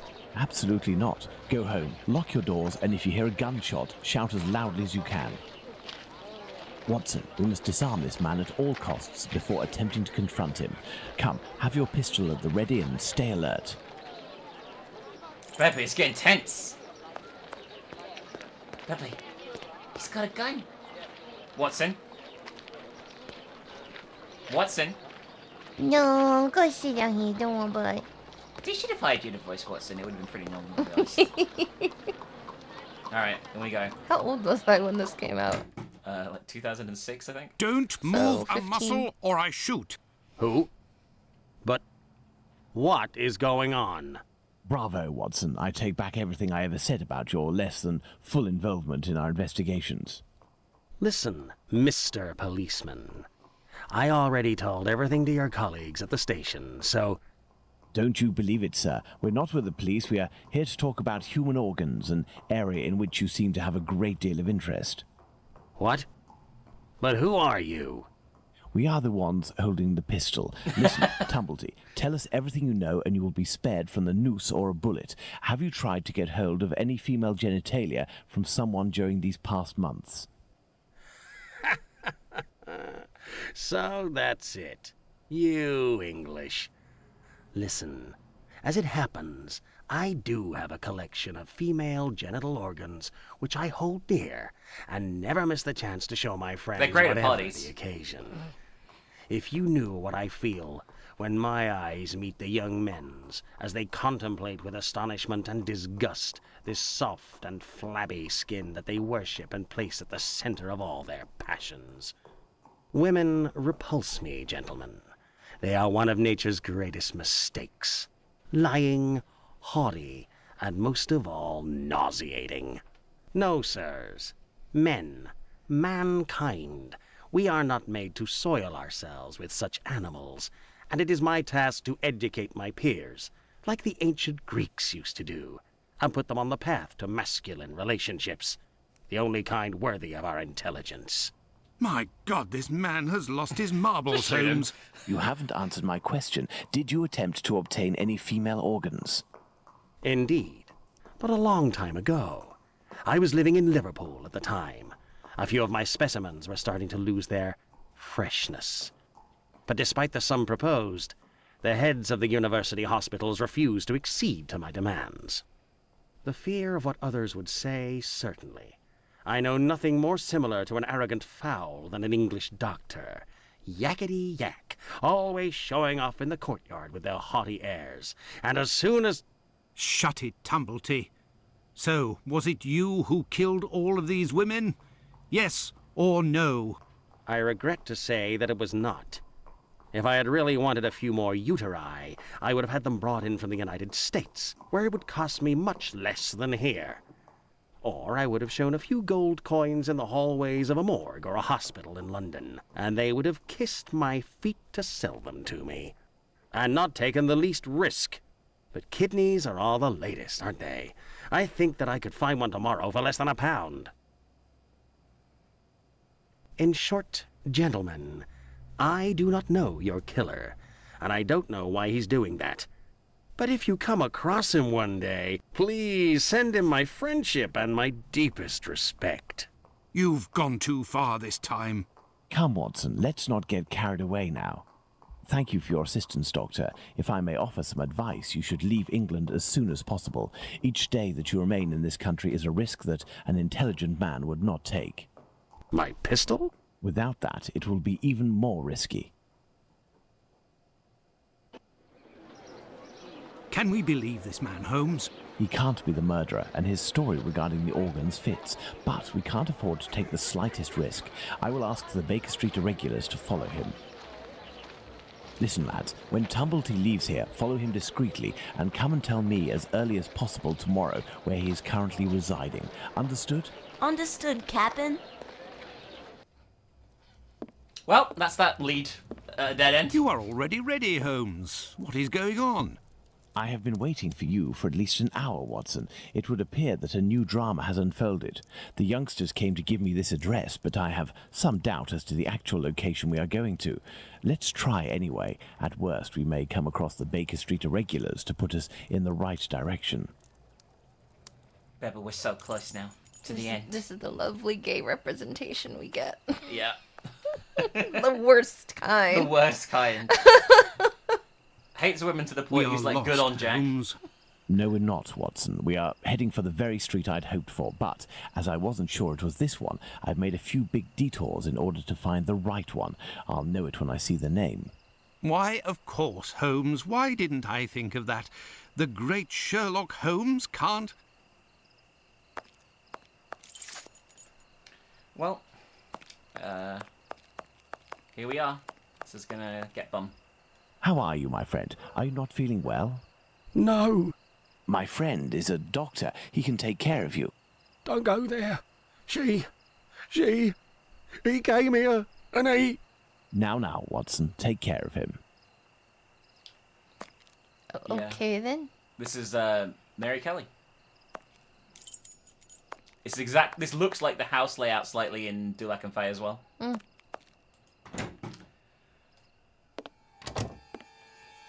Yeah.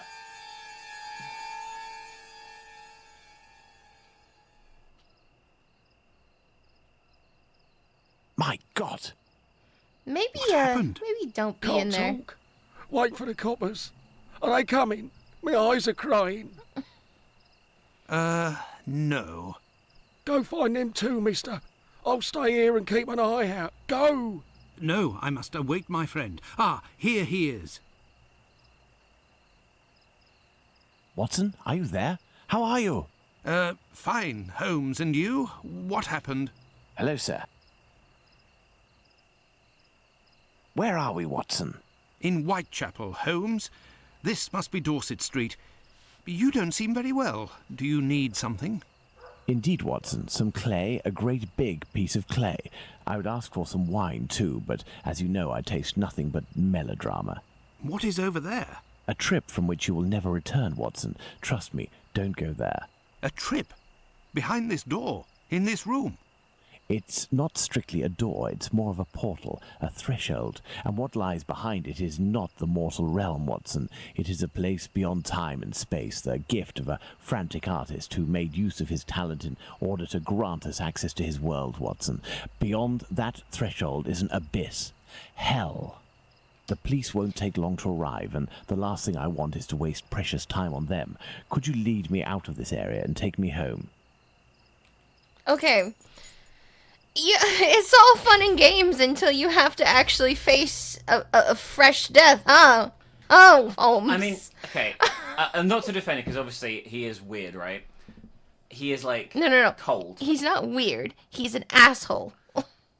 This death, this murder, right, is the one where the crime scene photos are available, right? That's kind of strange, because I've seen them, right? Mm-hmm. And while it is undoubtedly one of the most horrific things I've seen, because they're shot in black and white on the old type cameras, it doesn't feel real. Does that make sense? No, I've seen them too. But, and I get it's horrible, don't get me wrong. But he also did already see a corpse. That is true. So, I'm just saying, like... He's also seen other corpses in other games prior to this point. Yeah, like, but I think this might be the first one he saw, like, super fresh. Oh, yeah. And I'm mocking him mainly because he is so cold, and he stumbles upon something he's not expecting because he's so used to being like, oh, I always know what's gonna happen, sort of thing. And he just absolutely has a fucking hysterical breakdown. Well, no, I get what you mean. Well, I guess I shouldn't say hysterical. I think it's hysterical for Holmes.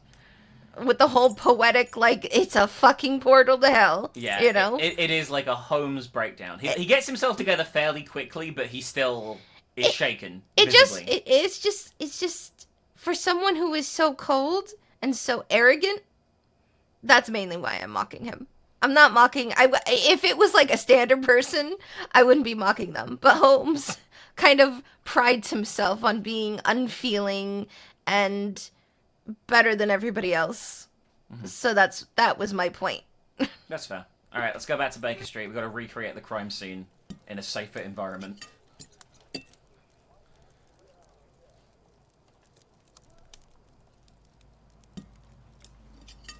You should come and eat, Holmes. Mrs. Hudson has worked wonders.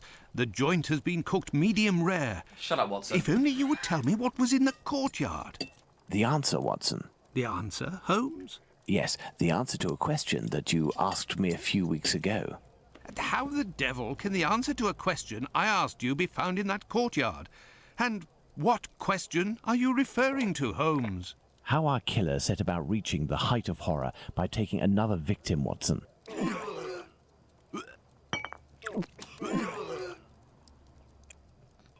That sound effect.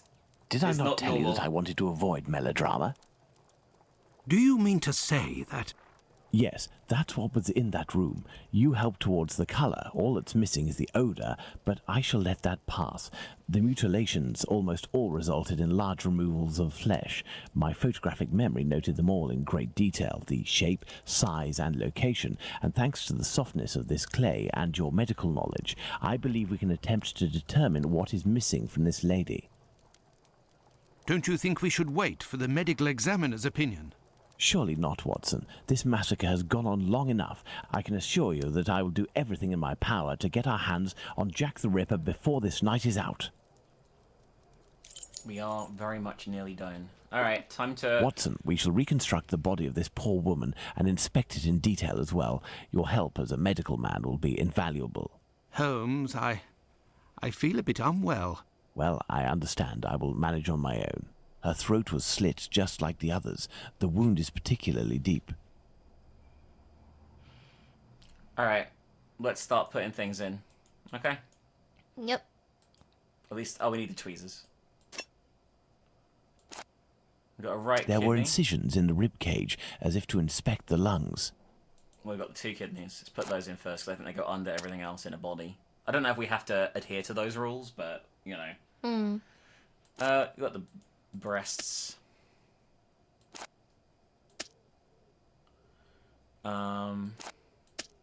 Spleen. Stomach and intestines. The liver was neatly removed. Oh, sorry. I didn't mean to skip his dialogue there. I was just trying to put it in while he was talking, but, you know. An organ is missing, apparently. I must specify which organ this is on my list. It's the heart, Sherlock. There we are, Watson. We have examined everything. The heart is the only thing missing. 2 uteri, a kidney, and now a heart. He had all the time he wanted in which to disfigure her, cut her up like a piece of meat, and yet took nothing but the heart. What do you think of that, Watson? Watson?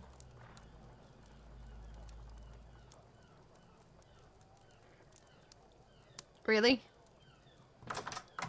Okay. These must be the worst sound effects I've ever heard. I think it's worse because we don't have the music on. Yeah. The music would be like classical music going... No, I think it would be like dramatic. I dread to think how you'd react if you saw a corpse. I'm returning to Whitechapel, Watson, to Isaac's. If the heart tells you to come with me, if the heart tells you a little wordplay there. Let's go to the cobbler's. All right. You're so inhuman. Let's go. Let's go to the cobbler's.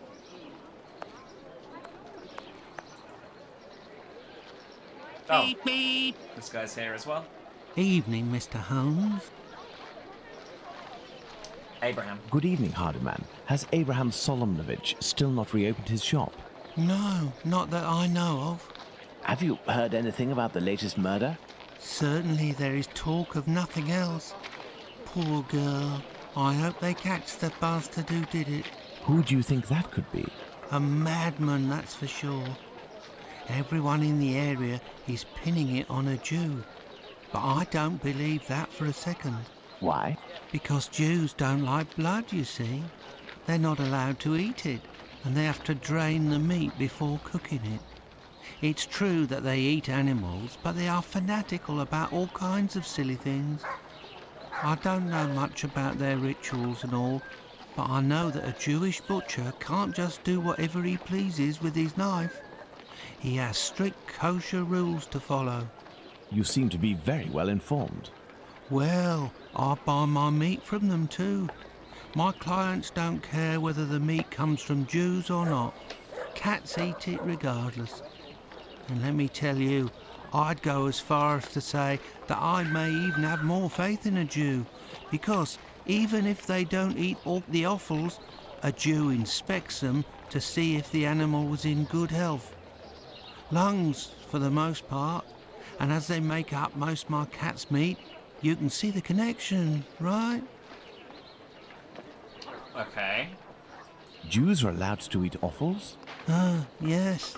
They eat calves' kidneys, I think. How big is that? A calf's kidney? Well, that depends if it's fresh or if it's been marinated in brine or cooked. When fresh, are they as big as a human kidney? They would be, yes.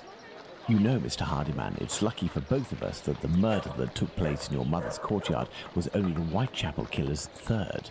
Had it been the first, I wouldn't be thanking you, as I'm doing now, for all of this important information. Goodbye and take care. If you say so. Right, farewell, Mr. Holmes. Was that Let's a go to the roundabout way of cobbler's. saying he might have been a top suspect?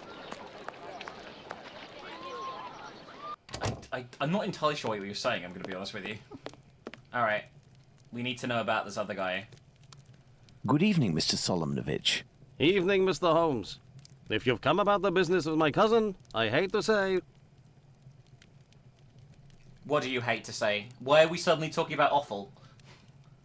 Before you respond to my request, I must ask you to answer this question of the utmost importance. What offals are Jews allowed to eat? Well, the same as you. Kidney, heart, liver? Yes. How are they prepared? Kidneys are boiled, heart is often finely sliced and cooked on a skewer, and liver is always grilled. These offals, do they come from cattle? Yes, beef or veal. And eating non-kosher food would be a grave affair for a Jew, isn't that right? Yes, it would be very serious.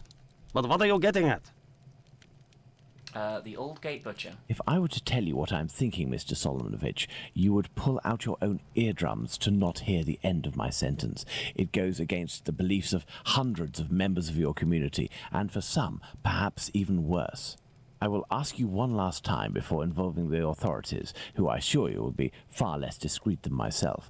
Do you know who the second Joseph is, the Aldgate Butcher, who your cousin knows from the Imperial Club? His name is Joseph Chaim Levy, but I don't know where he lives. I know nothing about him, other than he's a member of the Imperial Club on Duke Street. That street is after Church Passage, coming from Mitre Square, am I right?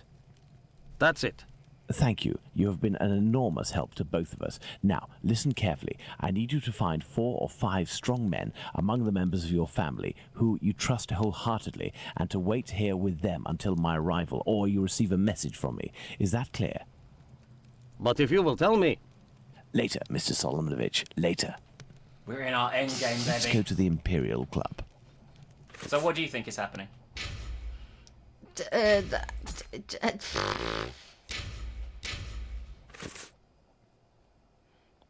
Who knows?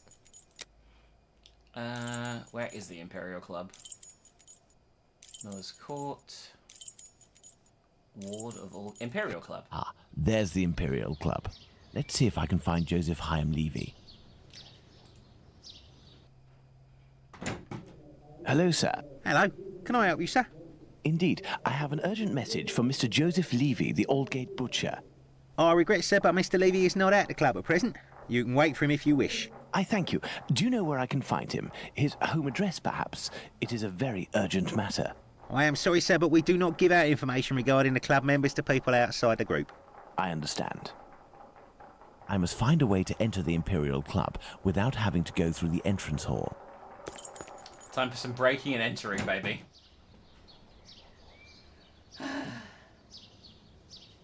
Oh, actually, I think I was meant to grab something else in here first. My bad, before I do anything else. Let's look at these, shall we? 9 PM, informal meeting, naturalization, how to become a citizen of Her Majesty, the process and its implications, club members' actions. Oh, lovely. You became a citizen. Me. Oh my god. So no. A normal citizen. I think that's still one of the cutest things you've ever said, by the way. No more citizen. So I actually did just look up the picture of Jane Kelly. Yeah. And I misremembered which picture. Because I have seen old crime scene pictures, and I agree. Usually a lot of the really old crime scene pictures don't really affect me that much because it almost feels like they're not real, even though logically I know they are. Yeah. I think I can understand why Holmes had the reaction It's did. It's really awful. It's really one of the bad. worst things I've ever seen in my life. It's really bad. I mean, She was alone with him for hours. it still doesn't affect me much because it still doesn't look particularly real. It almost looks like a... It almost looks like a freaking... that alien guy. Mm-hmm. But, oh my god, that's awful. It is awful. The I can see it on your screen. The full Yeah. zoomed out picture of the room is worse, by the way. Oh, Jesus. Yeah, there's more. Yeah, no, okay. I take back my mocking of Holmes. Jesus Christ. Yeah. Okay, moving on. A note encouraging members of the Jewish community to remain prudent and vigilant after rumours about the Whitechapel murders. The Whitechapel murders weigh on our community heavily. Consequently, an exemplary conduct must be shown now more than ever, as well as an increased vigilance. Jewish establishments such as synagogues, shops, and clubs are likely to become targets. All incidents must be stifled as much as possible. This may come in handy.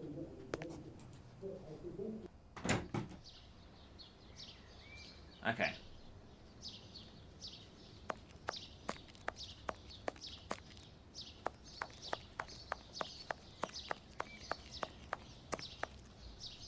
There is a cellar window behind this barrel, which is preventing me from passing. Okay. As per usual, we need to do some rummaging around here, looking for various items to find in order to do stuff. Cole, it's a service door and firmly locked. There must be a stock room in the cellar beneath this room. If I can just get into the coal cellar, I shall be in the place.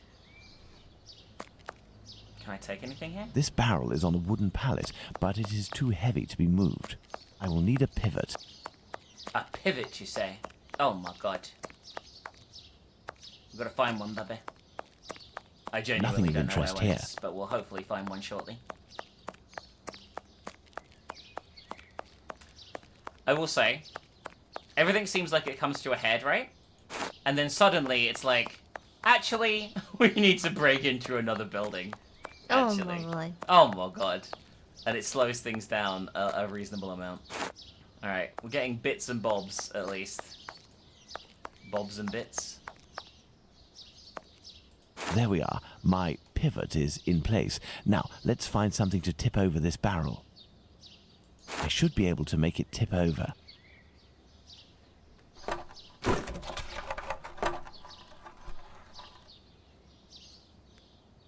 Okay, and then we use the lock, the coat hanger Let's to pick go. the lock and get inside. Good. Let's try to find the exit that leads to the club. I mean, it will. There's people in here, though, Sherlock, so we've got to be careful, okay?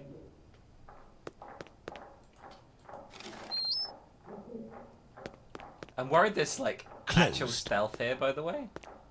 Oh no. The kitchen. It's closed, and besides, I won't find what I'm looking for in there. You might want Administration. to Perfect. save. This must be where the... What do you say, sir? Safe? Oh, yeah, that's a good point. I forget we can do that in this game.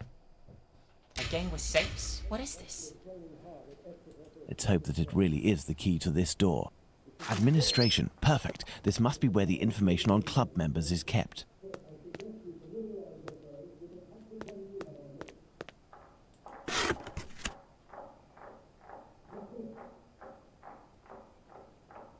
Some square metal tokens. Curious. There is a document.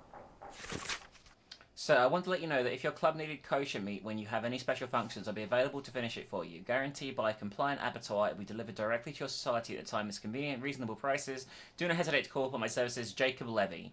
Refused under the advice of Joseph Hyam Levy. There must have been litigation between Joseph Hyam Levy and Jacob Levy. I don't know these people. I'm getting confused now. I'm going to be honest. Yeah. Oh, God. Alright. There's something here. A page from an old Yiddish English dictionary. Court's proceedings. Curious. Oh, how long is... Oh, what? New court, Tuesday, April 6th. Before Mr. Recorder. Maurice Phillips and Maurice Wolfe and Jacob Levy stealing £14 of meat of Hyam Sampson, the master of Phillips and Wolfe. Mr. Clure prosecuted. Mr. Moiser appeared for Phillips. Mr. Blackwolf... I can barely read this. I received information from my inspector, and on the 10th of March at 6:15 a.m. I was watching the prosecutor's shop. Phillips came up to the door and knocked, got answer and went away. About 2 minutes afterwards, Levy came out of his shop door, which is the next door. A post divides them. He knocked at Mr. Sampson's door and went back to his own door. Came out of the door again and went back in his own door. Came out again in a minute or two, unscrewed the bolt of his shutter bar, and then looked around and knocked on Mr. Sampson's door again. There being no answer, he went down the street 10 or 12 yards to the corner of Stony Lane. Phillips joined him. They conversed and went back to Mr. Sampson's door. Phillips knocked and Levy went in at his own door. The door was open. Phillips went in and turned up the gas. Levy came out of his shop and went into Mr. Sampson's shop where he had a conversation with Mr. Phillips. He came back in about a minute and went into his own shop where I saw Wolfe, who was brought a piece of meat from the back of the shop to the door and hung it on a hook just inside the door, and then came out of the footway, looked around, took the meat off the hook. This is so... Do we really need to read this? This is a lot of bollocks. It is a lot. I think the summary here is they tried to rob him and they were caught. Okay? Right, and they were all found guilty and got 12 but the leader Levy, the guy we're investigating, got 12 months hard labor, the worst punishment out of the three, for stealing the meat from the butcher. Okay? Got it? All right. Now what do we need to do? Is there what else is in here? Oh no, there's a safe. This must be the club's safe. What I'm looking for is probably inside. I need something. These? This must be the club's safe. What I'm looking for is probably inside. The lock on this chest is very sophisticated. Let's see. Oh no. I'm not too sure what I'm doing here, but let's see what happens first of all, okay? Bebby, it's like I'm some kind of like puzzle-solving genius, by the way. Did you know that? Mm-hmm. I do all this from memory, you know that? So yes. No. Oh, Papa. Papa. Elementary. Wow, how did we do that? Why does he say elementary? Is I know catchphrase? why. Because he's a catchphrase and he's a fictional person. But still. Alright, what's in here? I need something. Oh, we need the dictionary to translate These documents Oh! contain some words in Yiddish, which reads from Stop right doing to that. left. Okay, I'll stop doing that now. I'm sorry. Okay. I'm not entirely sure what this is, okay? So, we know from Kabbalah the power of gematria that enables us to count everything in the world seen and unseen. Thus, we know that Lester counts as 439 and is blessed because 439 is also whatever that says, which means the man of God. Dear Joseph, I did the counting of names for our club members, which is as follows. We have to translate this somehow. Okay. So, we have to put these on the right files, alright? So it's going to be A, V, H, U, Abuhu, L, M, E. No, that's not an E. E. R. Excellent. Now, on to the next step. There's a next step? Oh, great. Excellent. Okay.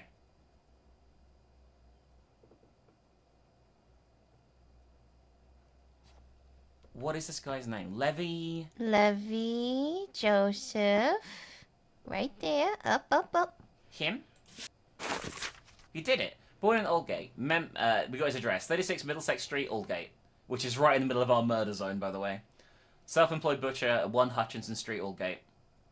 Here we are. I have the address of this Joseph Hyam Levy, 36 Middlesex Street. Now, let's try to get out of here without being seen. Okay. Well, this may come in handy. we got a candlestick.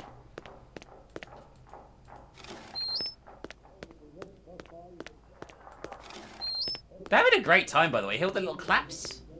They're having a great time. So non-bubba. And we got a rope. Okay.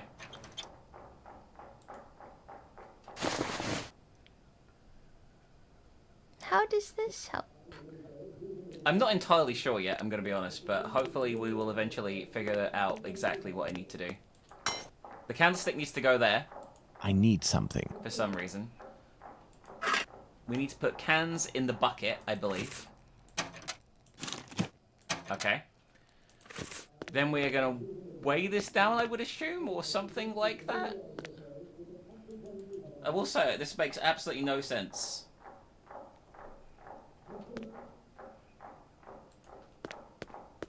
I need something. Do you need this? There we go. How is that candlestick going to hold that down? Was it made of lead? Yes. Oh, we're going to burn it. I get it. Now let's quickly hide in administration. Go, go, go, go, go. Where's administration? Here. We're going to make a crash. Get in! Oh, that's not suspicious at all.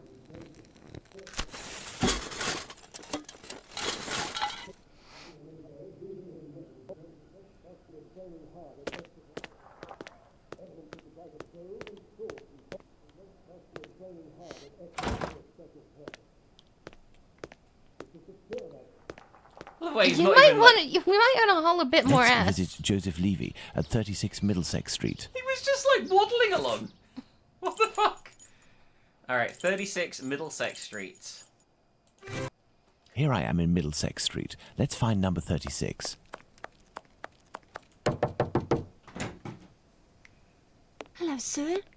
What do you want? Hello, Ma'am. I would like to speak with Mr. Levy. Do you know if he's in? I am Mrs. Levy, his wife. He's not arrived yet. Do you know when he'll be in? Oh, no idea. You know, he works at the butcher's and helps at the slaughterhouse. It often happens that he doesn't come in until early morning and then leaves right away. Well, listen. As soon as your husband Joseph returns, tell him that... My husband isn't called Joseph. You aren't the wife of Joseph Hyam Levy? No, of course not. I'm the wife of Jacob Levy. Mr. Hyam Levy used to live here with his parents, but he moved. Mommy, who's the man that you are talking to? Oh my god. But this poor child has syphilis. He carries the mark on his face. Leave us, children. Go back inside with your brothers and sisters. Yes, Mother. It's the same kid, by the way, the other one.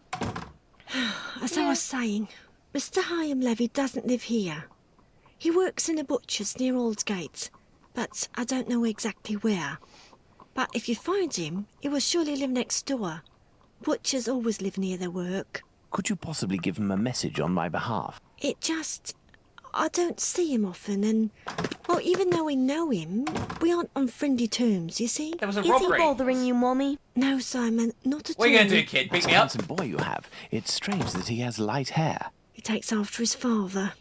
Strong, with light hair. Wait, he sounds familiar to me. A man of about 50 years old, very big, at least 6 feet tall, and left-handed, correct? You are mistaken yet again. My husband is only 32 years old, no taller than 5'3", and he's right-handed. Obviously, there are many Levys in the area. I will leave you, and I pray that you'll excuse the disturbance. Perhaps we will have the pleasure of meeting again. Farewell, Ma'am. Goodbye, sir. Well, we know who he is. We know who the killer is now, Jacob Levy. Because that is dead on. Daddy! I must return to Baker Street. I feel that we're at risk here. Let's go to Baker Yeah, Street. seriously.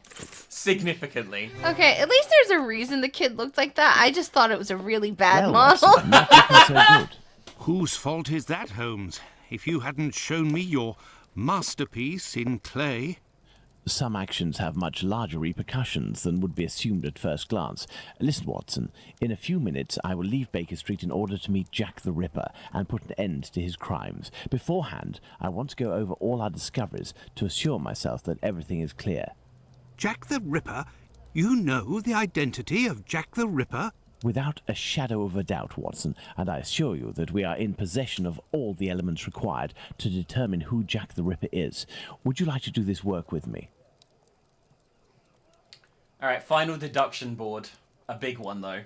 Well, we are still missing certain information in order to finish this investigation, Watson. Alright, are you ready for the final one? Oh, God. The final one of, like, 7, I think, actually, but still.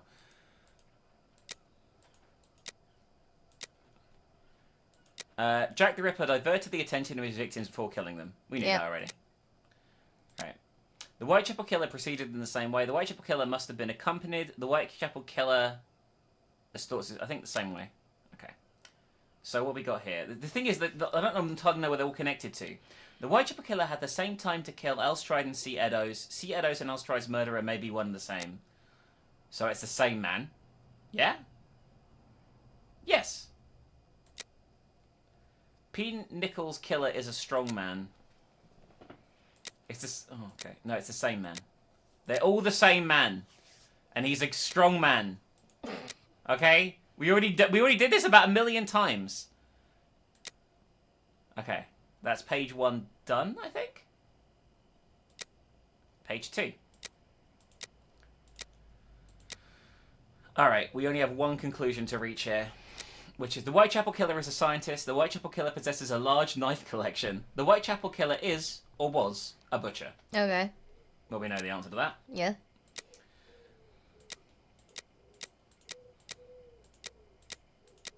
Two deductions here.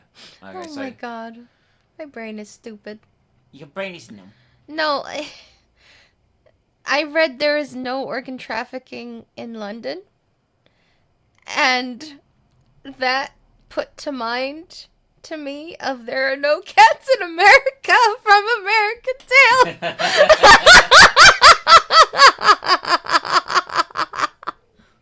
That's funny. Alright, so the killer wanted to verify the health of his victims. So the reason he was doing something to the incision is to determine if they had, you know. The victims each had a deformity. Jack the Ripper removed the victims' organs when he could. Jack the Ripper lost the organs of some of his victims when he examined them. That? Yes. Okay. I feel like some of this is just, like, bollocks. Well, I mean, at the end of the day, the crimes were never solved, so... That's true. The murderer was looking for money or objects of value. The murderer was looking for something that the victim stole from him. The murderer was setting up a ritual around the bodies. I think he was probably just looking for some valuable items, because he took the rings. But he left the combs and shit, yeah. The Whitechapel Killer is poor. C. Eddowes' murderer is a fetishist. The Whitechapel Killer collects trophies. We know he takes trophies. That's wrong, apparently. I guess he's just poor. Well, that's a shame. The wounds on C. Eddowes' neck reveal the murderer is right-handed. The murderer is right-handed. Alright, we're nearly done. Last page of this bit, anyway. Jack the Ripper wants to accuse someone who lives in Golston Street. Jack the Ripper has a score to settle with the Jewish community. I don't know here. Jack the Ripper wants to put the police on the wrong track. He has a score to settle because he ended up losing that court case and going to jail. So that's why he's trying to blame the Jewish community. Okay. Jack the Ripper wanted to give his last victims the appearance of syphilis. Okay? And then Jack the Ripper seems like he was confronted with syphilis. Watson. Because he hasn't got it Let's himself, but his determine kid who Jack has. the Ripper Or is, he might Watson. have been. He might have it, actually, right? Because his kid had passed it on, right? He would have passed it on to his kid. His kid didn't pass it on. You know what I meant. It goes through the family, like Hardiman said. Thus, Alright. we have 5 suspects. Let's add the elements that correspond to each of them. Literally only one of these people is a suspect. None of the others are. Some of these people I haven't given a second thought to for hours. Apparently, apparently the artist dude is one of the top contenders that they had. Oh, okay. Like, in the actual thing. But it looks like no one's really able to agree on anything, which, you know, makes sense. And, like,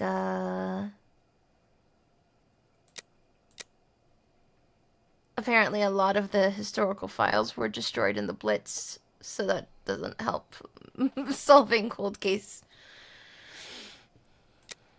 That's okay. I actually can't. This is playing these two games back to back. By the way, has made me like wanna like learn about the killings a bit more. You know what I mean? Like read some stuff. Any more for Hardiman? It definitely wasn't just some random lady who was doing witchcraft. No, he does not possess great physical force. Anything else here? Because did Hardiman used to be a butcher? Is that like... Yeah, here we go. Okay, so I think that's all for Hardiman. For this one, the only piece of evidence is he's right-handed. For this guy, it's going to be all of them. We'll do him last. Okay, so Jack the Ripper is right-handed. The Whitechapel Killer is poor. We know he's poor. The Whitechapel Killer used to be a butcher, and so did he. And Jack the Ripper has ties to the Jewish community. Oh, score to settle, sorry, with the Jewish... Why does Abraham have a score to settle with the Jewish community, actually? I don't think he does. That says it does. It's green, so it says he does. That means that's right.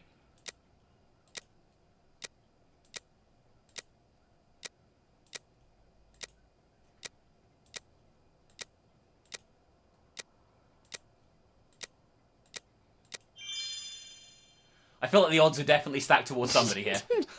No, whatever could you mean?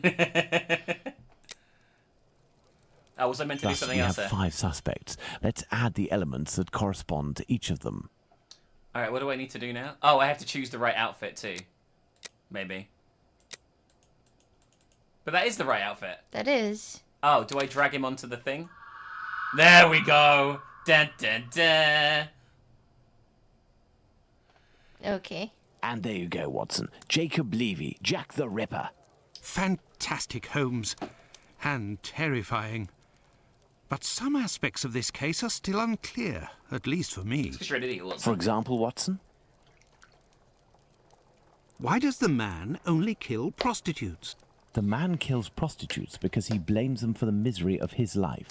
He must have frequented them assiduously, and, during these nocturnal visits, he contracted syphilis, which he passed on to his spouse, and via her, at least one of his children.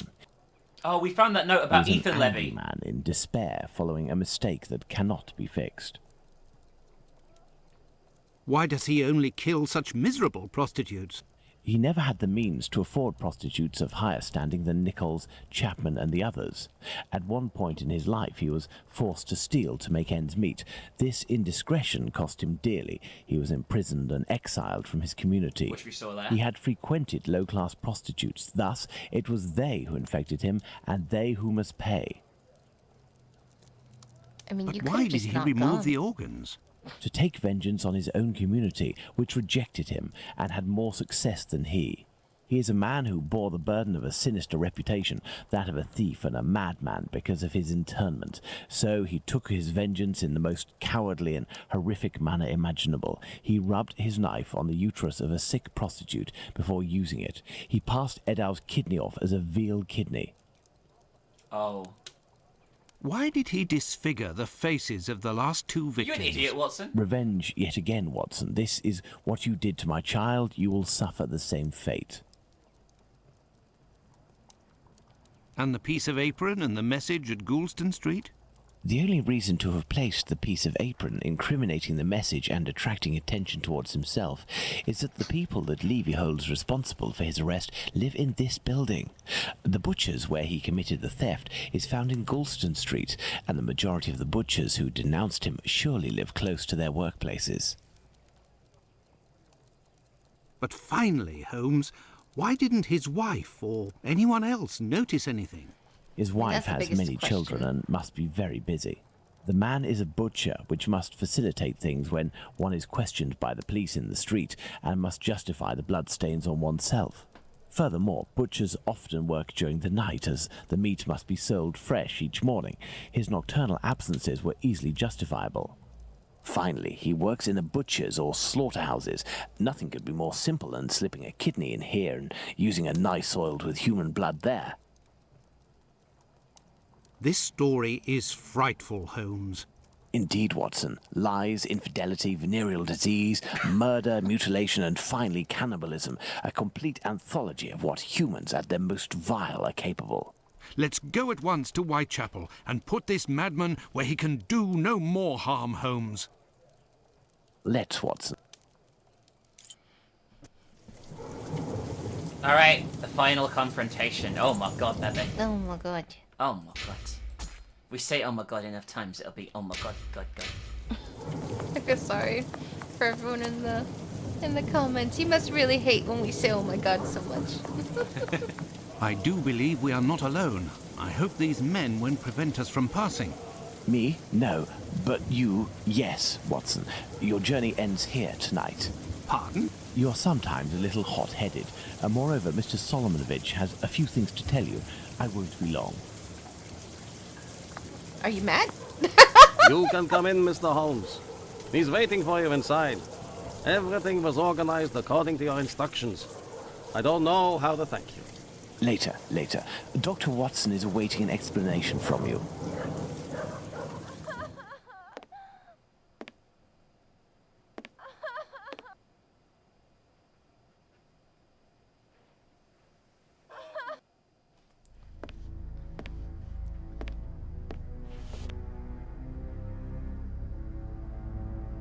We don't hear what they say. Oh.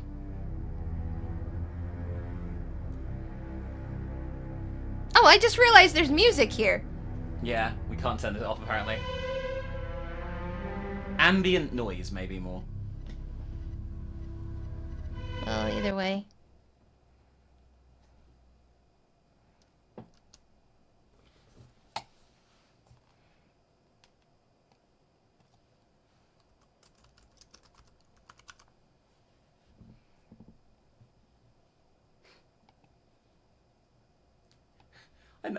I know he's showing how he did it, but it's like interpretive dance. Yeah.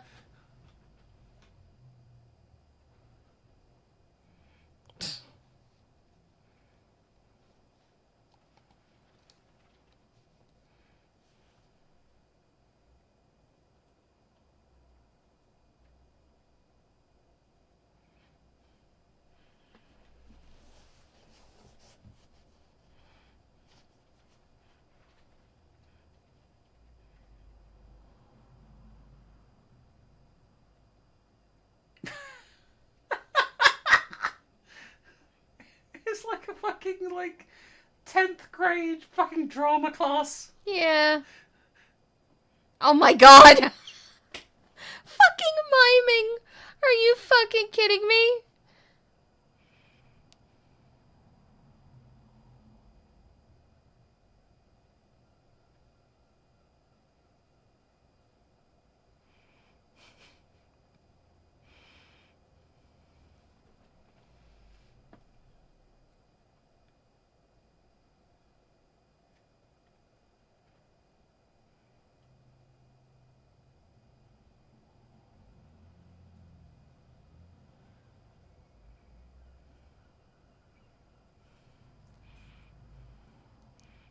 Do you think he was just like doing interpretive dance of all your killings? Yeah.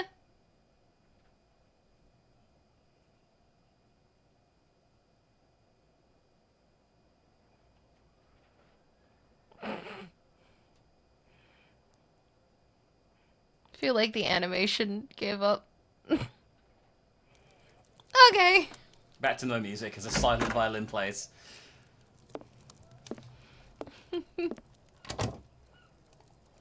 Hello, Watson. Holmes, have you the slightest idea what you are doing? I think so, Watson. Leaving this bloodthirsty pervert at liberty and hiding his existence from the London police? What folly! Certainly, the police will never find their man, but with so many men deployed, this affair will indirectly have a benevolent effect on the crime in the vicinity. But Holmes, wait! Justice hasn't been served, and we are accomplices to the fact. Justice?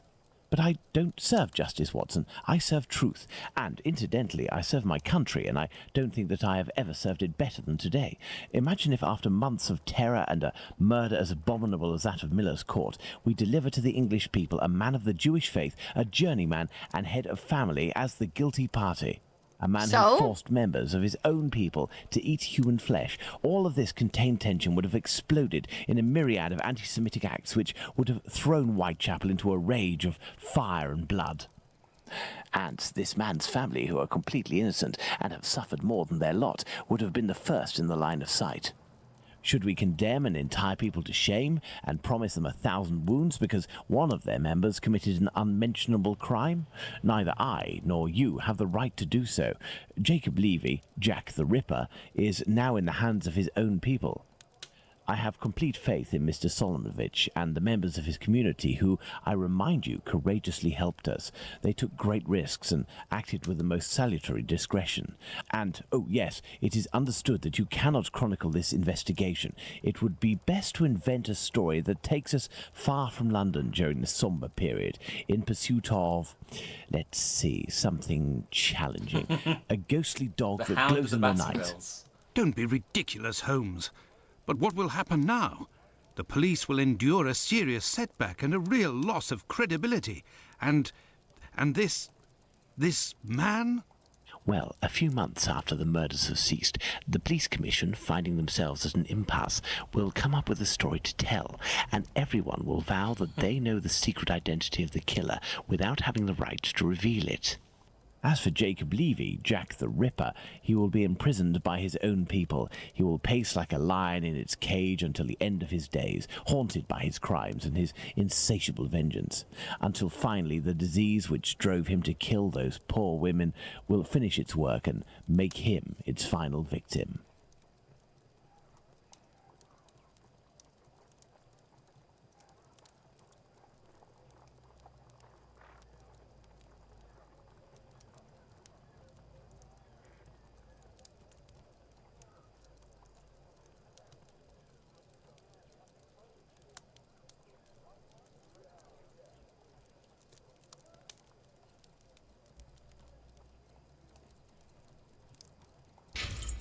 That's it. Okay, so... Ooh. Listen, I know they have to eventually come to this sort of conclusion because of the whole, like, actual... No, because it was unsolved. Unsolved. But fucking Holmes's fucking reasoning right there is such a level of bullshit that it's very extraordinary. Like, yes, I understand anti-Semitism and all that other stuff and the reason of and political optics. I get that, right?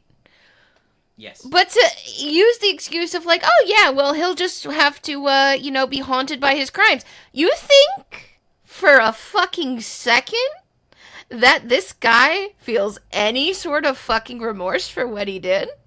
Do you think for a fucking, moment that he did not enjoy himself? That is very... I understand the whole letting his community handle it. Like, fine, okay.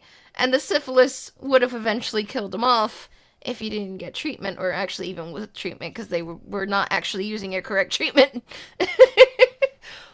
But oh my god, Holmes, you need to fucking check your goddamn understanding of the psyche of a murderer that is capable of doing shit like this. Seriously, what the fuck? So what are your thoughts on the game overall? I just was so viscerally angry by that fucking explanation. It's quite long, by the way. It took us 9 hours. 9 hours, 9 doors? Mm-hmm. Oh, God. It was okay. Better than Dulac and Faye or not?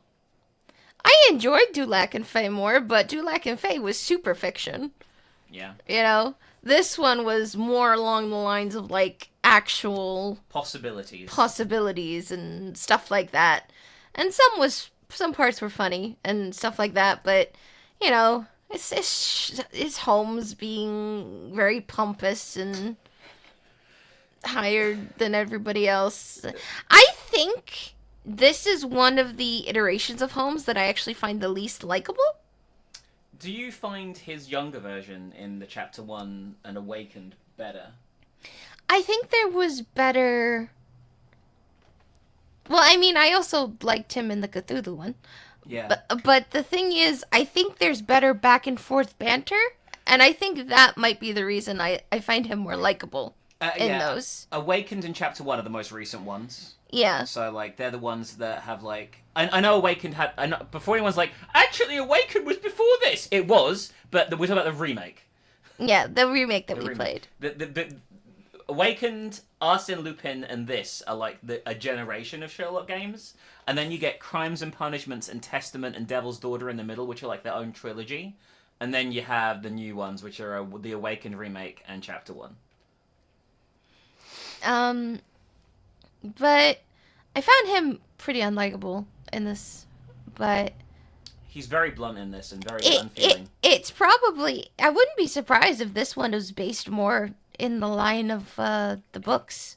I think it is. I think these... Because I've never bothered reading the books. I'm gonna hard read, to be honest with you. I don't really like them. Yeah. Like, they're to me, they're much better interpreted into games and films and TV shows, I guess, than... the actual novels, you know what I mean? They're a rough read. But Holmes is kind of unfeeling in the newer ones that we played, but there's more banter back and forth, and like there is a balance of showing moments of humanity with him. Whereas this one, the only moment you got was when he had a minor breakdown after seeing Mary Kelly, which again, I amended my earlier statement when I saw the crime photos and remembered actually. Yeah, I can agree with you there. Like, I think this is obviously a product of its time. I wouldn't be surprised if they remade this one, by the way, because this is one of the most popular ones after Awakened. If they do, obviously we'll check it out. But you guys seem to really like these Sherlock games, so I hope you guys enjoyed that. This was voted for and nominated by our wonderful patrons. You should watch our other Sherlock Holmes videos and some other murder mystery stuff. You should watch Dulac and Faye. It went up this week. We really hope you enjoyed. Make sure, if you can, pledge to our Patreon in order to vote and nominate on these playthroughs yourselves. I think we only need one more sub this month to hit our goal, just one. But we're running out of time. We've only got like 7 days to do it. If you can help us out, consider subscribing there on any tier to help us hit our goal. Thanks for listening. Thanks for being on. And that was Sherlock Holmes versus Jack the Ripper. Goodbye.